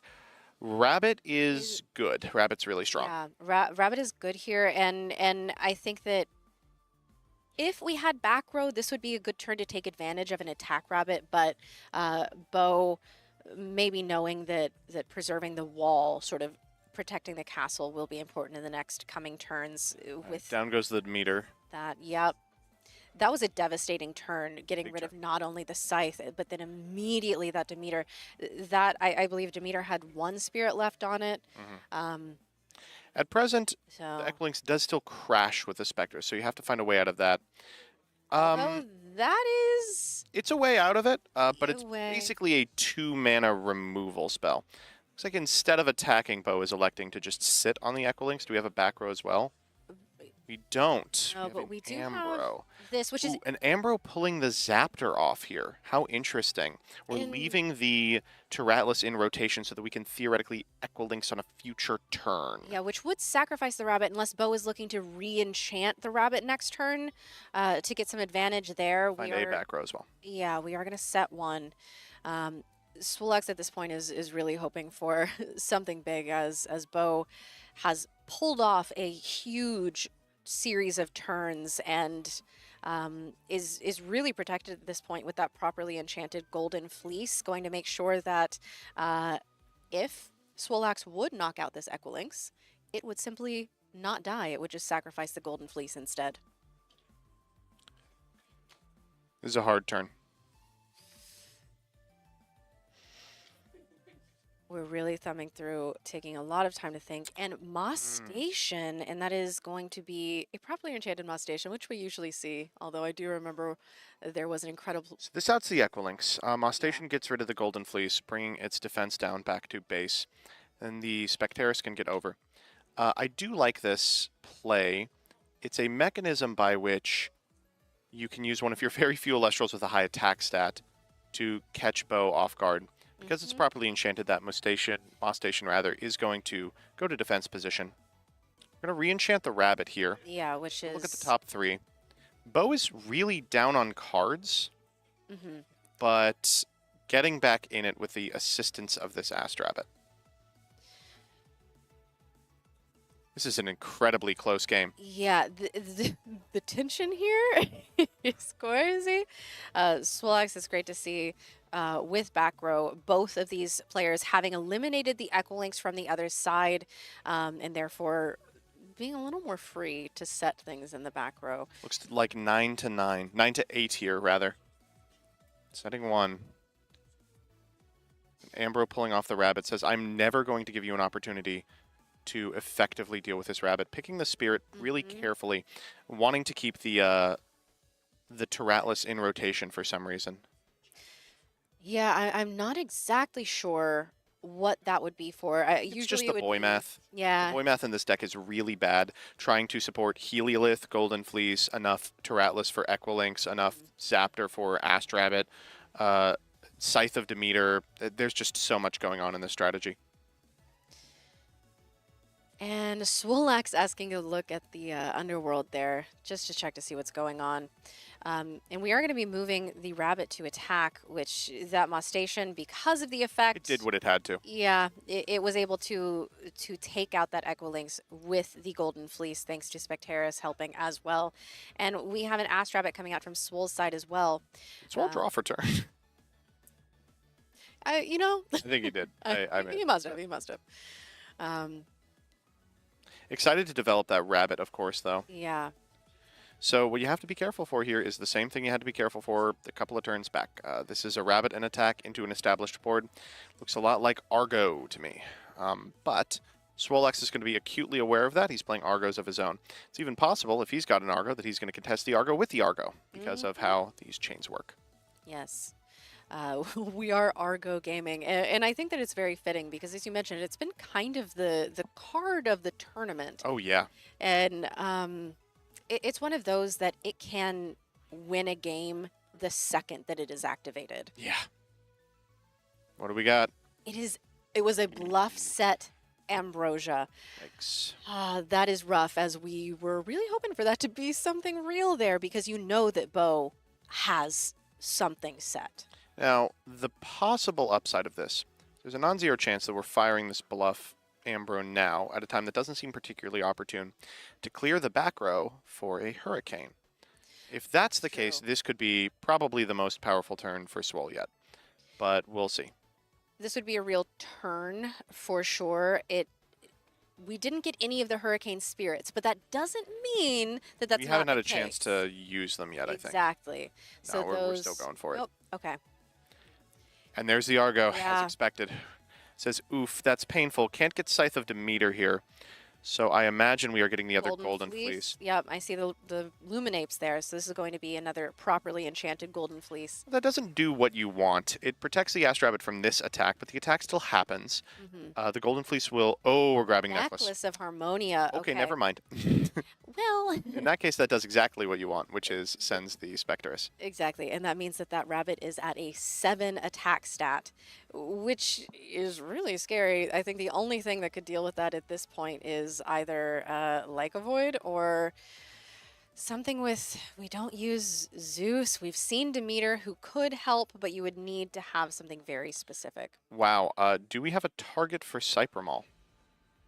I was going to say, we've already seen the Golden Fleece. There's no way you are on additional copies. They are.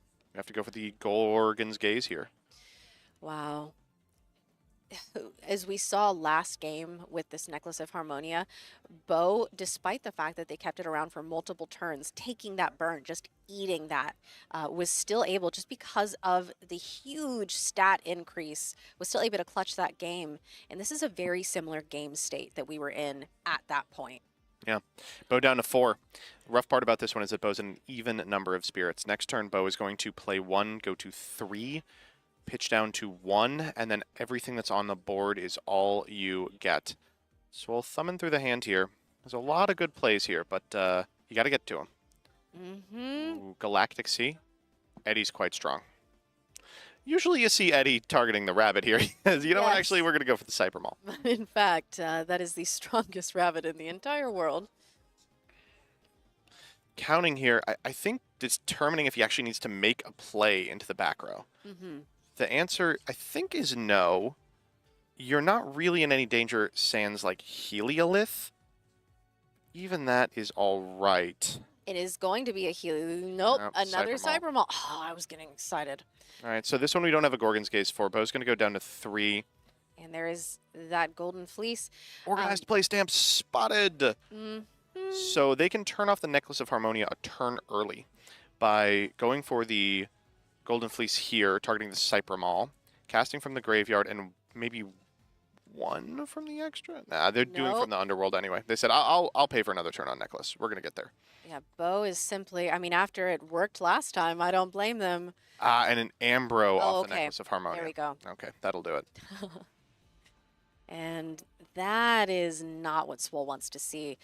Being at 3, that was sort of a workable number, but now with the Cypermall, which you're going to have to hit twice in order to get rid of, you have the rabbit here who's no longer 7 attack. That's nice, at least. Yeah. That is a boon for sure.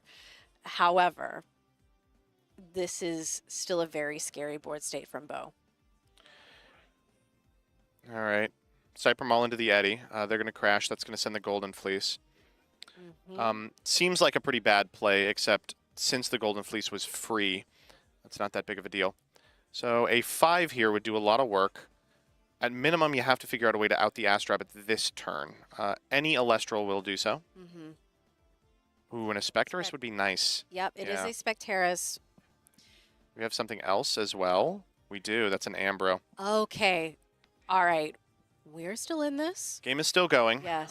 But when you're playing against Bo, you know that you have to be really scared of leaving anything on board. He's got a couple of cards in hand and has had them for a while.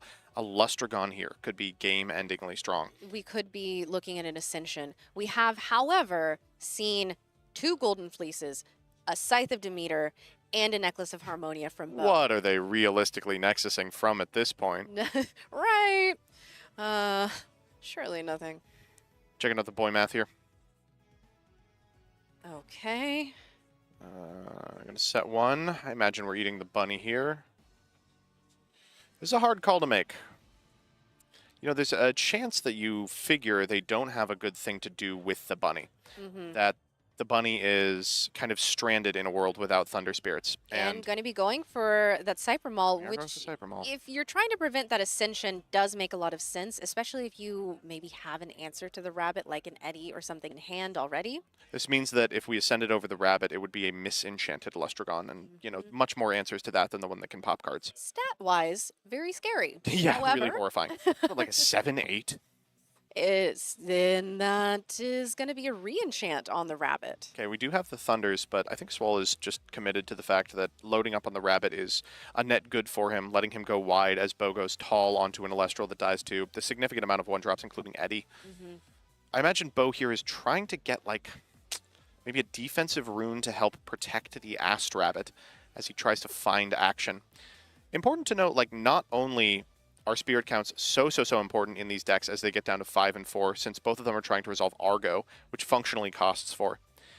But also, it's so important for an Earthquake coming out here. Earthquake. It's so important for both of Wow. these individuals to keep track of what they have left. You were saying no more Scythe, no more Necklace, probably no more Golden Fleeces. I imagine they're not playing 3. Surely not 3. And switching the Ast Rabbit to defense here, saying it's actually more important for me to get going. Mudlet would do God, it. Mudlet's crazy I here. love you, Mudlet. Oh, this was my favorite part of Swole's deck, is saying, you know, Eddy's really good, so I'm playing 6 of them.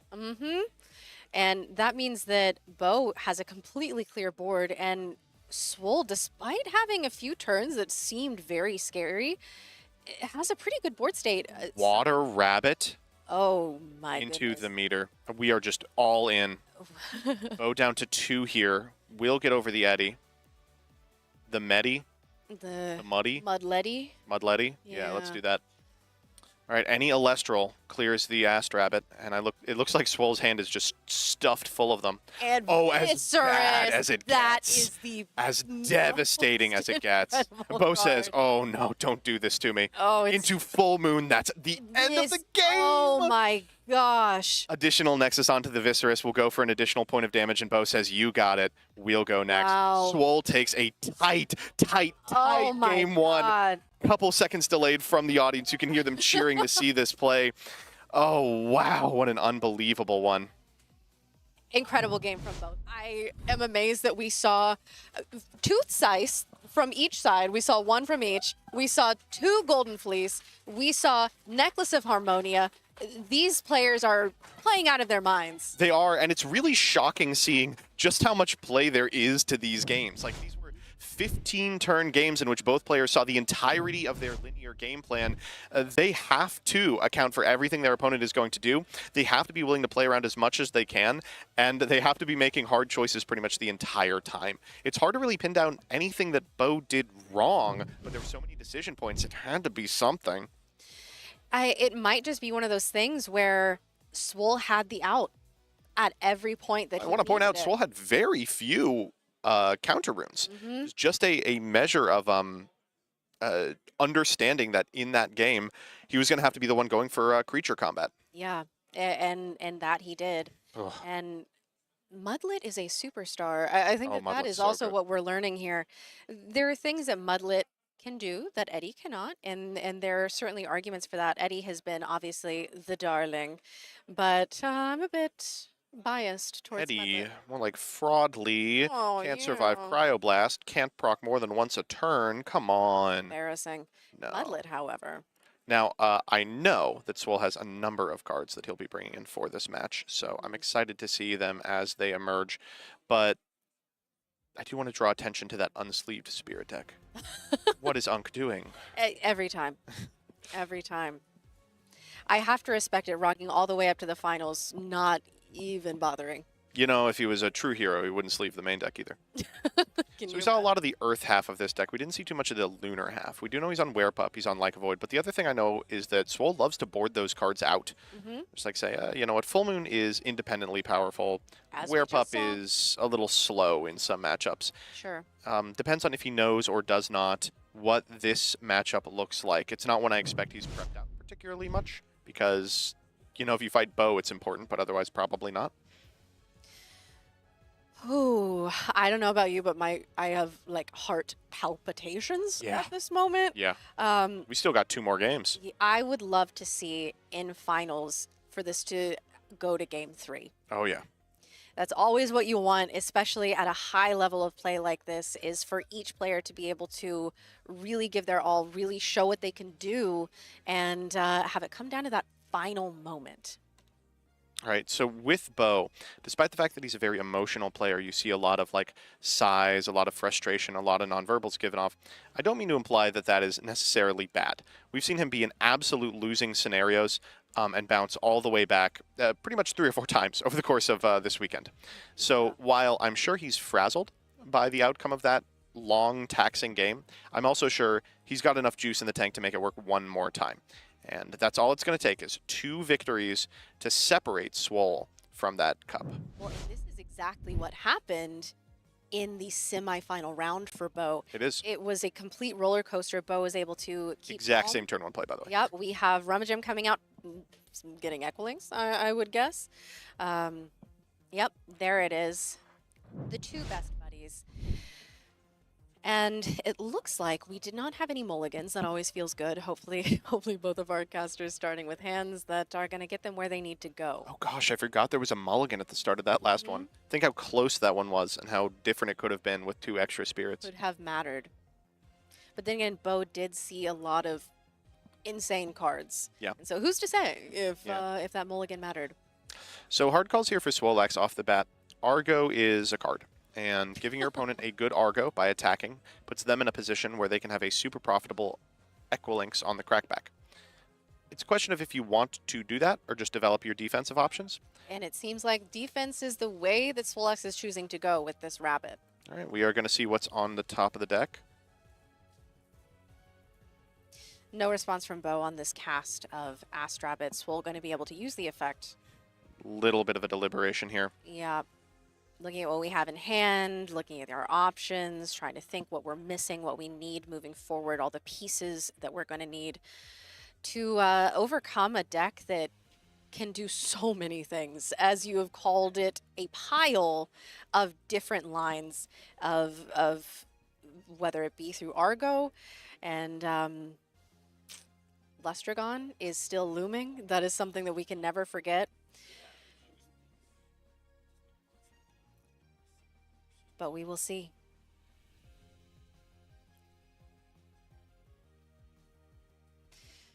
It says, you know what, actually, if you want to eat the rabbit, that's fine. Don't want to set too many cards into a looming Equilinks, obviously. Oh, we almost got a glimpse at that. I think it was Argo. Going for the Cyper Maul here. Yep. Wow, incredible. One of the things about not setting back row from Swolax to play around the Equilinks is you play into cards you otherwise would want to Gorgon's Gaze. So down comes the Golden Fleece. That's going to mean the Equilinks is on at any time there is an Elestral on board. You can just misenchant it with Earths and then use that to trade for one of Swolax's back row runes. And we, this is going to be, I'm very interested to see how we enchant it. And it is properly enchanted. All right, We are we're going gonna for it. have the Luminapes there, which means that this Cypher Maul is going to be really annoying to get rid of. Yeah, Bo says, you don't want to do anything? Well, I'm not going to do anything either. I'm going to represent a ton of spirits on the board, and then when I have to play reactively, I can just land an Equilinks and always have the material available to Nexus to and from. No way. Yes, I love this. My goodness, the Thunderstorm. And we did see this yesterday in the did. feature match. We know that that's, I believe, in the side. And that was an incredible choice to pull from the side for Snorlax. While Hurricane's incredibly powerful for sure, has the ability to clean up back row runes, Thunderstorm's incredible for its ability not only to punish people for play patterns around Hurricane, but also to hit face-up runes. Yep. This deck is chock full of them. Edward here, incredible. Let's move that Cybermaul, see if we can't eat the board. The bluest eddy. The bluest eddy. Snorlax is amazing at eddy fishing, specifically for those blue ones. All right, here's the hard question. Do we start setting things? We are going to do it. Yep.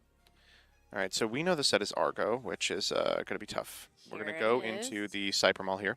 So I think we know the Argo is coming, and as a result, we are trying to make it sting less. This Argo is going to... Scythe of Demeter, I'm thinking. Get Scythe of Demeter, yeah, and prevent the Cybermaul from being totally annihilated. That's just one more card we don't have to worry about. This is going to blank the Astrabbit attack, but the Eddy does still threaten it, right? Scythe is 1-2. Mm-hmm. So I think it's 2-3. Oh, it's 2-3. Higher on defense, actually. So unfortunately, it just protects from Eddy, which makes this a great grab for Bo. But yeah. Unfortunately for Snorlax. Eddy into the Rummagem, and then Equilinx comes down and threatens the entire game state. Mm-hmm.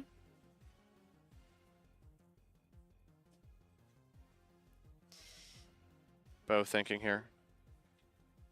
Going Probably to not worth fighting over. Yeah, let that Rummagem go down. He's done his job. He got the Equilinx, who's going to be coming out this next turn. Got to be a Gorgons if we're willing to do this play. Oh wow. And Swole's eyes went wide. Yeah. So Heliolith is crazy for sure, but you really don't want to bounce either of these Elestrals. No, because Swole would be more than happy to get the same value out of them. Oh, there goes Eddy.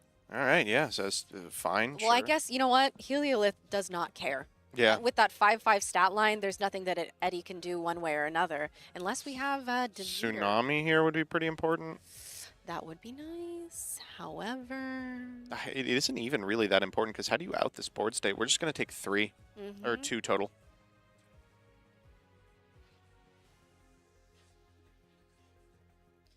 Yep. So it looks like the Heliolith is getting over the Astrabbit, and then we are shielding the Cybermaul. Yeah. That feels good, especially knowing that that Equilinx is in hand, turning off the possibility for a Nexus this next turn. All right, we got to figure out a way to beat the Heliolith, but other than that, I'm feeling good. Let's find that one of resting. Soul's looking shaky. No, he's got it. He's got it. No, like physically, he's like shaking. No, you're right. This is the most important Elestrals game of his career so far. Ever to exist of all time, in fact. And we got something. It is that. Oh, wow. You're kidding. Oh, that is incredible. Do you think that was a top deck? I don't. I think that he's been holding on to that? Yeah, I think so. Yeah. Oh, my gosh.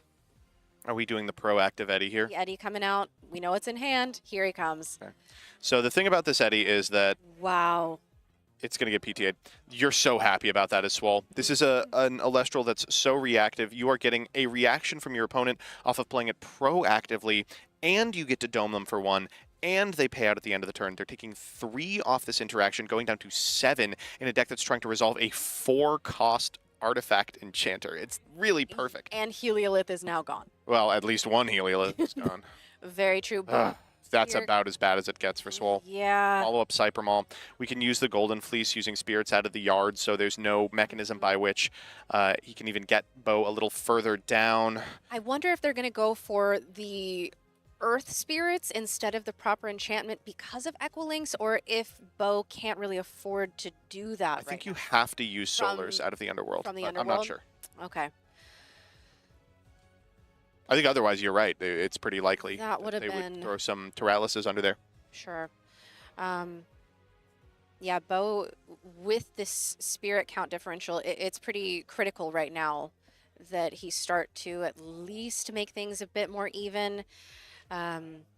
So Cybermaul's crazy. It's an incredibly powerful card. It's hard to get rid of. One thing it isn't is a lot of pressure. Just hits for 1, despite the fact that there's so many spirits represented on the board. Swole is kind of in a hard place now because Equilinx can theoretically Ooh, the set and down. pass. A Cryoblast would be crazy here. Cryoblast doesn't do anything yet. You have to get rid of the Golden Fleece first. Yeah. Going for the Lumaru, another fantastic, Water. aggressive Elestral. Water Enchanted as well, in case one of those set cards is a Tsunami, which is what Swole would have wanted to use here. And Swole, who was at like a 5 spirit differential just last turn, spends a turn expending, and now it's just about tied up. Okay. What are we working with? It's coming down to these top decks because I'm not Arcolith. thinking... I'm not thinking he has a guy. We are going to see another expend to draw is what I would... He's thumbing it. Yeah, maybe a guy? Okay, you're right. Well... The thing with Soul's deck is he's got to be bricking on something. It's either copies of Ambro or Elestrals that are conditionally good, Eddies and the like. Might be Eddie. Spectress. With a water enchantment. That is a really weird decision. I think we can see some... Oh, I know what's going on here. Demeter coming out? I know what's going on here. Oh. Okay, so I don't want to say it too loud because they might be in earshot. But we do have... the lunar spirits in our spirit deck. Demeter. We elected not to use them on the Spectress. Why is that? Well, we have the capacity to full moon in battle step and turn the Spectress on. Okay. So we are going to first try and get over the Lumaru, simplify the board state just a little bit. If that's successful, we can bait our opponent into an attack into a Spectress that will turn online and not only trade for the Cybermaw, but just take it. Okay. Here we are going for a damage Gorgons. Unfortunately. Goes now at 3. Swole is thinking here because we can go battle step, full moon. Turn on the Spectress. Oh no, we're just passing. That was an attack deck Gorgons, my bad. Yeah, unfortunately, I think that... Bow back up to 5 after this Ambro. It's super telegraphed, this full moon, and Bo's an incredible player. I'm sure that he knows that it's happening. Not again. Oh, this is devastating. That might be the end of the game. If we have a Gorgons, we have to deploy it now, and then we only just have enough for a decent full moon. Woof. What do we do here? I think we scoop. Yeah, we go next game. Oh my gosh. Wow. Oh. Killer Helioliths. I was talking to Swole beforehand, and he was like, I'm not actually concerned about anything in Bo's deck with the singular exception of Heliolith. And that's shows why. Yeah. That was back-to-back Helioliths runners. Oh, wow. What an incredible game. Bo winning this game too. Very similar, as we said, to that semifinal round that they had, where they did lose the first game, but then took the next 2. It's going to come down to this one final game between Swole and Bo. Swole is going first in game 3, and I think he's going to make a couple of sideboard decisions as well. I don't think that Thunderstorm really worked out to the degree that he wanted it to, though it could theoretically choke off a really powerful Golden Fleece. Bo, it looks like, is in his element. He's ready for this game 3. He knows momentum is in his favor. He knows that all he's got to do is execute the game plan one more time. He's going to have to do so into some back row runes, but we'll see how much that matters. Yeah, Swole is definitely deliberating on this side deck right now. As you mentioned, that Thunderstorm, it seems like conditionally it could be incredible. However... Yeah, there are plays where they go for a Cybermaw into a Golden Fleece. You're able to respond with a Thunderstorm into eating the Cybermaw with one of 1,000 different Elestrals at your disposal. There are also scenarios where the only way the artifact is going to matter is that it's in the deck for Argo. If that's the case, things are going to go a lot less good. A Thunderstorm onto a Scythe of Demeter that's already repaid itself by way of its effect. A Thunderstorm onto a Necklace of Harmonia that they wanted off the board anyway. Those are way less powerful. I think that if Swole can manage to get the Equilinx Demeter whole package online, that would be really killer into this matchup. As soon as Bo starts sticking artifact after artifact after artifact and having these occasional counter rune answers to things, it just over time, it leaves Swole with no answers. So being able to pick apart that back row, the runes, the artifacts, that could be huge here. It's really frustrating for Swole. I imagine that one thing running through your mind here is, where Pup? This card is in the deck, and we just haven't seen it for 2 games now. Would be really nice to find the card that we're designed to get off of Full Moon. Just confirming that he's going first, taking a quick swig. Okay. And Unk is back in it. Hopefully a deep breath or two also, because this is about to be the final game. Game 3 of the finals.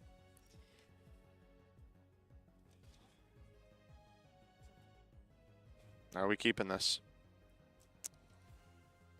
Looks like we are. We are going to do the turn 1 expend a draw. Maybe set 1? Yep. Yeah. And pass. All right. All right. Oh, wow. Turn 1. As bad as it Cyberball. gets. That was one motion, by the way. Yeah. Boom, boom, boom. The speed that Bo is pulling these things off. I mean, you mentioned that play that you were saying is your favorite of the entire tournament at this point. Just less than 10 seconds, things that would take players minutes to pull off. It really just goes to show these practice movements, these practice game states. Bo is really in their element right now. Yeah. I wonder if this is a shield and you take it. You certainly do. Yeah. That's a valuable shield. It's kind of valuable. You do get rid of one of the golden fleeces, of course. That's important. Ooh, whoa, Cybermaul back to the hand, baby. But the Cybermaul can come down again next turn and cast the golden fleece out of the yard using the Luminates from the yard. I mean, it's not a big of a deal. That's very true, unless... Whip up. Eddie. Water Spect. Water Spect. What's up with his Water Spect? Swole has been really liking this the past couple games. We do see a back row, and Bo is going to just take this damage. Is this your favorite Spect art? Oh my god. Going for it again. Oh my gosh. I have to say, stained glass. Yeah. That one is gorgeous. So this is the only other golden fleece. We're going to cast it using the Luminapes from the yard.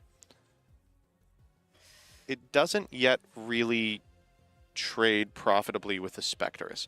Swole is, I'm sure, trying to get Bo to perform this attack, but he's not going to do it unless he has an Argo, and I'm not seeing no Argo. The meter. That would do it. For 3 here. Boy, if we had a Thunderstorm, this would be a great one. Yeah. Onto the Cybermaul. Cybermaul attack. Do we have another shield? Swole's thinking. Another shield here would be killer. I imagine it would have been a snap pick. You would never make a decision about it. No, because right, then that drawn would for turn. put the whole Golden Fleece package offline. I believe we only run 2. Yeah. Well. Okay, there's step 1. Reston gets the Golden Fleece into the yard. We are now no longer worried about that Heliolith coming down with the quickness. Okay. Mustation does beat it, but only if it connects. So I guess we'll find out together. And it does not. Oh, it Well, does. it does, unfortunately, because that is an Argo. And Devastating Argo. Importantly, getting Scythe of Demeter here gets the extra buff because the Demeter is enchanted. Do we have the requisite spirits for it? We've been through a lot of Terratlas already. We there do. They are. Oh. That is exactly. This is going to cycle those Terratlases from the yard back. I think we have 1. And it is going to pop that Cybermaul up to, what, a 7? 6, I believe. I think it's 2/3. What's the Demeter bonus? Oh, so we got to get Harmonia. All right. Oh, okay, it's Necklace. The Demeter bonus is that you heal 2 instead of 1. Oh, yeah.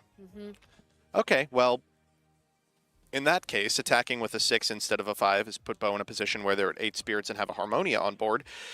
Ooh. That is a little scary, but we've watched him win, I think, every game where Harmonia has stuck. I believe you're right.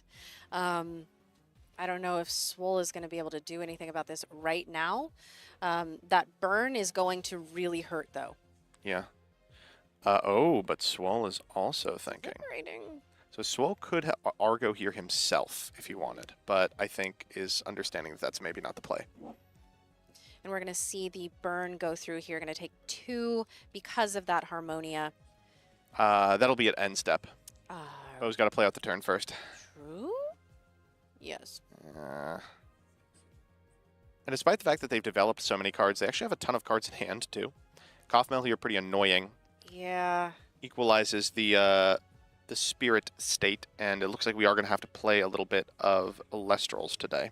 And we're just taking those 2 spirits of damage. It always trips me up when I see an artifact attached, because it's like, what do you mean you're only going to take 1 from this? Oh. Right, yeah. It says because it's not. Feels like it should do more. Yeah.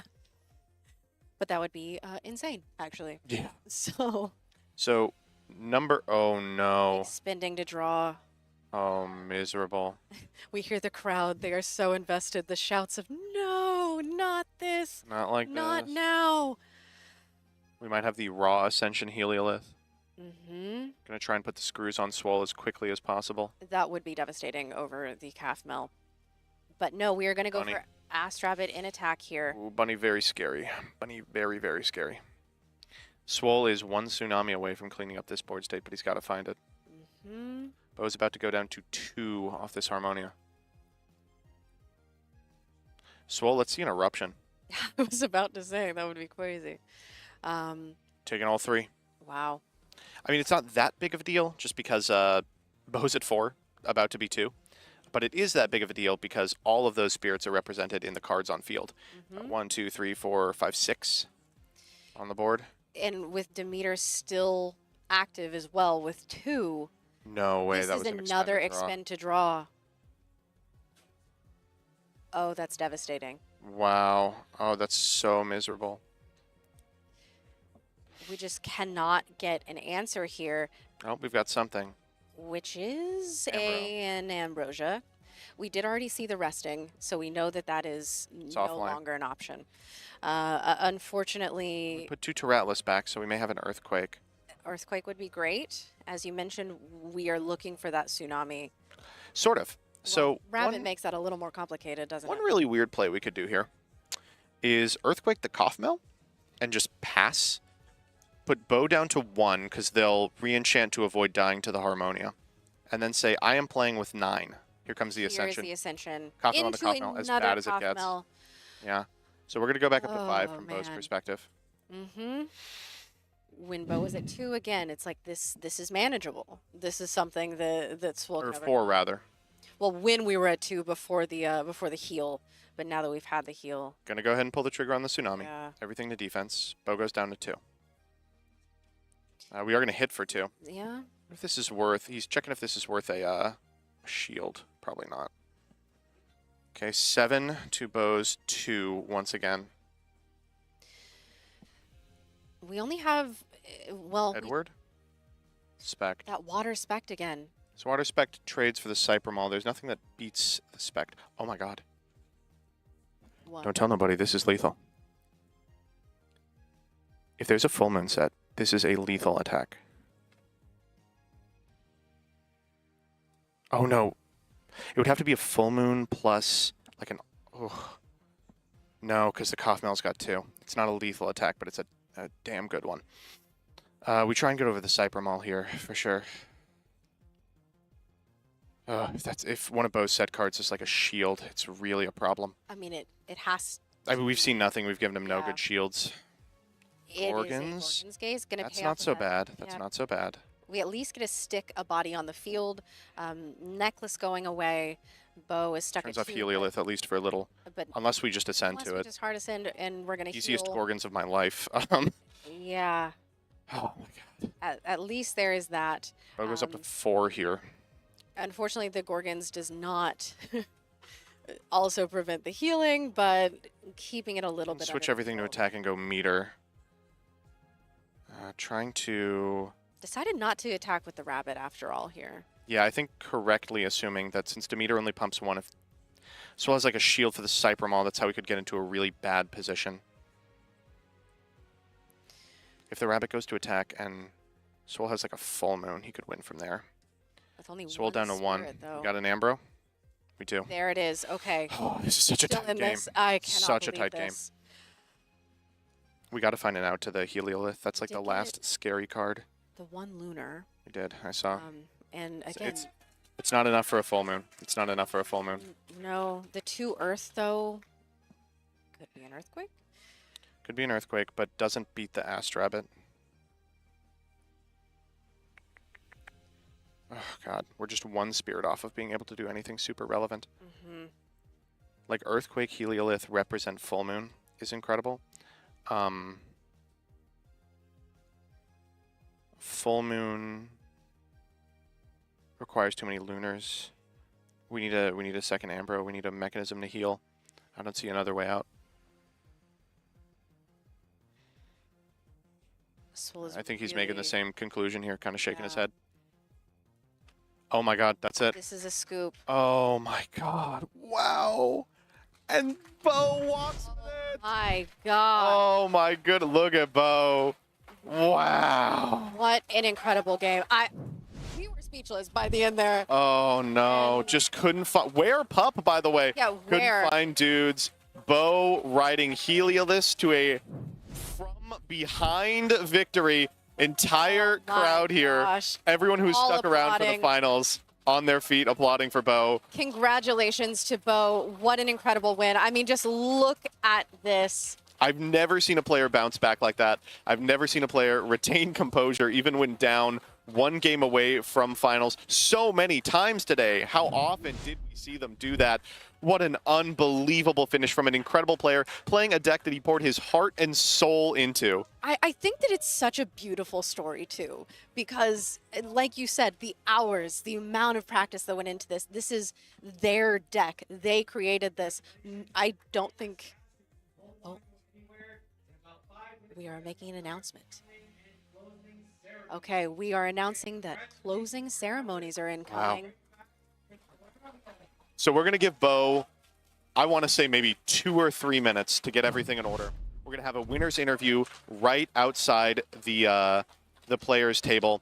And then we're going to have a closing ceremony in which this beautiful award is presented to our first premier event, Elestrals Dallas Open champion. What a day. What a day, and what a game that was. What a game. It was so unbelievable. I cannot. I mean, by the end there, I was just like clutching my pearls. It was incredible. And Bo, just like we were saying, oh, you can hear, They love hear him. them They right love now. So beautiful. All the love in the room right now for our first ever in-person champion. Oh, how incredible. I mean, it does just go to show you, if you put in the time, you put in the hours, you're willing to do what it takes to become the best, you can achieve your goals. And Bo has done it today. Absolutely gobsmacked that he was able to walk with that. What an unbelievable brew. No one else in the room is playing Heliolith. I want to make that clear. No one else in the room is playing a deck like Bo is, and now he's the only person in the room who gets to walk out of here with a trophy. And that is what I love, is that this is someone who said, I like this Elestral, and I'm going to make it work by God. And you know what? They did. And even more incredible, because we were able to see their semifinal round, which I think really informs what we just saw, where Bo is someone who lose round one both times, was able to keep it together, play out of their mind Elestrals, and win 2 in a row to not only get to the finals, but to become the champion. The man lives on the back foot. It's incredible. Games 2 and 3 are his domain. Of course, huge shouts out to Snorlax too. The Unk, unfortunately, was not able to make it to the Unction, but I do appreciate the blood, sweat, and tears that went into his strategy as well. It takes a lot to get to the final round in an event like this, and he'll be walking out with a lot as well, including some incredible prizing. The personalized Astrabbit Stellar that will forever show that he had a top finish here at this event. Bo will be walking out with considerably more, but well earned from both players. I cannot wait to see these closing ceremonies. I'm excited to hear from Bo and hear just what was going through their mind. And I am just so happy. What a gorgeous story, too, that we were able to tell on this day.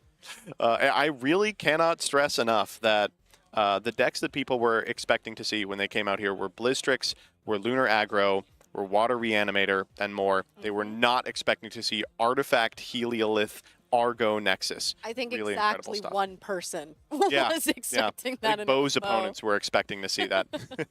Oh, wow. And an incredible run through some incredible players as well. We watched Bo take down some of the best today when it comes to Elestral's talent. And I'm so happy that they were able to make it work. And on that note, we are going to be getting ready for this winner's interview with Bo, our first ever champion. We should call it the Champions interview here. And we are just so excited and getting ready for that here. the excitement in the crowd, the energy in this room right now going into the closing ceremonies, I might cry, full disclosure. We're all just going to have to kind of accept that. I will say this is likely the last you're going to see of us. When we throw it over to the winner's interview, it'll go from there to the closing ceremony, at which point the stream will probably end. So if we are getting prepared for the end of the day, I do want to say thank you all so much for tuning in. This has been an incredible day of Elestrals, an incredible event, and an incredible forecast for the future of this game that we all share and love together. And I want to thank you for being here with us, letting us be the voices telling you what's going on or what we think is going on. Yeah, or, we oh tried. my gosh, what is going on? At various points. And Joseph, thank you so much for being my co-caster for this. It has been a Thanks pleasure. for being here, Kay. It was a lot of fun. It's been so fun. You want to do one Firestorm pack for the road? I think we've got it. They have had these in front of us They all day. dangled them. And They you know never what? told us when we could open them. So we're going to say now. Dan just crashes through. Says, no! It's okay. Here's This the is about first to be... stellar of Firestorm. No, this is about to be a god pack. I'm telling you right now. Okay. Okay, so it's not a god pack. I got Chrysor. Ooh, New Chrysor okay. PogChamp. New baby bear.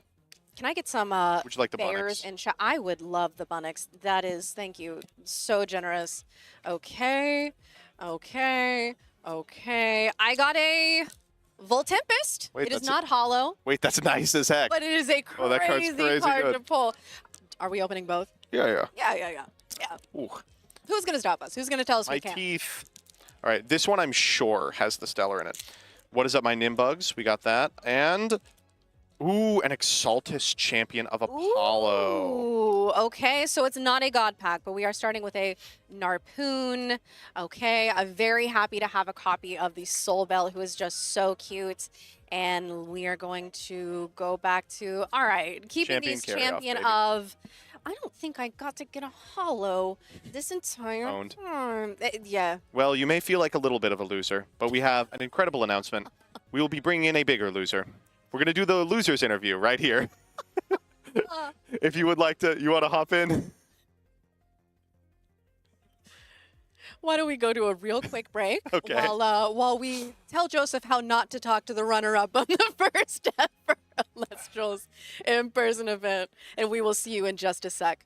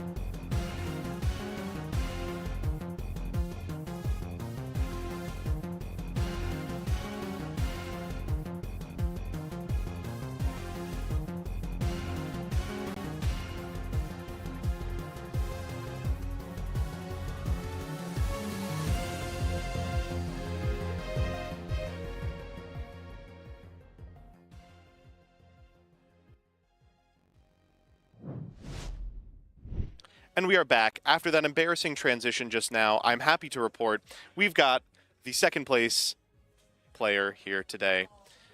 Swole, you're goated. You're incredible. Fantastic performance today. Thank you. I do want to ask you one question, which is, where Pup? That's what I'm saying, baby. Those expended draws were harmful. I'm saying, I think all things considered, it's like, I know people are going to ask, like, how I'm feeling, all these things. I put it out there on the line, it was a good run, and Bo's an amazing player. I've been saying this, that, like, I love watching them cook, and it's like, I don't know. It's beautiful. But Elestrals is awesome at that. They were certainly cooking today. I got to say, you came into this event thinking that you had the best deck in the room.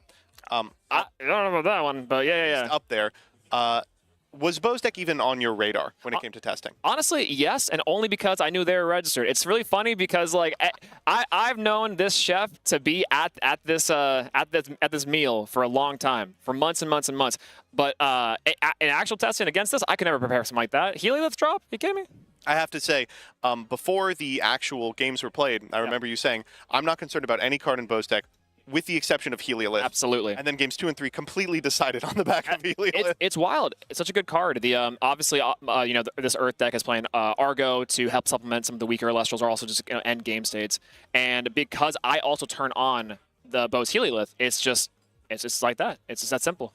Is what it is. Yeah. Congratulations regardless. Yeah, thanks so much. I'm so happy that you were able to put this incredible run together. When it comes to building your deck, how long have you been sitting on this one?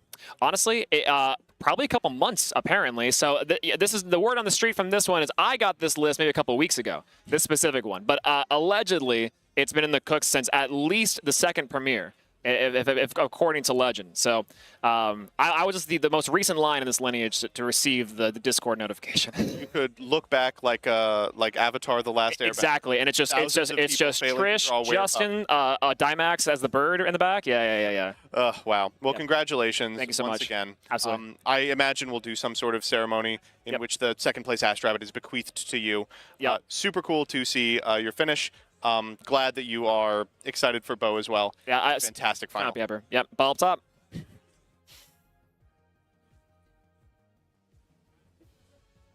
I think we are going to wait maybe 1 or 2 minutes. They're just now setting up the winner's interview. We're going to get you over to both Bo and Dan and the Elestrals trophy, which I hope that they will be drinking something out of.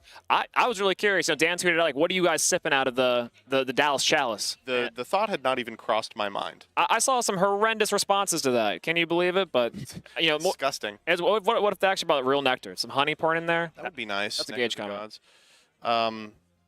No, it'll be good. You know, I think that this is, you know, one thing about this event, too, that I think is just absolutely beautiful. Amazing runs the entire time, some really crazy hero things. I think this is just really a great example of this game, right? And the wise words of Wirtz, keep cooking, and quite literally, our champion today represents that, I think, better than anyone. Like, even over me. Absolutely. Like, I don't know. It's great. Yeah. No, I mean, we were so excited to see so many people all day see such success with decks they themselves had built. Yep. I know a lot of individuals were coming into this thinking, I'm expecting to play Lunar Aggro, I'm expecting to play against BlizzTrix, I'm expecting to play against Winjin, Tornadin, Solar, maybe Water Reanimator. We saw so little of that. We saw so much of people bringing decks that they were adept with, that they were wielding and had built themselves and seeing total success with. Yeah, I mean, in an event like this, you got to go for comfort over style. You know, something that you are really get the reps in and really are feeling. You know, BlizzTrix, one of these decks that, you're going to hit high, and the undefeated in Swiss was a BlizzTrix. 8-0, I believe it was, and then, you know, knocked out inside the top cut, which is El Clasico. The house always wins. It's crazy. I'm absolutely in love. It's honestly really insane. A lot of Tornadin too. Also the Wind deck, the Wishin Well. So big fan of that. Faced a few of those inside the top cut. Also really scary. But yeah, no, terrifying deck that can, if it's rolling hot, just completely forego the need for Apollo. Yeah. One last question before we hand it off to the winner's interview. Absolutely. What would you like us to call your deck? Oh, God. Okay, all right. We got two of them, all right? All right. We got Lego. Lego. Lunar, Earth, Aggro. LeBron Aggro, if you will. And then, or Grass on the Moon. Grass on the Moon. Grass on the Moon, one of the two. All right. You heard it here first. All right, we are mere moments away from this winner's interview. We are going to take a quick break as we get Bo settled, and then we are going to be right back here. Don't go anywhere.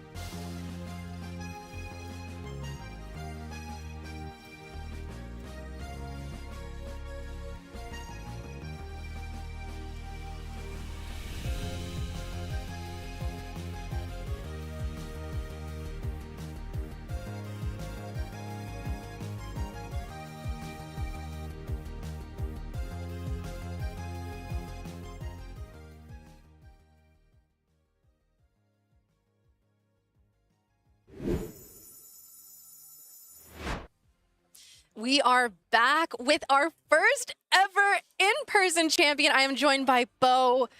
Bo, first of all, congratulations. Thank you. What an incredible series of games. What an incredible run you have had. I know it's got to be a lot. Tell me what you're thinking. How did I get here? Like going through Swiss, like I won the first 5 rounds undefeated, and then going into those last 3, I was like, just need a 33% win rate from here. I'm in Yeah. top 16. Got my 1 win, and got into top 16, and then like I got into top 16, chill. I've got the Pantera, made it to top 4. Realized I'm this close to the Astrabbit. Won that one, and then like played out of my mind. That is absolutely correct. You played out of your mind. Those are some of the, if not the best games of Elestrals I've ever seen played. The fact that the team has said ourselves that you have made some of our favorite plays that we have ever seen.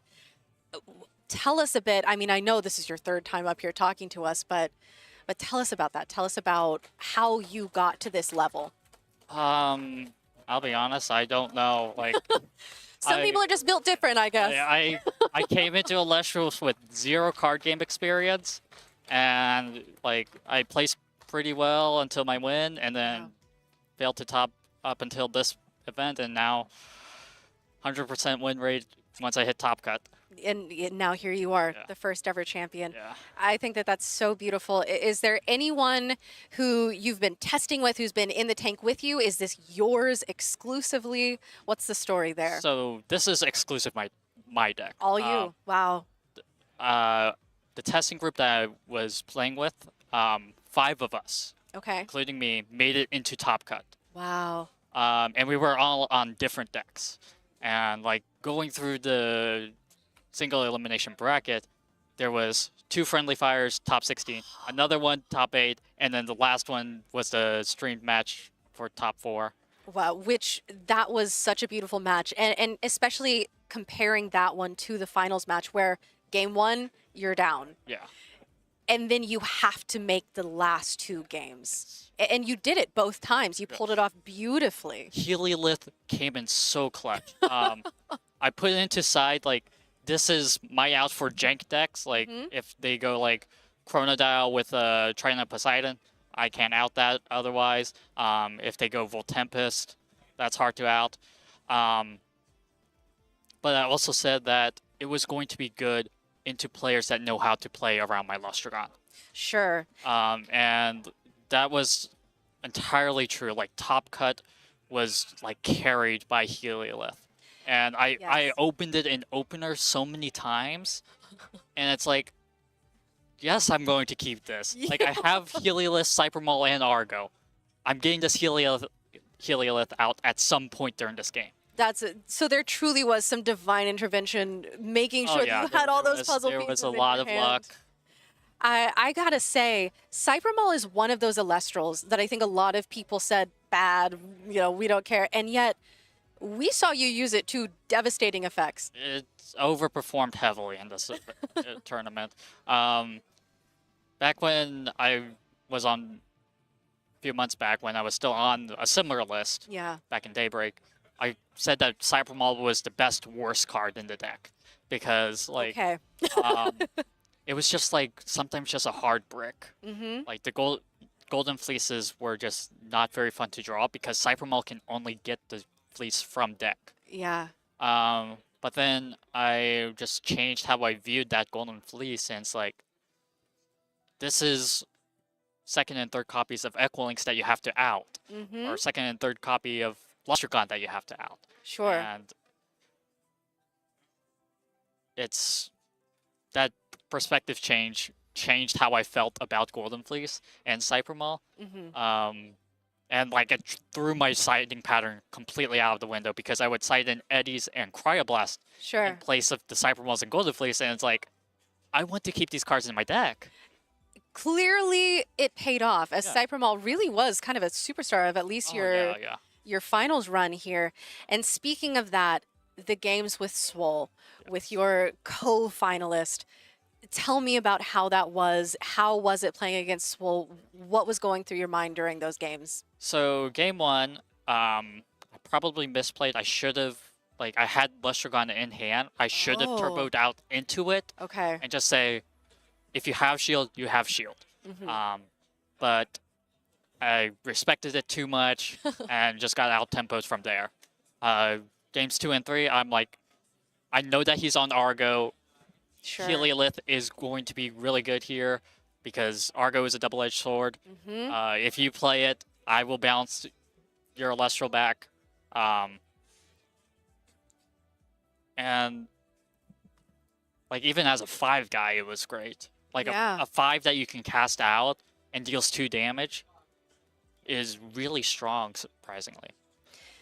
You played out of your mind, as I know that you know, and you have some incredible prizing coming your way. I know that I need to ask for me, and I'm sure that there are people back at home who have to know, what are your plans for that trophy? Do you have a place in mind to display it? Are you going to eat cereal out of it? Probably not the cereal. I'll have to find a place for the trophy. Okay. But I will be using the Astrabbit card and playmat. Yeah. Absolutely. Okay, so we play with our champion cards in this house. Yes. I'm also getting those Kickstarter Clash promos and 3 full art Astrabbits. That's incredible. And again, this whole run has been such a wonderful, beautiful story, really, about someone who believed in a card that not one single other person, maybe other than A-Drive himself, believed in. And I could not be happier for you. Lestragon's a good card. But I am just disappointed that I never got to see the Lestragon. Yeah, it's unfortunately, like, all the stream matches, Heliolith was just better than Lestragon. Yeah. I did get it out once against Kristoff in the Swiss.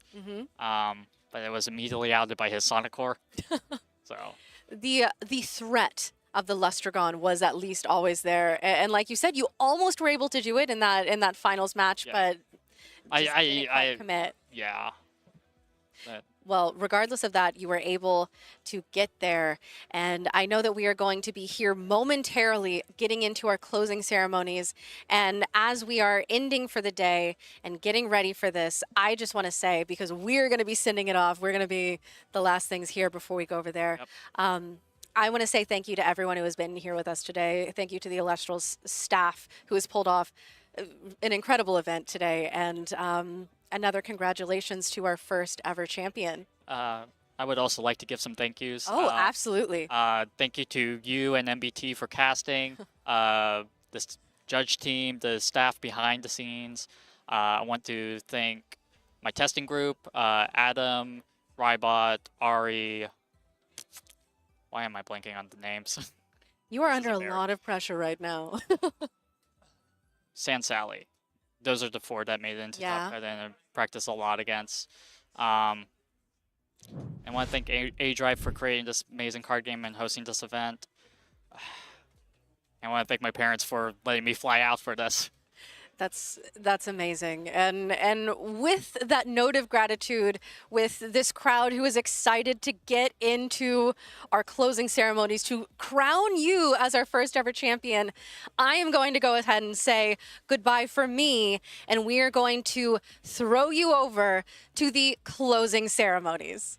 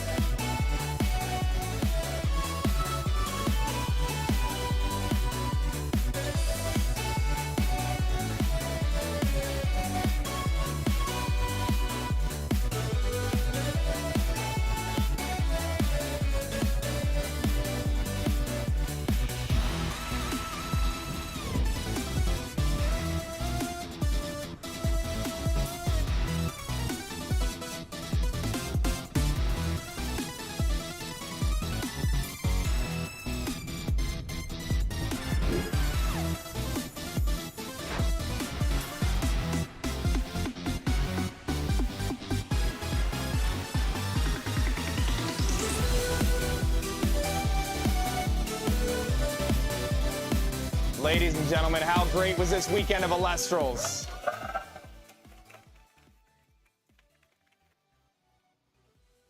You guys are awesome. Seriously, you guys are awesome. But now this is about our final three, our champions of the day, the first ever in-person Elestrals Premier event, the Dallas Open 2025 event. I'd like to welcome our third place winner onto the stage, rocking Pantera himself, Ori! Well done, man. Well done.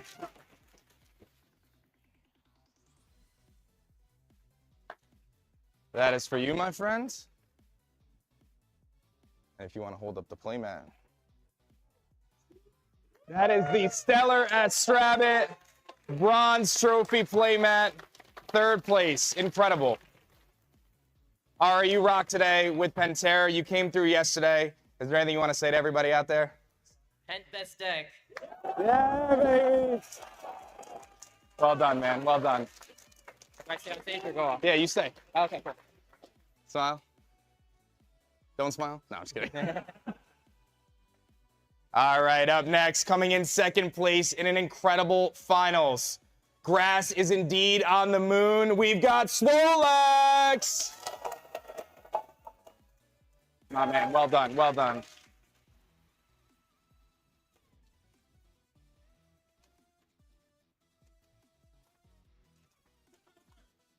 That's right. I'll see you in class Monday. There you go. With the incredible Stellar Astrabit, silver second place playmat and card. Well done, man. Good stuff, dude. Good stuff. All right, you two smile. Pretend like you like me. All right. Well done. And your champion of the 2025 Dallas Open rocking photosynthesis, it is Bo! Well done, well done. I will hand you this incredible trophy. I'm gonna put this down.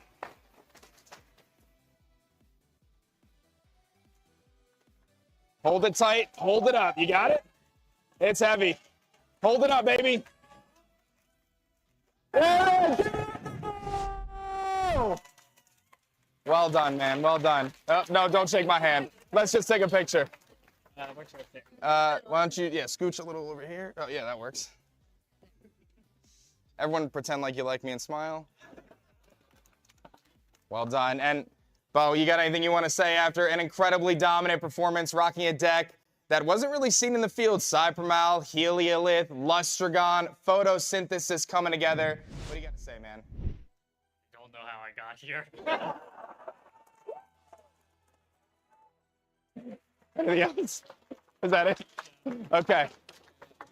And in typical Elestrals fashion, I've got one more surprise for Bo.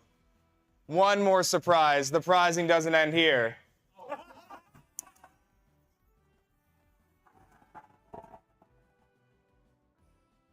There is your air fryer, my friend. That is an Elestrals branded Ursmog air fryer for my man Bo. Well done. Give it up for your champions of the Dallas Open! Well done, guys. Well done. Yeah, you guys are good. I want to take one more moment to thank everybody. This was such an incredible experience. When I created Elestrals a couple years ago, I sought to bring people together. I sought to build community. I sought to bottle up that nostalgia that I had as a kid and share with all of you and my own child and my son at home as well. And I'm just so thankful and so grateful to have such an incredible community. I have no doubt in my mind that the Elestrals players, casters, enthusiasts around the world are the best TCG players on earth. And I am so excited for where we're going to go in the future. So thank you all for being a part of this. And I can't wait to show you what's next. Thank you all. I hope you all have safe travels home. We'll have some fun finishing up those side events. I'm going to get some more challenges. And again, I hope everyone has safe travels home, and we'll see you guys soon.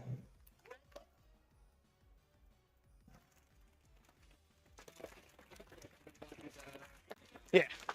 Oh, yeah.